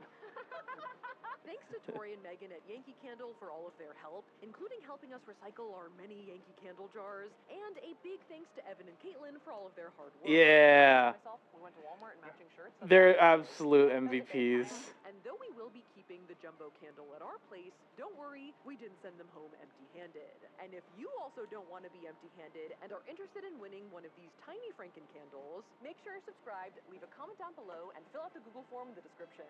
And don't worry, it's not just for Yankees. Thank you guys so much for watching. If you liked that video, make sure to shamash that like button. And if you want to see more videos like this, make sure to Shamash. subscribe button. Here are our short form / social media handles. And once again, make sure to check out our YouTubes. And with that, I will see you guys next time. Oh man, I really wish she was selling that candle again. I'm curious, okay? I'm curious. What has she got here? Shop all, I guess. No. Damn. Well, in all fairness, this was from a year ago, so. Oh, okay. Actually, 255 Yankee Candle stores across the U.S. In the U.S. across 41 states. Okay, that's fair. It's fine. Little bit of a correction there. Not too bad. It's an old Christmassy looking Yankee candle. Fair. Totally fair. Oh my gosh. I really wish I had one of those candles. Just curiosity, right? Oh no. Oh no. Mixing every hand sanitizer from Bath and Body Works together. Let's fucking go. Hello. General bad science. And welcome to another video. Today, I'm going to be mixing every hand sanitizer from Bath and Body Works together into one single Franken sanitizer. I'm scared. What? What the Every time, without fail, I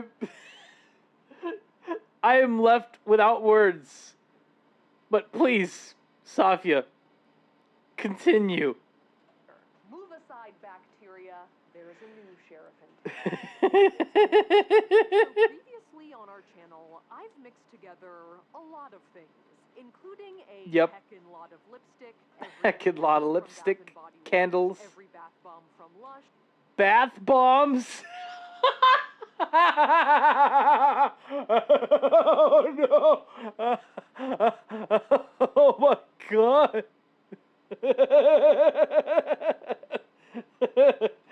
Screenshot. Screenshot. Oh my god.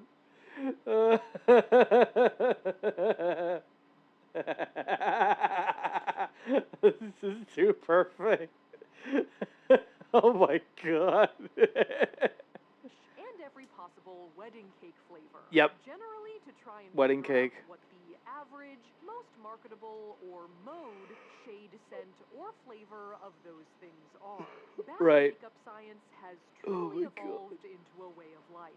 Or rather, a way of destruction and rebirth. Destruction and rebirth. Oh yeah. Boom. Now, many of you are probably familiar with my bestie, Bath & Body Works, as a strongly scented presence in any mall or shopping center, notorious for their numerous candles, body sprays, soaps, and lotions, as well as just general holiday pandemonium. Yep. This is a madhouse. And as many of you might also know, Bath & Body Works also makes a huge variety of different hand sanitizers, with many of their signature scents. Now, obviously, because of recent worldwide going... Yeah. Insert 2020 sucked meme here. Sure. on, hand sanitizer has become more and more an everyday item for a lot of us. And one day... I see Bath and Body Works. Welcome back, Raven. During a routine slathering with one of my standard clear hand sanitizers, I thought, couldn't this be more fun? So I figured... Yes. Yes. This could absolutely be more fun. Why not mix together one of every hand sanitizer from Bath & Body Works to help me battle germs in true bad makeup science style? Good I'm not sure if mixing God. a bunch of hand sanitizers together is actually going to make them more effective, but it will certainly be more unhinged. All right, let's do this. To Bath & Body Works we go. Let's go. Here was to gather all of our hand sanitizers, which we've done over the course of a few months, starting in December in LA. All right. Fair. So we are in the parking lot next to the Bath & Body Works. Usually in this segment, I do a fair amount of filming in the store. We go in, we count, we Sure. the number of things we're about to buy. We tend to say things about how heavy the bag is. Yeah. But I feel like just right now, I don't want to harass the shop staff. Yeah. I feel like they're dealing with enough already. So I'm thinking we just do a surgical strike here. We go in, we get the sanitizers, we leave. Cool? Cool. Yeah, I think that's fair. Cool. Why did I do it like that? Do it like this. And across a few stores in the LA area, we found 38 hand sanitizers in total. 38? Safia, please don't tell me there's more, please. I think 38 is enough. Across both stores. Both. Oh. Which we then brought across the country with us on our cross-country road trip. Sunshine. I have rated their sales. I'm sure you have. We also hit up a couple of stores in Philadelphia in January, Oh, as well as God. did some shopping in North Carolina this spring. And then we filled in the blanks from all of that with what we found online. It's kind of like a heavily scented game of whack-a-mole. Which brings us to now. Now, as we realized in our melting every candle from Bath & Body Works video, Bath & Body Works is pretty fast and loose with telling anyone what they stock. What they have online does not match with what's available in the store, and different things are available in different stores. So, if you're asking, how do I know that I have all the hand sanitizer flavors? The answer is I don't. But It's okay. That's fair. As long as you have at least some of them, that should be fine. I don't know. Look, buy 3, get 3 saves me money. I'm sure it does. I'm sure it does, Raven, but you don't need that much from one store. You don't. we have 70, which feels like a critical mass. Now, as 70? I get 2 cents. Okay. A quick disclaimer, we are not in any way trying to hoard sanitizers. I think at some point last year, hand sanitizer was kind of scarce, so I wanted to wait to start this experiment until it seemed like they were solidly back in stock. That's fair. I tried to buy the tiny travel size ones when I could, and any extra sanitizers we have at the end of this experiment, we'll make sure to donate. Also, we focused just on the gel-like hand sanitizers and Body wash, lotion, and perfume. Not too bad. That's not bad. not on the newer liquid spray ones. Right. So with all of that in mind, let's talk about how we're gonna do this. We've divided our 70 sanitizers into 10 categories based on scent family. They do list all of the fragrance notes that are in each sanitizer on their website, but we mainly just focused on the vibes. Names, labels, color. Exactly. All of the above. Yep. And in terms of our method here, I was thinking what we should do is just measure out like an equal amount of each hand sanitizer into this Pyrex glass bowl, and then once we have them all in there, we will mix them up, syringe them, and squeeze them into our own large hand sanitizer bottle. And that's the idea. I'm excited about it. All right. Okay. Here we go. Now, one thing about our collection of sanitizers is that we purchase them in between December and April, which means Right. we kind of got like almost the whole spectrum of Bath and Body Works scents. We got like a taste of They're in for a rude awakening. Not all scents play nice together. Yeah. Oh, yeah, no, they're absolutely gonna find out. For sure. all seasons, really. So I was thinking what we should do is start off with the autumn scents. Okay. Autumnal Autumn scents. That's a good start. Starting with Also, Halloween has fun scents. I'm sure they do. sweet cinnamon pumpkin. Okay. I guess I should probably give it a quick sniff.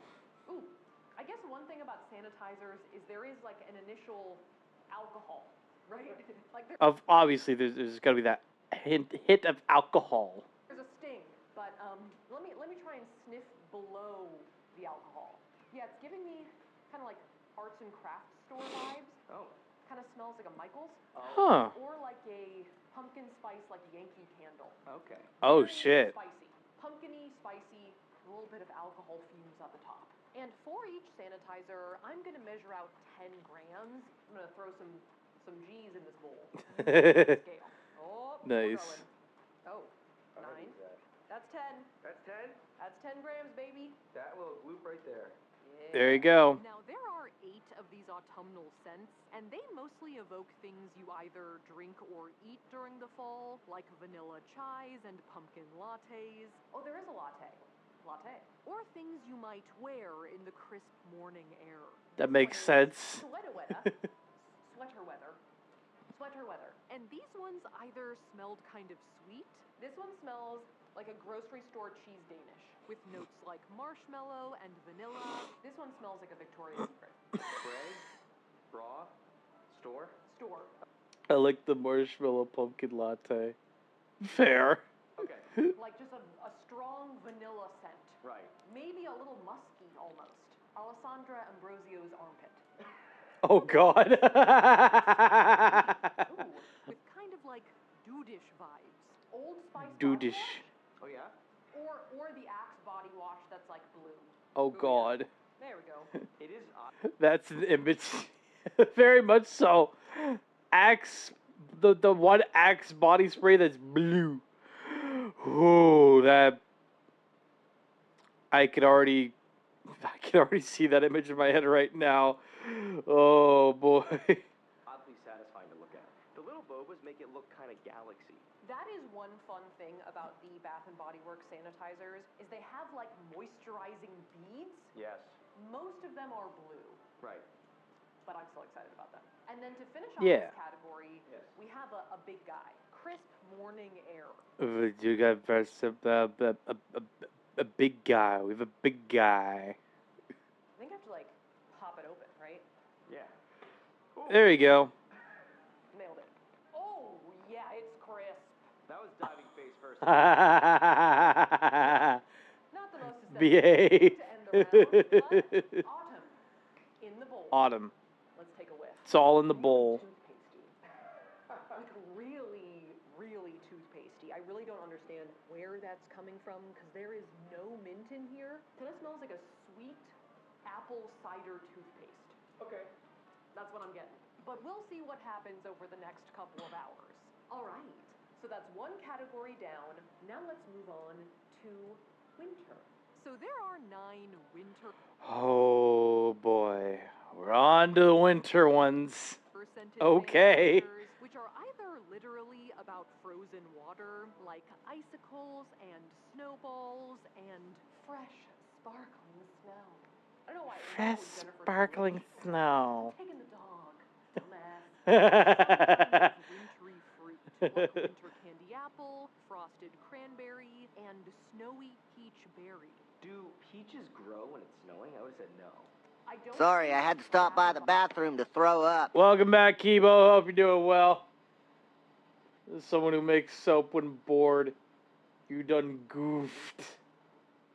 I'm sure they have. I'm sure they have. And a lot of the colors in this category were quite festive. Oh yeah. Oh yeah. Yep. Yep, that's now we're getting it's getting festive. It's getting festive up in here. Do you want to build a demon? Do you want to build a demon? But even though the fragrance notes in this category Excuse me. You heard what I said. screamed woodsy and fruity, a lot of these ones just ended up smelling like hairspray. Yeah. I'm not getting invoked. That's fair. I don't blame you. like a sweet Garnier Fructis smell. Just a lot of hairspray. Yeah, that one's like extra hold. That was like extra firm hold hairspray. It's getting more intense as we keep going. No matter how hard I sniffed. Oh God. Can you hear like a little whistling when I do that? I can. It's like a bad recorder. Am I playing the sanitizer like a flute? To me, it doesn't seem like a wintry smell, unless maybe it's like a nutcracker thing.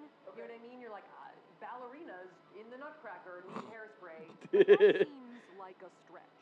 All right, so that is all of our wintry scents in the bowl. So let's move on now to our next category, which is winter, Christmas. If you have been around too many scents, use coffee to reset your nose. Yeah, no shit. But they don't have any coffee nearby, okay? What were you expecting? Now I have Christmassy scents, or at least more Christmassy than not. I feel like it's hard to like really delineate between what is winter and what is Christmas because they're very interlinked brands, but they're all going in the bowl, so it doesn't really matter. And them to have a brain cell. The nerve of them to have a brain cell. In these 6 sanitizers, there are a lot of peppermint notes. Kind of smells like a Starbucks like peppermint mocha. Did you see that one like skip across? So what was that? I don't know. Maybe that was a bead? It might have been a bead. It was a rogue bead. as well as a dash of cinnamon. That one smells kind of like Cinnamon. Christmas potpourri, and some sugary and vanilla notes. Excuse me? Paging Vanilla Bean Noel. Yeah, just pretty, just plain. Vanilla Bean Noel, can you hear me? Can you hear me? Names like Slay All Day, but like Slay like S-L-E-I-G-H. Like Right. And then I've got Oh Snap, Merry Cookie. I think this Merry might be how Cookie. they got into trouble with Christine a few years back when they used her "Hello, it's me" saying for a sanitizer. Yeah. Makes sense. They're just doing a lot here, naming recklessly and getting ceased and desisted.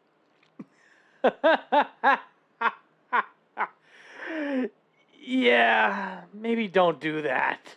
Oh snap! All right, and with that, all of the Christmas sanitizers are in, and the bowl smells like interstitial whiff here. Ooh, I was too close. Ooh, just burned off the brain cells. I think it smells kind of like a mimosa. Oh. Kind of like sweet orange alcohol. Ah, so it's Sweet orange alcohol. Okay, I can kind of see it, maybe. Christmas brunch. Yeah.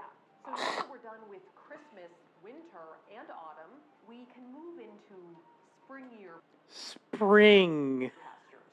Into the new Yay. So now we're moving into the floral category.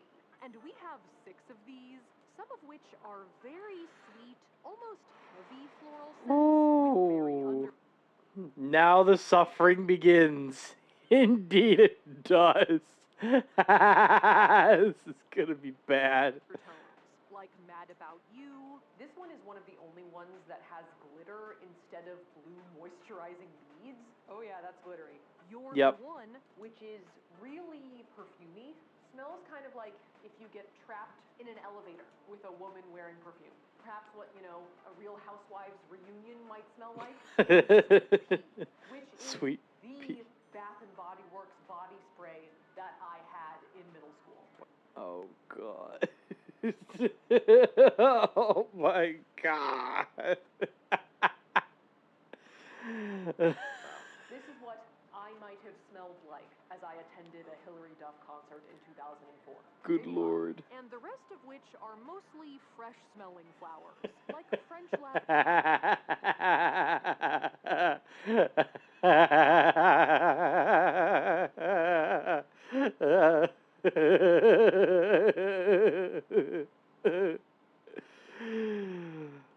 Oh man.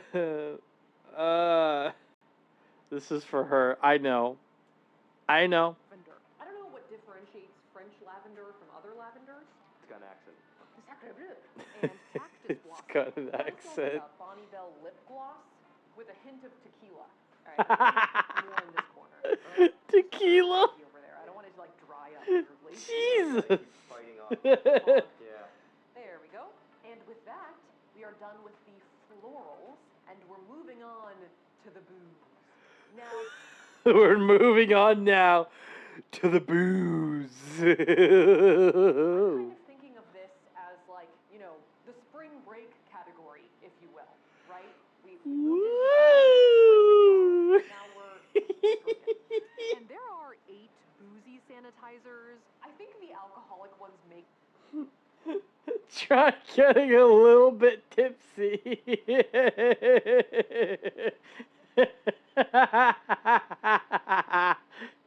Keyboard. Trying to get a little bit tipsy. Oh my god. most of which are kind of champagne-based drinks, like champagne toast. Smells a bit casino-y. Okay. Vague Vegas vibes. The vaguest of Vegas vibes. Vegas vibes. Bellini, very peachy and alcohol-y. Or champagne apple and honey. This one does smell kind of like spiked apple juice. Oh. And yet somehow also L'Oreal Kids Apple Shampoo. And some with glitter, though I guess that doesn't really affect the smell. We've also got a couple of tropical drinks, like Island Margarita and Mango Mai Tai. Smells like the Body Shop, actually. Not to name drop a Bath & Body Works competitor, but it smells like a Body Shop mango body and one random wino to top it off. There we go. It's just a giant gelatinous bowl. Okay, FUI owner in this group. Fair enough. I know. It's almost giving me, like, bizarre mid-century dessert vibes. There could definitely be some, like, tuna fish in there. Yeah, it's like Jell-O salad. Oh, God. All right. Do I dare take a whiff of boozy? Yeah, I'm smelling a lot of alcohol and peach. Earlier, it was more mimosa. Now it's skewing Bellini. The champagne toast and the peach Bellini are joining forces to burn off my nose hairs. All right, so with the booze out of the way, why not journey to the spa? Let's go on a spa getaway. So in the spa category, I have 8 sanitizers. And these are either explicitly labeled as aromatherapy ones. They say they've got essential oils in them.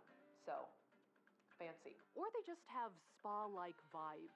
Things that are sprayed onto your face or put onto towels, kind of. Yes, with notes of eucalyptus, mint, tea, lily, cucumber, melon, and a bit of vanilla. I feel like this is like my vibe. Like when I actually shop for myself at Bath & Body Works, I usually go this way. Not the blueberry pancake way. The eucalyptus way. And these either smelled amazing. White almond and lavender is a 10 out of 10. Almost like a floral marzipan. Yes, I love almond paste. Marzipan is my shit. Or they just kind of smelled like cucumber infused.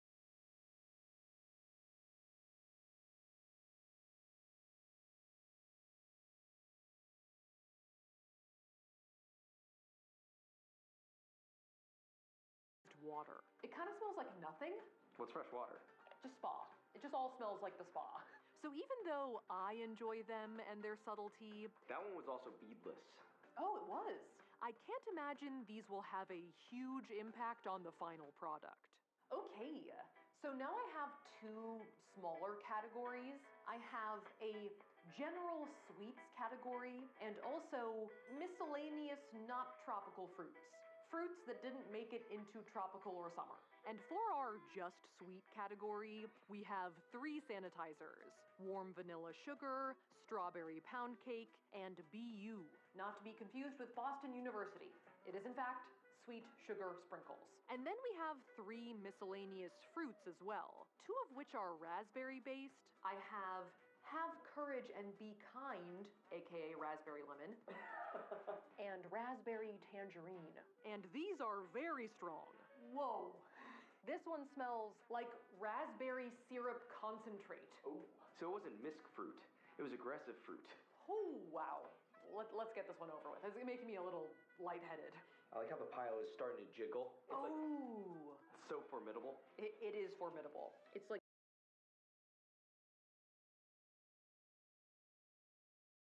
jiggling as a unit. All right.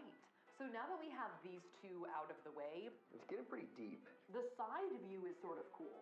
We can move on to our penultimate category, which is the summer category.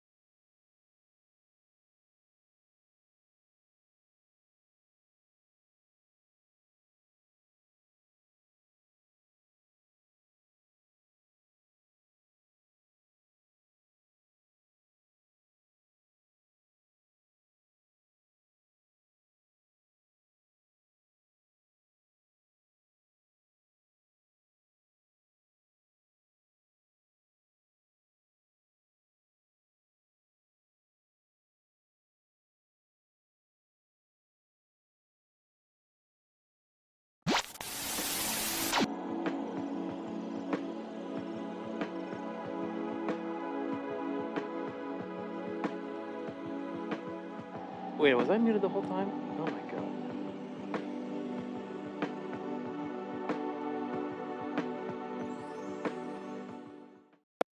쿠겐쇼와 안드로이드가 만났네요. 풀터치 앱, 편리한 쿼티 자판까지. 더 중요한 건 무선 인터넷을 무료로 쓰는 안드로이드 탑재폰이라는 거죠. 쿡앤쇼의 첫 번째 안드로이드 탑재폰 안드로 1. 쿡했다가 쇼했다가 쿡앤쇼.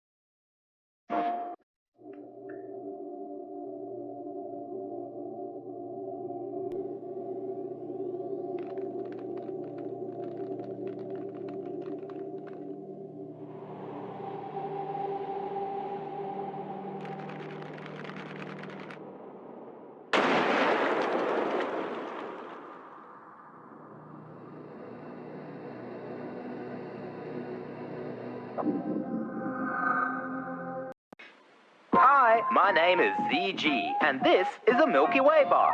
Now, Jack's mum, right?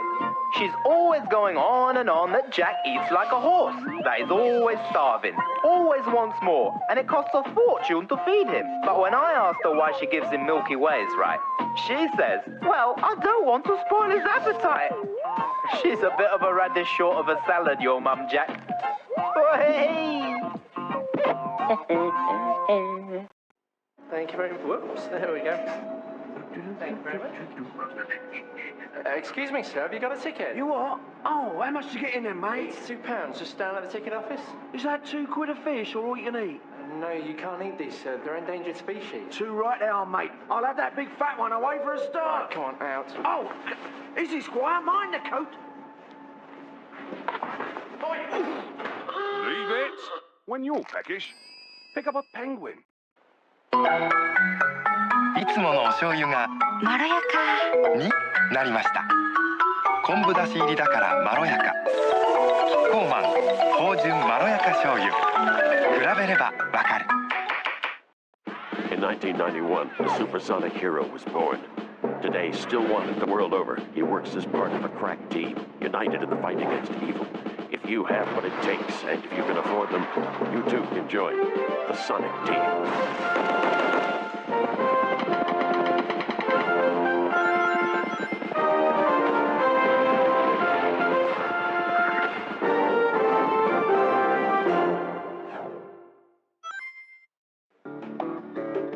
Here's an incredible deal and a great holiday gift.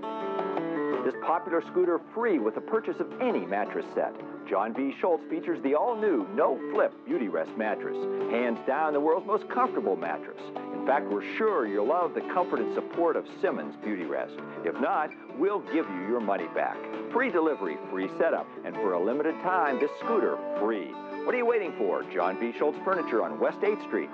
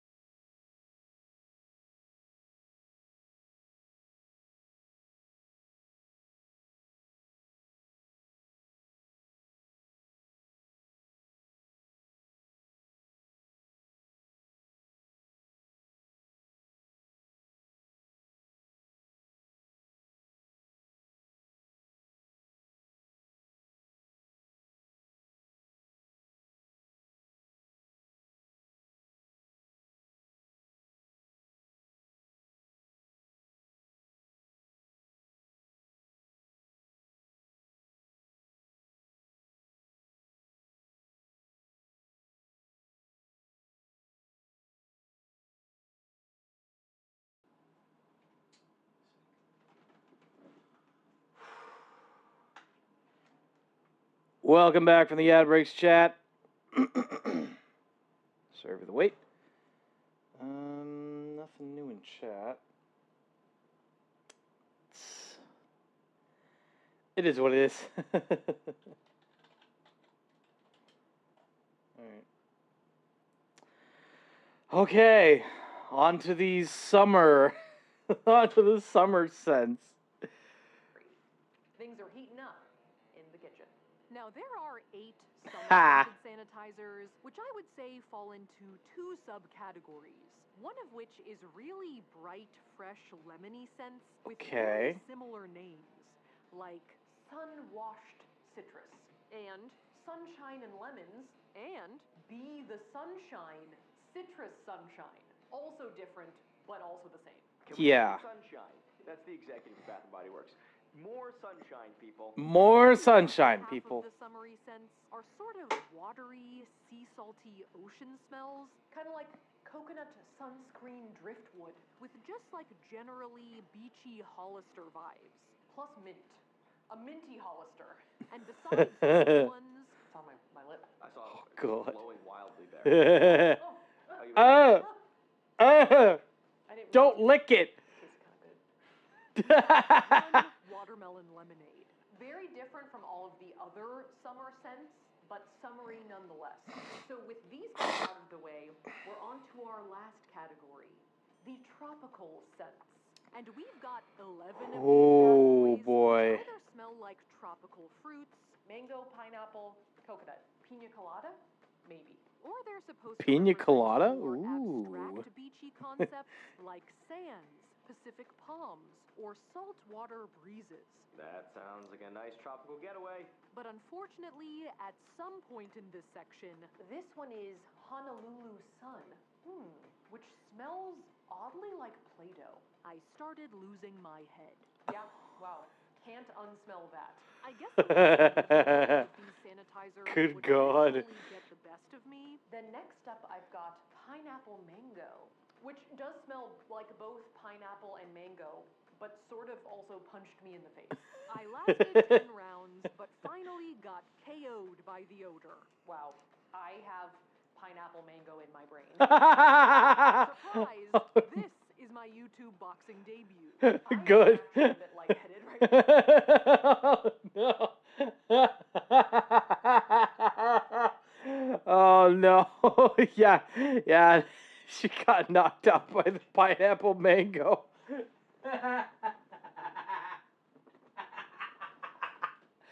Oh no. Versus Bath & Body Works. Oh. Rub those last 2 brain cells together and get to the finish line. All right. So I limped to the finish line. Then next up, I've got Copacabana Coconut. Oh, good. Say that 8 times fast. Can't say it once fast. Can't say it at all. Can't say it, won't say it. Until Orange Sunrise, my last sanitizer, finally ended my misery. Ooh, Tang is a kick in the face. Yeah. You are. Tang. It's been kicked. But with that, we have all of our sanitizers in our bowl here. I am very impressed with how colorful it is, and I will try and give it a pre-mix sniff for you guys, but I can't promise anything. Yeah, it's just very citrusy, in my opinion. Yeah. Can't smell A lot of citrus. Just had a bit of a head rush.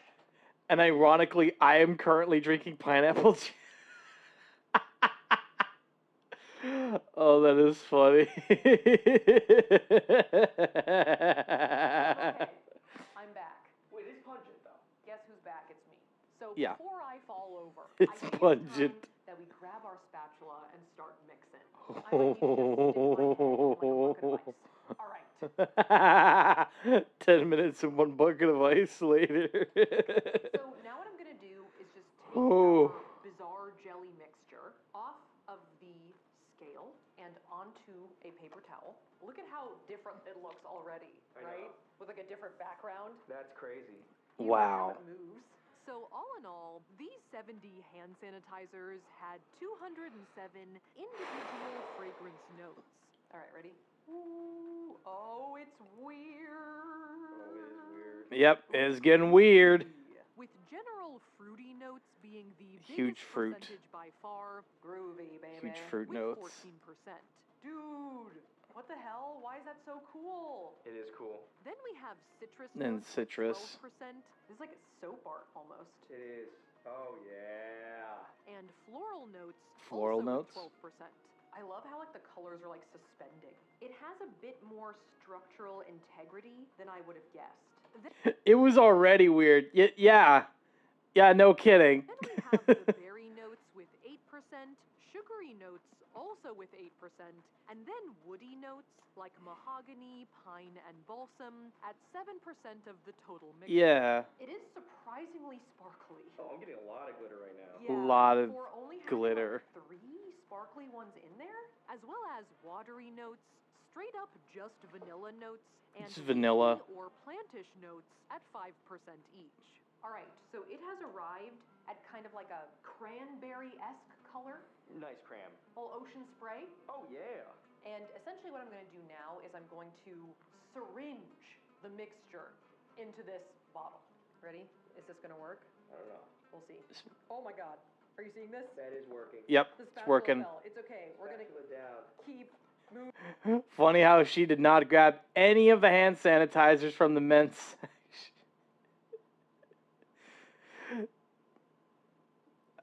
Honestly, I don't know how to explain that one. I really don't. Now, just for some bonus data. Oh my God. Oh my God. The specific words that appear the most frequently in our list of fragrance notes are fresh, vanilla, sparkling, juicy, lemon, apple, coconut, and sugar. Oh, there's a big air pocket, but that's fine. Ooh. Transfer. It's too tall for me to use. All right, here we go. And the words that appear the most frequently in the titles of the sanitizers are citrus vanilla coconut, the sweet pumpkin sunshine, cherry and champagne, peach mango winter. Oh my God. But in general, that's the idea. So we'll see if any of those themes emerge in our final product. Can you go back in for more? Yeah, we gotta fill this baby up. All right, let's do it. So after topping this guy off, we finally have a bottle of Franken sanitizer. Franken sanitizer. Pretty cool, to be honest. It does look like a vial of insanity. It has. Tyler once again coming in with the most accurate description possible. Looks like a potion of insanity. You're goddamn right it does. Mad scientist vibes. The air bubbles are helping with that effect. Yeah, it does. It looks like it's bubbling. Really quick, before we smell it, I'm gonna make a few little minis. Yes. Little All right. babies with the rest of our Just make a couple babies. so this does not go to waste. Yes, but he chose that. You gotta remember that one. I know. I feel like we got to do it now before it congeals. Yeah. Yeah. I love seeing like little beads getting sucked up by the syringe. It's so satisfying. And by that, I mean the beads. So with those out of the way, essentially the next question is, what the heck does this thing smell like? So I'm just going to give it a quick squirt right now and see how it smells. Here we go. Oh, it's happening. Oh, there you go. Shall I rub my hands together? Yes. And release the Kraken? Let's do it. All right. Let's do it. Rubbing it in. Still rubbing. Now I'm going to air dry the scent, and smell. Oh my word. That is a frosted Christmas wreath. It's somehow simultaneously orange and Christmas. Orange and Christmas. Whoa. Yeah. I think the Christmas sense might have took over from there. Craft store. Oh, but as it's drying down, I'm getting some different notes. Ooh. There might be like a sweet pineapple in there. Ooh, this has got layers. Oh shit. But then as it like dries out, there's a bit of pineapple in there. So regret. Got it. It is Christmas crafts in Hawaii. Christmas crafts in Hawaii. This is too good. I love this footage footage right now is just me smelling my hands. A crazy person. Alright. I feel like I've said all that I can say about it right now. I kind of need to give my face a smelling break. So I think that we should give it a rest for the night. But we are going to do a few things to really nail down the scent, like bringing in some extra nostrils, and then also cross-reffing it with our other sanitizers. All right, let's get you away from the alcoholic fumes. All right. Yeah. Probably for the best. All right. So it is the next day. It's tomorrow. It's the future. Now, I was mildly afraid It's the that our future. sanitizer would, like, settle or separate. You know, I can see the future. But not in like a, I can see the future and I can predict what's going to happen. No, literally, I can just see the future. We'd end up with like an ombre, but it is looking good this morning. Look at that. It looks... And I don't know if you can see.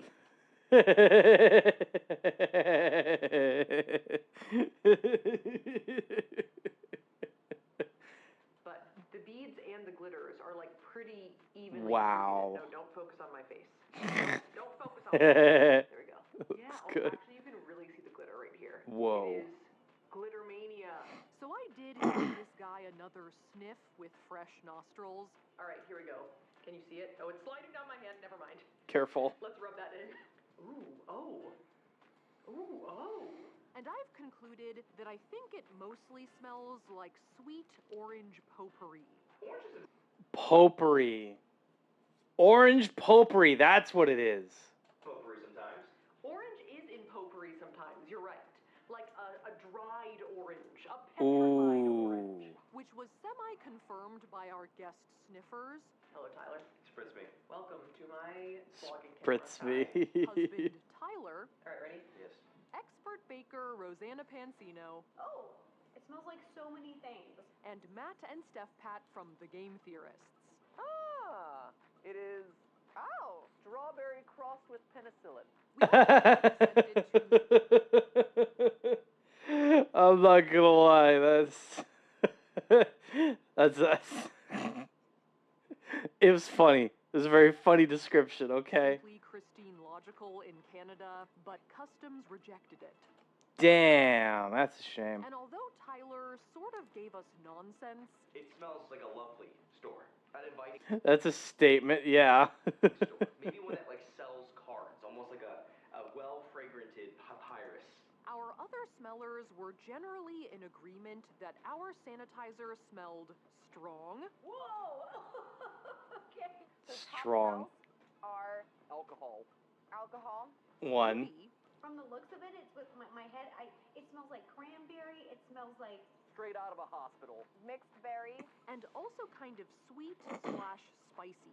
I'm also getting some vanilla. Are you getting some vanilla once it's on your hands? All of my nose buds are dead.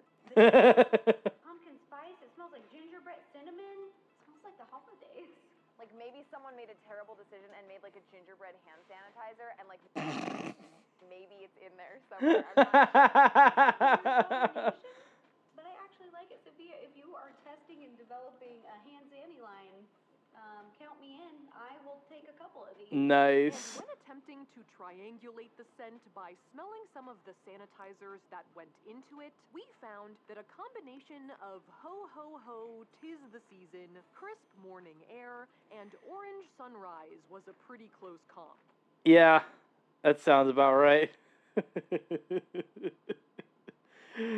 Oh god, those three must have been strong. Well, I think the fruity / berry vibes of the Franken sanitizer definitely make sense when you look at our No, you don't say. fragrance note breakdown, but interestingly, spicy scents like cinnamon and clove make up only about 4% of the total mixture, which means they're definitely punching above their weight class and bringing some fall and winter vibes to our aroma. I like that you're smelling like this. So I think that is our best attempt at conveying the Franken sanitizer smell. Now, as for how it feels, which I think is also like another aspect of the hand sanitizer, is Sure. like what it actually feels like on your hands. It is quite moisturizing. Like, I don't feel super dried out. which is a huge plus, but I do feel a bit of residue. Like you can feel it on your hands once you've put it on. It's Yeah. not the worst I've ever felt, but it is there. And in general, It is there. I really like how it ended up looking and smelling, as I think the fragrance actually really does seem to capture Bath & Body Works' spectrum of scents. Like we do have a little bit of a Christmas in July vibe going here. So all in all, I think our Franken sanitizer turned out much better than expected. I'm not sure how much potency it has left after being mixed in a Pyrex, and I did potentially get some sanitizer permanently lodged in my brain. Yeah. Permanently lodged in my brain, and I did potentially get some sanitizer permanently lodged in my brain.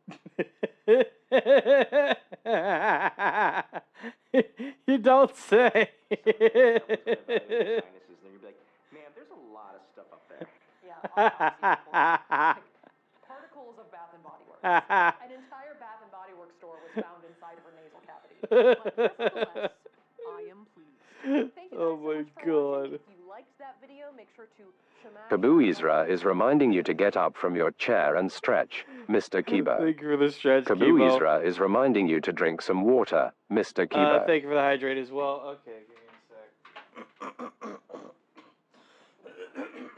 Stretch first. All right. Up high. Up high. Down low. All right. Let me get some water real quick because I'm already empty.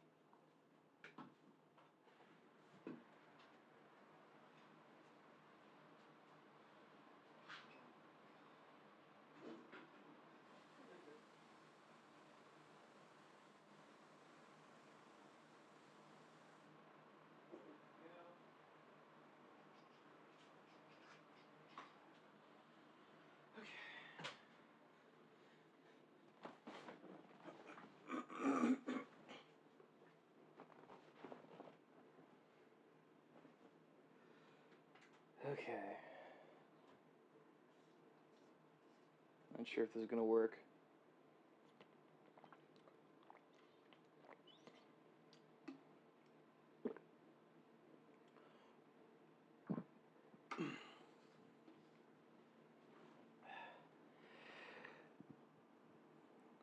Well, there you go. Just drink a bit of water. Button, and if you want to see more videos like this, make sure to smash that subscribe button. Smash. Here is my Instagram, here is my TikTok, and here is our live streaming channel where we live stream every Tuesday at 5 p.m. Eastern. So feel free to check any of those things out if they seem interesting to you. And with that, I will see you guys next time. Let's go.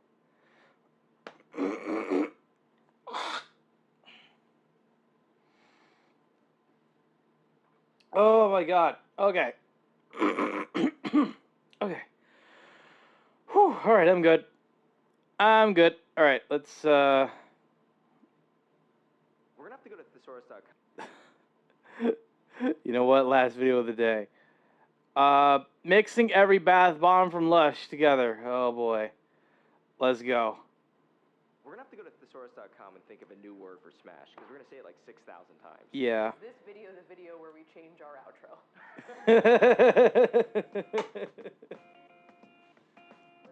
Bad bath science.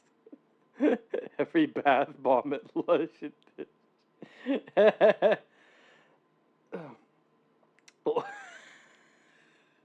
What do you mean? Well.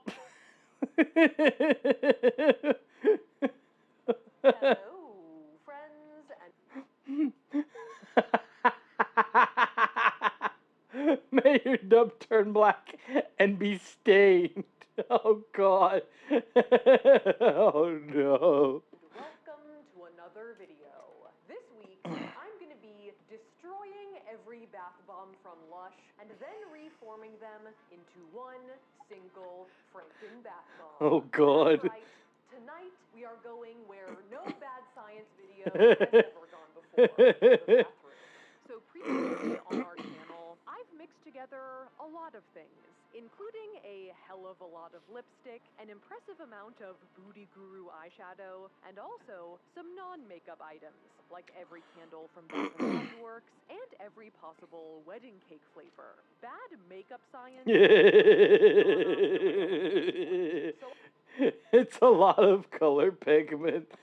I figured, while we're off-roading it, might as well take a bath. Now, Might as well take a bath. a chain of skincare stores called Lush, which is famous for its handmade products, its colorful and wacky bath goods, and also the signature robust smell of its stores. That's strong. That's a full fragrance. It's kind of like Subway, but instead of smelling like Italian herbs and cheese, you come out smelling like a rooibos vanilla tea bag. And some of Lush's most popular products are their fizzing bath bombs, which, for the uninitiated, are basically like solid balls of soap, oils, and fragrances. Right. You drop into a bath to get some skincare or aromatherapy benefits. Okay. Also, for funsies. Now, For as fun. an avid smeller and looker after of fancy bath products, Lush is, for me, often a top destination when going to a mall. And it was during one of these visits, while flagellating my nostrils with floral aromas, that the oh-so-familiar urge to destroy, combine, and birth anew struck me. The time had come Of to course. make a Franken Of course it had. bath bomb and become the ruler of scents. The ruler of scents. The Archduke of Odors, the Emperor of Aromas, the wife of Bath! No? The wife of Bath. Okay. Also, you guys have been requesting this one for a while, so let's do it. All right. So we are here at the Lush store at the Century City Mall, ready to buy some bath bombs to smash. To shamash, if you will. Oh, that's going to get old fast. Yeah. So we quickly got to work. They're right here. Bath bombs. Right here. They're right here. Filling up their little egg crates with one bomb of each variety.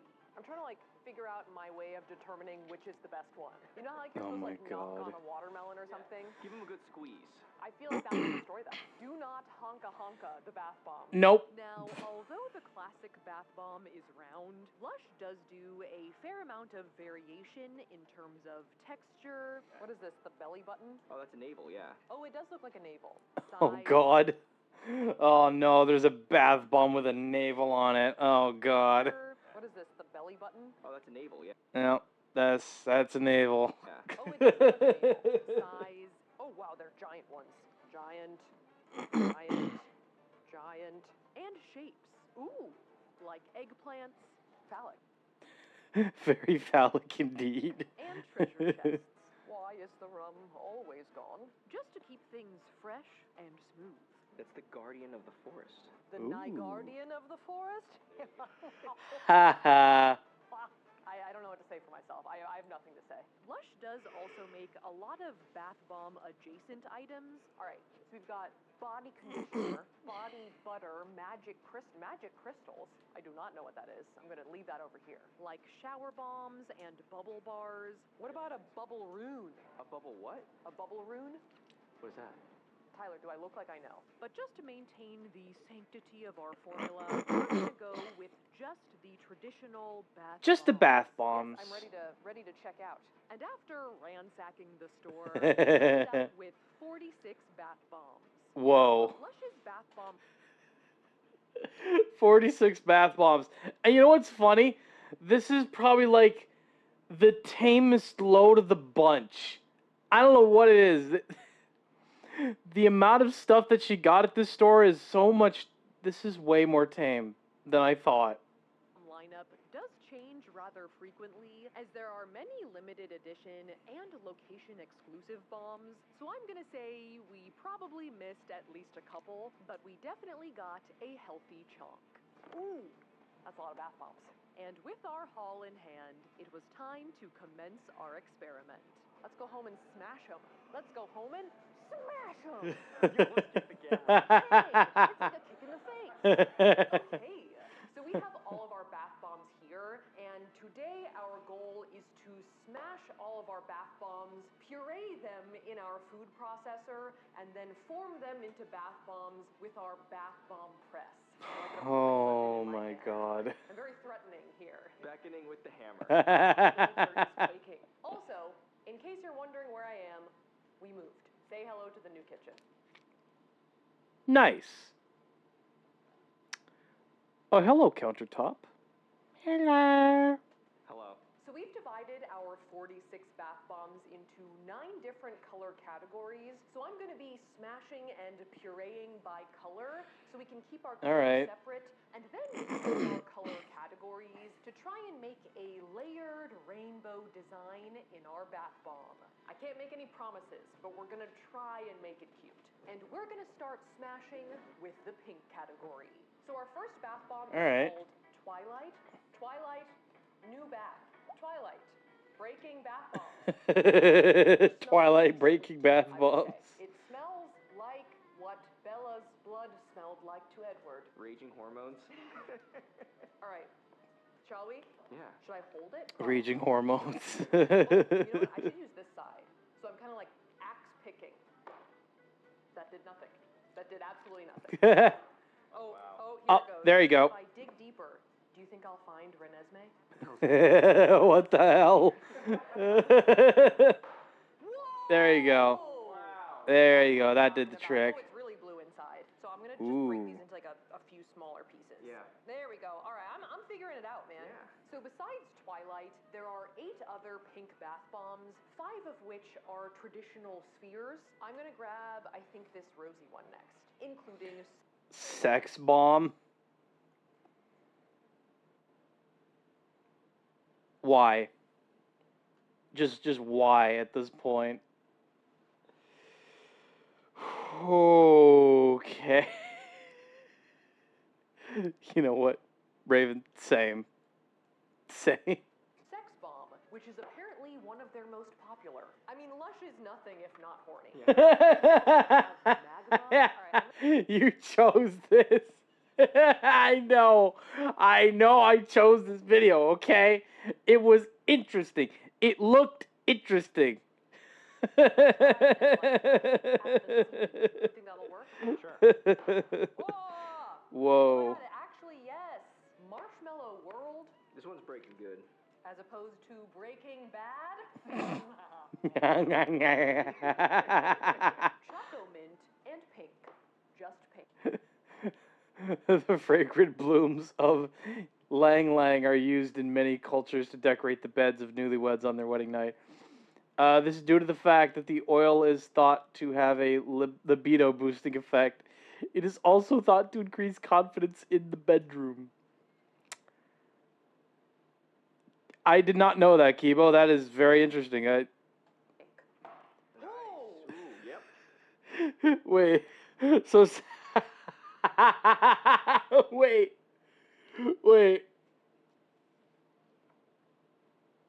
Literally a bath bomb for sex. Insane. Absolutely insane. Like a blanket safety disclaimer. I'm sure I'm not using a hammer correctly, so just don't do anything I do ever. Fair. Besides those, we have 3 oddly shaped bombs, strawberries and cream. There you go. Nice. A lucky cat. Cat. Oh, yeah. There is like a gold bar inside. What is that? I don't know, but I'm covered in cat. I'm covered in cat. They call me the booty destroyer. You don't like that? Absolutely no reaction from Tyler. Okay, None. So those were the pinks. Up next are the oranges into the yellows. Now there All are right. like 2.5 orange bath. Covered in pussy. I mean, yeah, pretty much. Bombs, since one of them is like orange and yellow. And first up is yuzu and cocoa. I keep thinking it's called like... And I like how there was literally just a peach. Yeah, pretty much. There's just a peach in the mix. My navel, but I think that's just because that's what I think every time I look at it. Were any of them called my navel? No, but a fuzzy navel is a kind of orange drink, so I thought it would like work well, but it's fine. It's fine. Yeah. I'm fine with it. It's fine. The only other full orange bath bomb is this one called Yuki High. This is totally not the vibe of this bath bomb, but when I look like straight into the camera with it, Chocolate and lemon scented. Oh my god. it's a little Eye of Sauron. No, you don't think so? No, I think it looks more like his belly button. Navel of Sauron.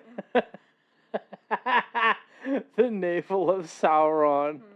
My god, man. We have our fruity giant bombshell. It's also like tied together, so I think there might be stuff inside. Ooh. What the hell are we gonna do with a whole bunch of dehydrated orange slices? I don't want to mess That's with our kind of bath cool. bomb formula too much, so I'm just gonna leave these out, and maybe we can make potpourri with them later or something. So I'm gonna hammer the orange first, and I'm gonna keep them separated. So I'll like put the orange half with the orange category, Right. and the yellow half with the yellow category. Oh, this is flying, soaring, breaking free. No, it's a High School Musical reference. Tyler's showing his age here. High School Musical. There's not a star in heaven that it can't reach. What is that? It's still High School Musical. Well, that's great. Now she's busting out the High School Musical references. Sure. Oh, this this bath bomb is gonna be. I am scared of this bath bomb being a disaster, and you can bet on it. Raid target, we could do Ray. You know what? Yeah. No, let's do Ray. Let's do Ray after this. I don't mind that. Besides the giant dude, there are 3 other yellow bath bombs. Honey, I washed the kids. It does have slight Death Star vibes. A little but bit. Happy Death Star. Happy Death Star vibes. As if. Also, this bath bomb, I want fabulous. Royalty. I feel like Katie Heron. This is regicide? No, when she like divides up the crown amongst all of the Spring Fling attendees. Oh, shit. Turmeric latte. Woo! Oh, it's mustardy in there, like a spicy Dijon mustard. All right, so that is the end of the yellows. On to the greens. Starting with the cleanest of them all, this one, which is called Avo Bath. Besides that, Avo Bath. avocado. Okay. Thanks. We also have 4 other green bath bombs, including the Guardian of the Forest. It's Groot, everyone, in bath bomb form. And also this Groot. one, Melusine, Melusine, Mucinex. It's Mucinex. Smell you don't. We No, also you have don't. 2 fun-shaped ones, like a little turtle. We're gonna find It's out a if you're turtle turtle. enough for the Turtle Club now. Well, they rejected me, so I'm acting out. And a treasure chest called the Pirates of the Caribbean, or Caribbean. What does it smell like? I've been placeboed, and it smells like the chlorine in like the Pirates of the Caribbean ride at Disneyland. Oh, It's a shit. little musky smelling. It smells damp. Damn. Ah, That was an aggressive strike. that was cinematic. Okay, chest destroyed, treasure acquired. Sweet. Green done. Let's move on to blue. Now, there are a lot of blue bath bombs, 9 to be exact, and interestingly, a lot of them have like extra ingredients incorporated into them. You can see some of the seaweed in there, little kelp. Huh. So for the dry ingredients that are like mixed into the bath bomb formula, we're just gonna leave those in there and hope the food processor takes care of the rest. But anything we can remove, like sea salt rocks or cocoa butter dollops. Oh, there's butter in here. We're gonna do our best to get rid of. Yeah. That is a full-on extraction right there. Just do the best that you can. If Dr. Pimple Popper murdered people. Wait, I didn't catch it. There's butter in here. We're gonna do our best to get rid of. So that is a full-on extraction right there. It's kind of like Dr. Pimple Popper. If Dr. Pimple Popper murdered people. It's like a full-on distraction, but if you murdered people. Then yes, it is Nice. like that. Besides those ones with like surprises inside, there are also a lot of uniquely shaped bath bombs in this category, like this little bottle of calm. It's a small bean. Rocket science. What does it smell like? I don't know. It smells like Elon's musk. That's not. Jesus Christ. Oh boy, that did not age well, or did that age badly? I don't.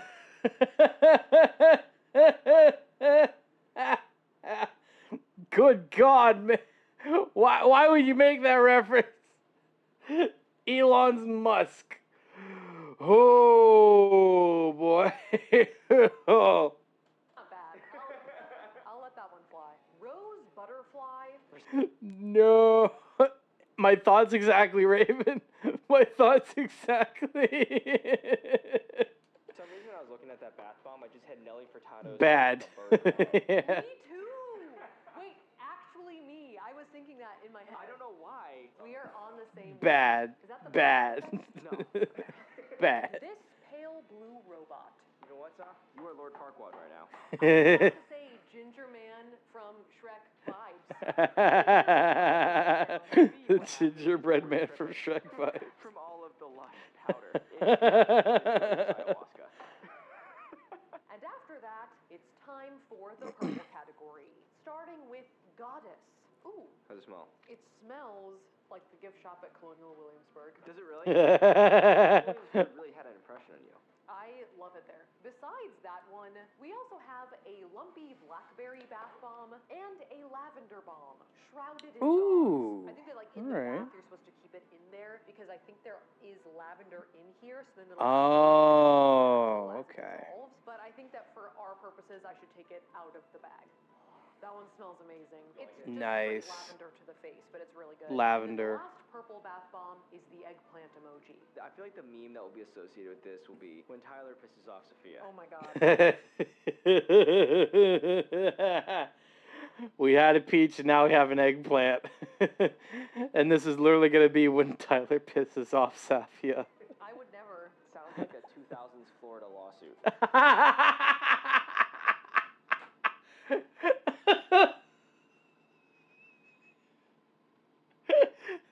Oh my God. That is too perfect. The 2000s Florida lawsuit. Oh my God. Florida woman hammers junk. Blue inside. Whoa! Surprise, alien dick. Well, she's nothing if not horny. I almost said farewell, sweet penis, but that's not the...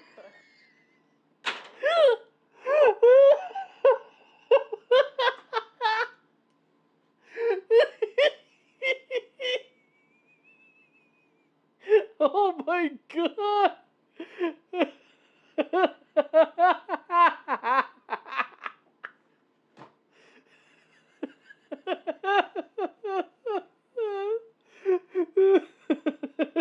Oh God. Oh. Oh my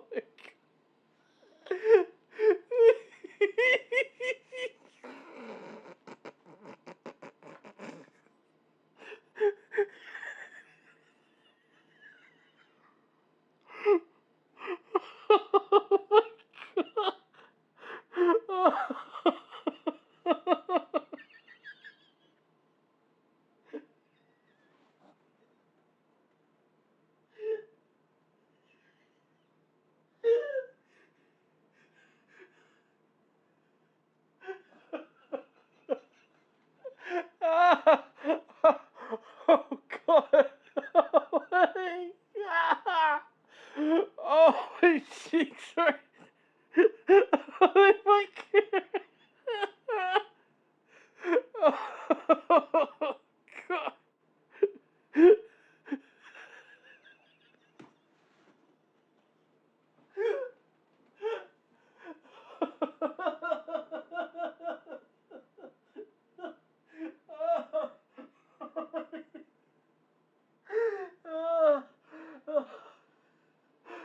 Okay. What?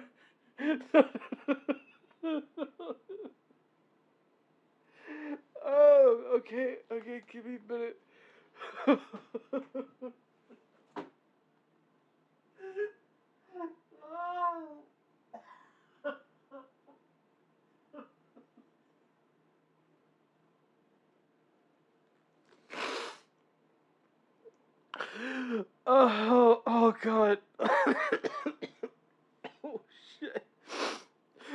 that genuinely had me crying. Oh my god.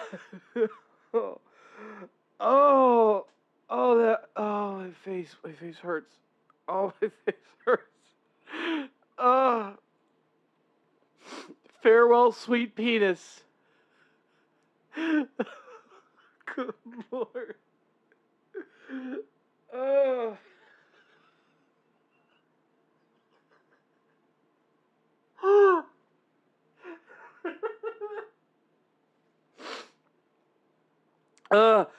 Okay. Chat.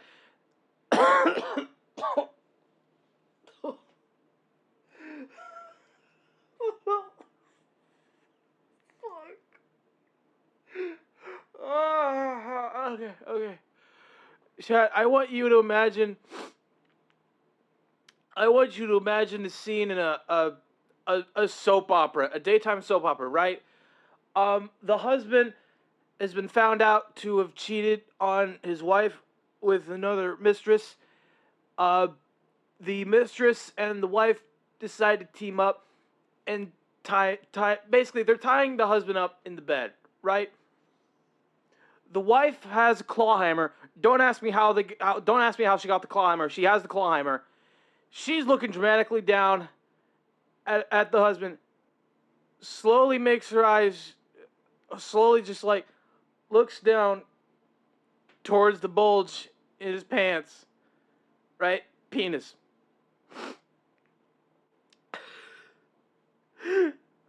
She then says, "Farewell, sweet penis," and then just starts whacking it.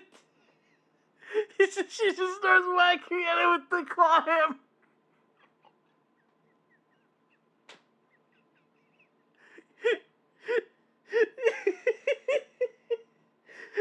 She's whacking it like it's like one of those it's like the clown, the inflatable like clown punching bag.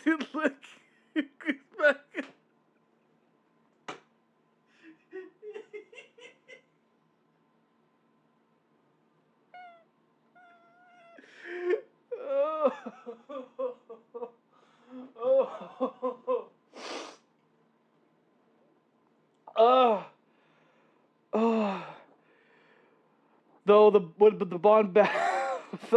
with the bomb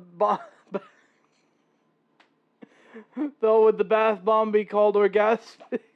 I mean, maybe. Oh.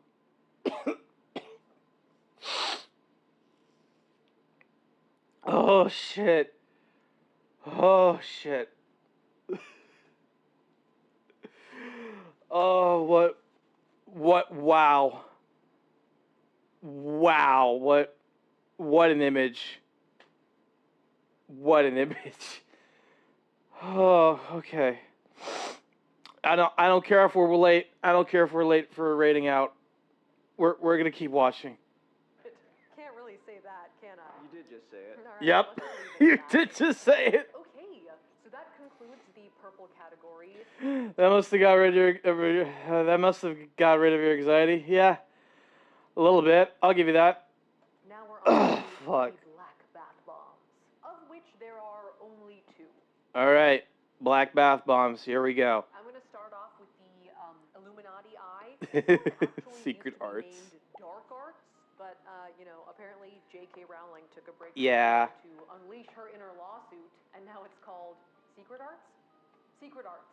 This other one is called Black Rose, and it essentially looks like if our merch was a bath bomb. I would say, basically. Yeah, no, that's fair. It's pretty on brand.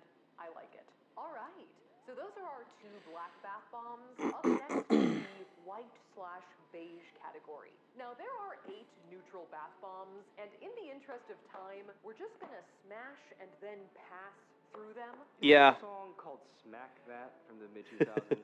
By Akon. I was going to say Smack That. By Akon. Yeah. There you go. All right, let me do the butt first. Presumably that's what Akon meant, smacking the butts, But though we are trying to hack our way Geode. through this All right. category as fast as possible, as it gets later, I become more ruthless. Please pray for my thumbs. There are a few interesting dudes in here, like Dragon's Egg. Ooh! It's Yoki. R.I.P. Gudetama. Another fun-filled Nice. giant bombshell. Oh! Ooh. It's like a whole-ass dried rose. Whoa. Mummified bath bomb. Look at that debris in there. That's a... Guess Saf got sore after that sweet alien pee. Yeah, you can say that. Oh, God. Oh. Chunky monkey. It looks like garlic butter. You know when you see butter that has like extra goodies in it, like rosemary and shit? Yeah. Imagery, but it smells pretty good. And with those smacked all on the floor, it's time to move on to our last category, the multicolored bath bombs. Are you ready to Multicolored bathe the shit. rainbow? Let's go. Of which there are 3. This dual-toned one, moon spell. Oh, whoa! There's a moon in there. Wait, that's actually kind of cool. I'm not sure like what utility you get out of that in the bath, but it's pretty cool. The psychedelic, groovy kind of love. Groovy kind of love. And our final bath. And the love boat, of course. Where should I go? The bow or the stern? Also, which one's which? Poop There you go. Bye, poop deck. We're about to sink this love boat. This boat's heart will not go on. That's a good one. We have cracked, smacked, and smashed all 46 of our bath bombs, and it is time now to move on to the food processing portion of the experiment. I do have 2 food processors here, one mama and one baby. Lovely. There's too much chunk, too many chunks. One thing to note Too before many we get chunks. started is that after smashing, some of the bath bombs revealed other colors inside, so we recategorized a couple of them, including the entire rainbow section, so we now That's only fair. have 8 groups to grind. Alright, let's see if I know how to use a food processor. Woohoo! Starting Woo! with pink. Ready? Yeah, go for it. Let's pound some rocks. Yeah. Careful. Yeah, hold on to the top. That's a good food processor. I think it's literally done. Wow. I'm like shocked. I thought I was gonna have to like go at it for a second. This is awesome. What else can we put in there? Now, as we are pureeing our bath bomb powder to go into our rainbow design, dude, I am totally. I'm totally gonna break this thing. There's one dynamic of this experiment I haven't talked about too much.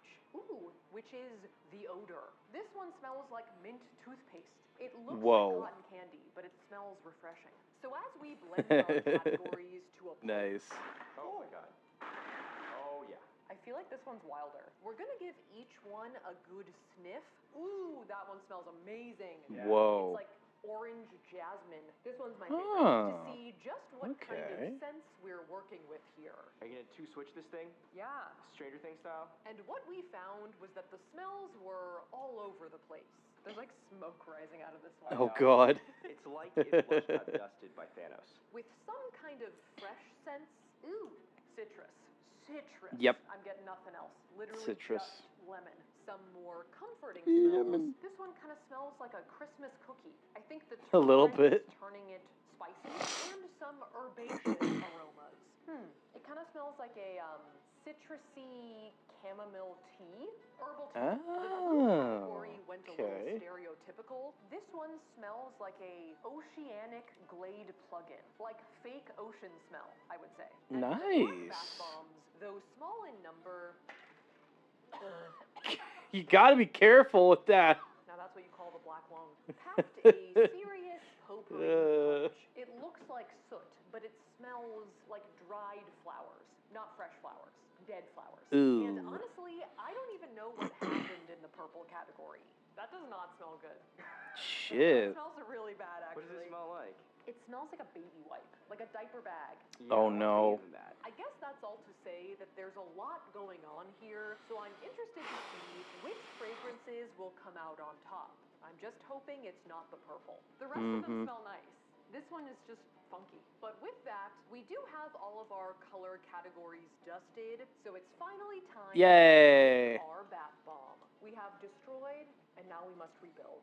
Now, when most people set out to make a bath bomb, they're making them from scratch, like with a recipe. But in our case, we are trying to revive dead bath bombs, which makes our process a little different.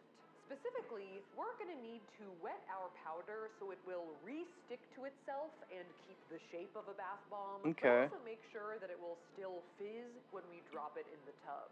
So to make our formula, we are going to be adding baking soda, oil, and citric acid to all of our Thanks for snoozing the ads, Kibo. Always appreciated. acid and the baking soda are going to be what causes the bomb to react with water, and the oil will hopefully be our binding agent.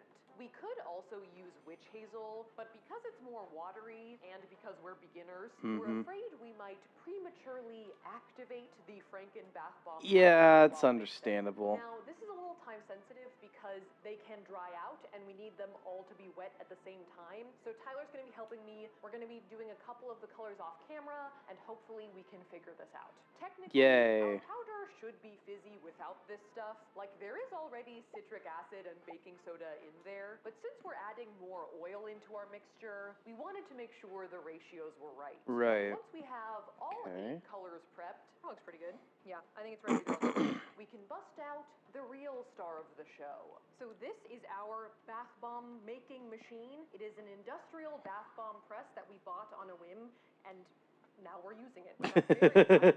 There are other bath bomb making methods, notably molds, but we thought this machine seemed more exciting. And the way it works is that it has a little cup or mold that you fill up with Oh, okay. We're going to be putting alternating spoonfuls of each of our colors in, like in rainbow order, to try and make a striped pattern. I think that seems pretty good, actually. It's nice and packed. Once it's full, you place your cup underneath the pressing arm of the device, and then the machine is going to use air pressure to, like, pretty aggressively compact your formula into a bath bomb.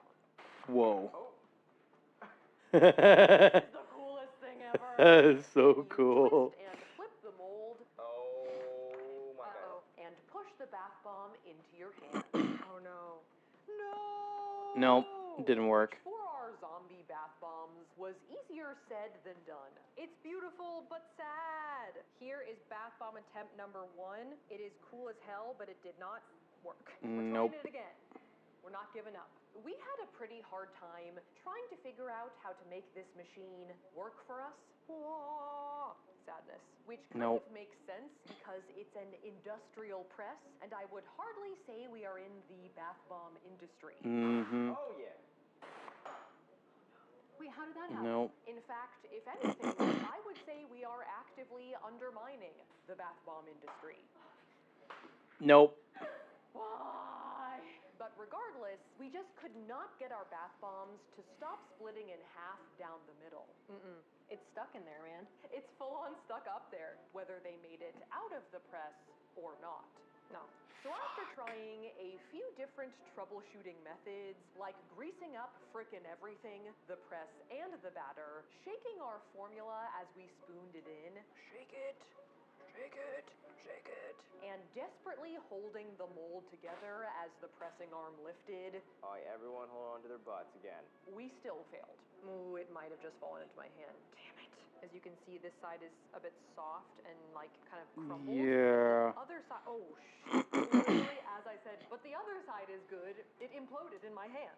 So we finally decided to, as a kind of Hail Mary, change up the order of the colors going into the mold. Do you want to try inverse rainbow? Let's try inverse rainbow. Just because Roy G. Biv didn't really seem to be working for us. Looks like broccoli. Let's do this. This is the Broccoli Avenger. Okay. All right, here we go. Shake it like the Polaroid picture. Okay, okay, okay. I see it, I see it. Party Central. No one say anything, no one breathe. Is it gonna work? Ooh! Okay, wait. It's still in my hand. How do I get it out of your hand? No, hold on. Okay, okay, Oh my god. Hallelujah. Yeah! It worked. Someone pinch. Nice. I guess the inverse rainbow thing was the best idea we had all night. I thought you were gonna Dwight Schrute it, and then it was gonna be like a watermelon. You just drop it on the ground. A little green, but don't worry, there are a lot of the other colors in there. They're just hiding inside. Right. That is a sexy ass bath bomb. Can I make out with a bath bomb? So with one multi-layered Franken bath bomb produced, this is rock and roll, man. Those are appropriate rock horns. This is rock. This is rock and roll. More wax at it to make a backup bath bomb, just in case. Don't ask why it's so wet. I did some things I'm not proud of. And then, Fair. just as kind of like a secondary test, we decided to use the remains of our earlier failed attempt to make another Franken bath bomb. It's gonna be the Oh God. From the fallen attempts, it shall rise. I call it the Franken swamp bomb. It's Whoa. It's perfect. That was like the 8th baby for Octomom. It just kind of walked out. Just ran out. Just ran out the womb. Quickly making a backup swampy, we were pretty much ready to retire the machine. All right, so we have 2 bath bombs of each variety. Let's go. Is wait a couple of days for them to dry out, and then we can all take a bath together. It's a very Roman video, you know. Very Roman. Hello, friends, and welcome to my tub. We are here a few days after forming our Franken bath bombs to bathe. The bath bombs do seem like decently dried out. I'm nervous to touch them. I'm nervous to look at them. So it's time to bomb this bath. All right, bring in the bath bomb. Oh, okay. First one. I got it. All right, I'm gonna sniff it. A good sign is that it doesn't overwhelmingly smell like lavender butt. It's hard to identify like exactly what I'm smelling. It's definitely like a sweet smell. Would it be a cop out to say it just smells like the Lush store? A little bit. After doing some serious investigative sniffing, I think the dry Franken bath bomb smells most like a combo of rocket science and rose butterfly, which has Sicilian lemon, bergamot, and rose oil in them. So it basically smells like Elon's musk with a hint of Nelly Furtado. God. No. Safia, no. Don't. No. Just no. But let's see how that holds up in the bath. Shall I cannonball or like gently lower? Oh, cannonball. Okay, ready? Cannonball. There you go. Ooh. And green bomb. Oh, it's split in half. Oh, there's one half. Where's the other half? Right here. Oh. Yeah, there it is. There it is. So as for first impressions, it is very fizzy, which is great. And what's also fun about it is that as the bath bomb dissolves, you can see the different color categories come to the surface. Oh no, here, I got some yellow. I've got some yellow. Okay, there you go. Yellow, orange, I'm seeing some blue as well. So we did get some bath utility out of our rainbow design. You did. You did. Oh, yeah, look at that. Emergence. All right, so Sam, we're going to bottle this and sell it for $20 on the internet. Oh, God. Yeah. Right. Right. Do I have to, like, pour it down my butt crack for it to be worth something? On that market, yes. On that market. Integrated, we were able to get a better look at just what it had done to the tub. So this is a Shrek bath bomb. It's got layers to it, right? Shrek bath. And it ends up green and swampy. Ah, it doesn't smell like onions, thankfully, but it does look the part. Now, as for what it actually smells like, oh, interesting. Yeah. As I'm smelling my Franken bath water, $20 on Shopify. It smells way different than like the actual bath bomb did before we dropped it in. Wow. It smells much more florally, whereas the dry bath bomb was dominated by more of a sweet citrus scent. Both floral and orange scents make sense when you look at the most common ingredients across all of our bath bombs. As lavender, Makes a lot of sense. rose, ylang-ylang, jasmine, It smells like Colonial Williamsburg. Yeah. Pretty much. and chamomile are all in the top 10, along along with lemon, orange, Lemon. and bergamot. There's also a lot of cocoa butter, even when you consider the lumps we removed, though that doesn't really have a strong scent. But when you team it up with all of the almond oil we used to rebuild the bombs, it definitely makes it very moisturizing and slick in here. Let me, it's slippery. Oh God, careful. Careful. Besides Careful. moisturizing, the top ingredients also have soothing, relaxing, cleansing, and energizing properties. Ooh. So it's basically like a soapy Four Loko. It's an upper and a downer. Tyler, it's $20 for Franken bath bomb bathwater, so you better. You better pay Tyler up. also wanted to lend his nostrils to the cause. All right, Tyler, this is And though he tried his best, It does smell like Lush. he brought few insights, if any. But not to close the door on any future odor investigations, we did actually save 1 mason jar's worth of Franken Girl bathwater. Oh my God. Yum. Just to have. Now, we did Just to also have. to do a really quick bath test with the Franken Swamp Bomb. And fizz. And though it obviously doesn't look the same, Booyah. it looks like Ooh. had the suds.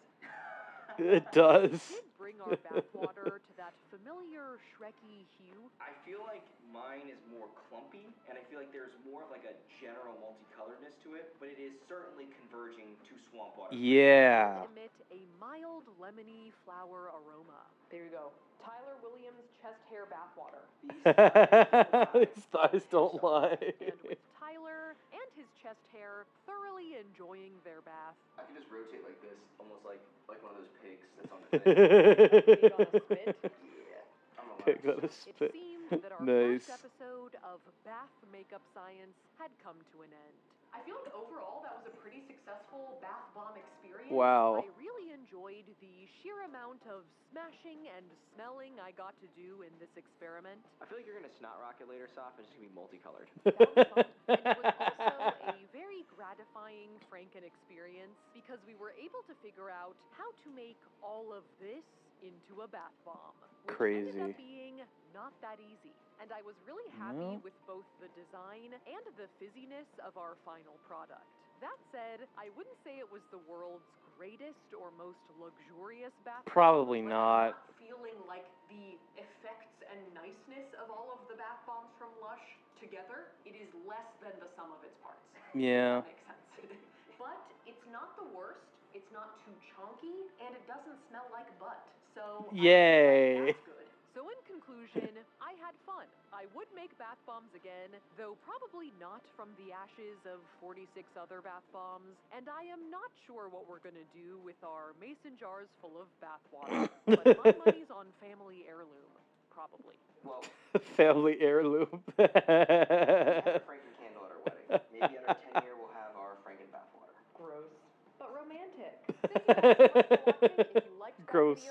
But romantic. That like button, and if you want to see more videos like this, make sure to smash that subscribe button. Oh, Shout out man. to Ananda for watching. Thanks for watching, Ananda, and I will see you guys next bath. Whew, that was fun. Now that was a lot of fun. All right. Let's go ahead and run out here to Cybertech. And you know what? I'm going to do this real quick. I want to check. Thank you for the raid message in the chat. Okay, is Ray? Okay, yes, Ray is still live. I just wanted to check. And raid messages in the chat.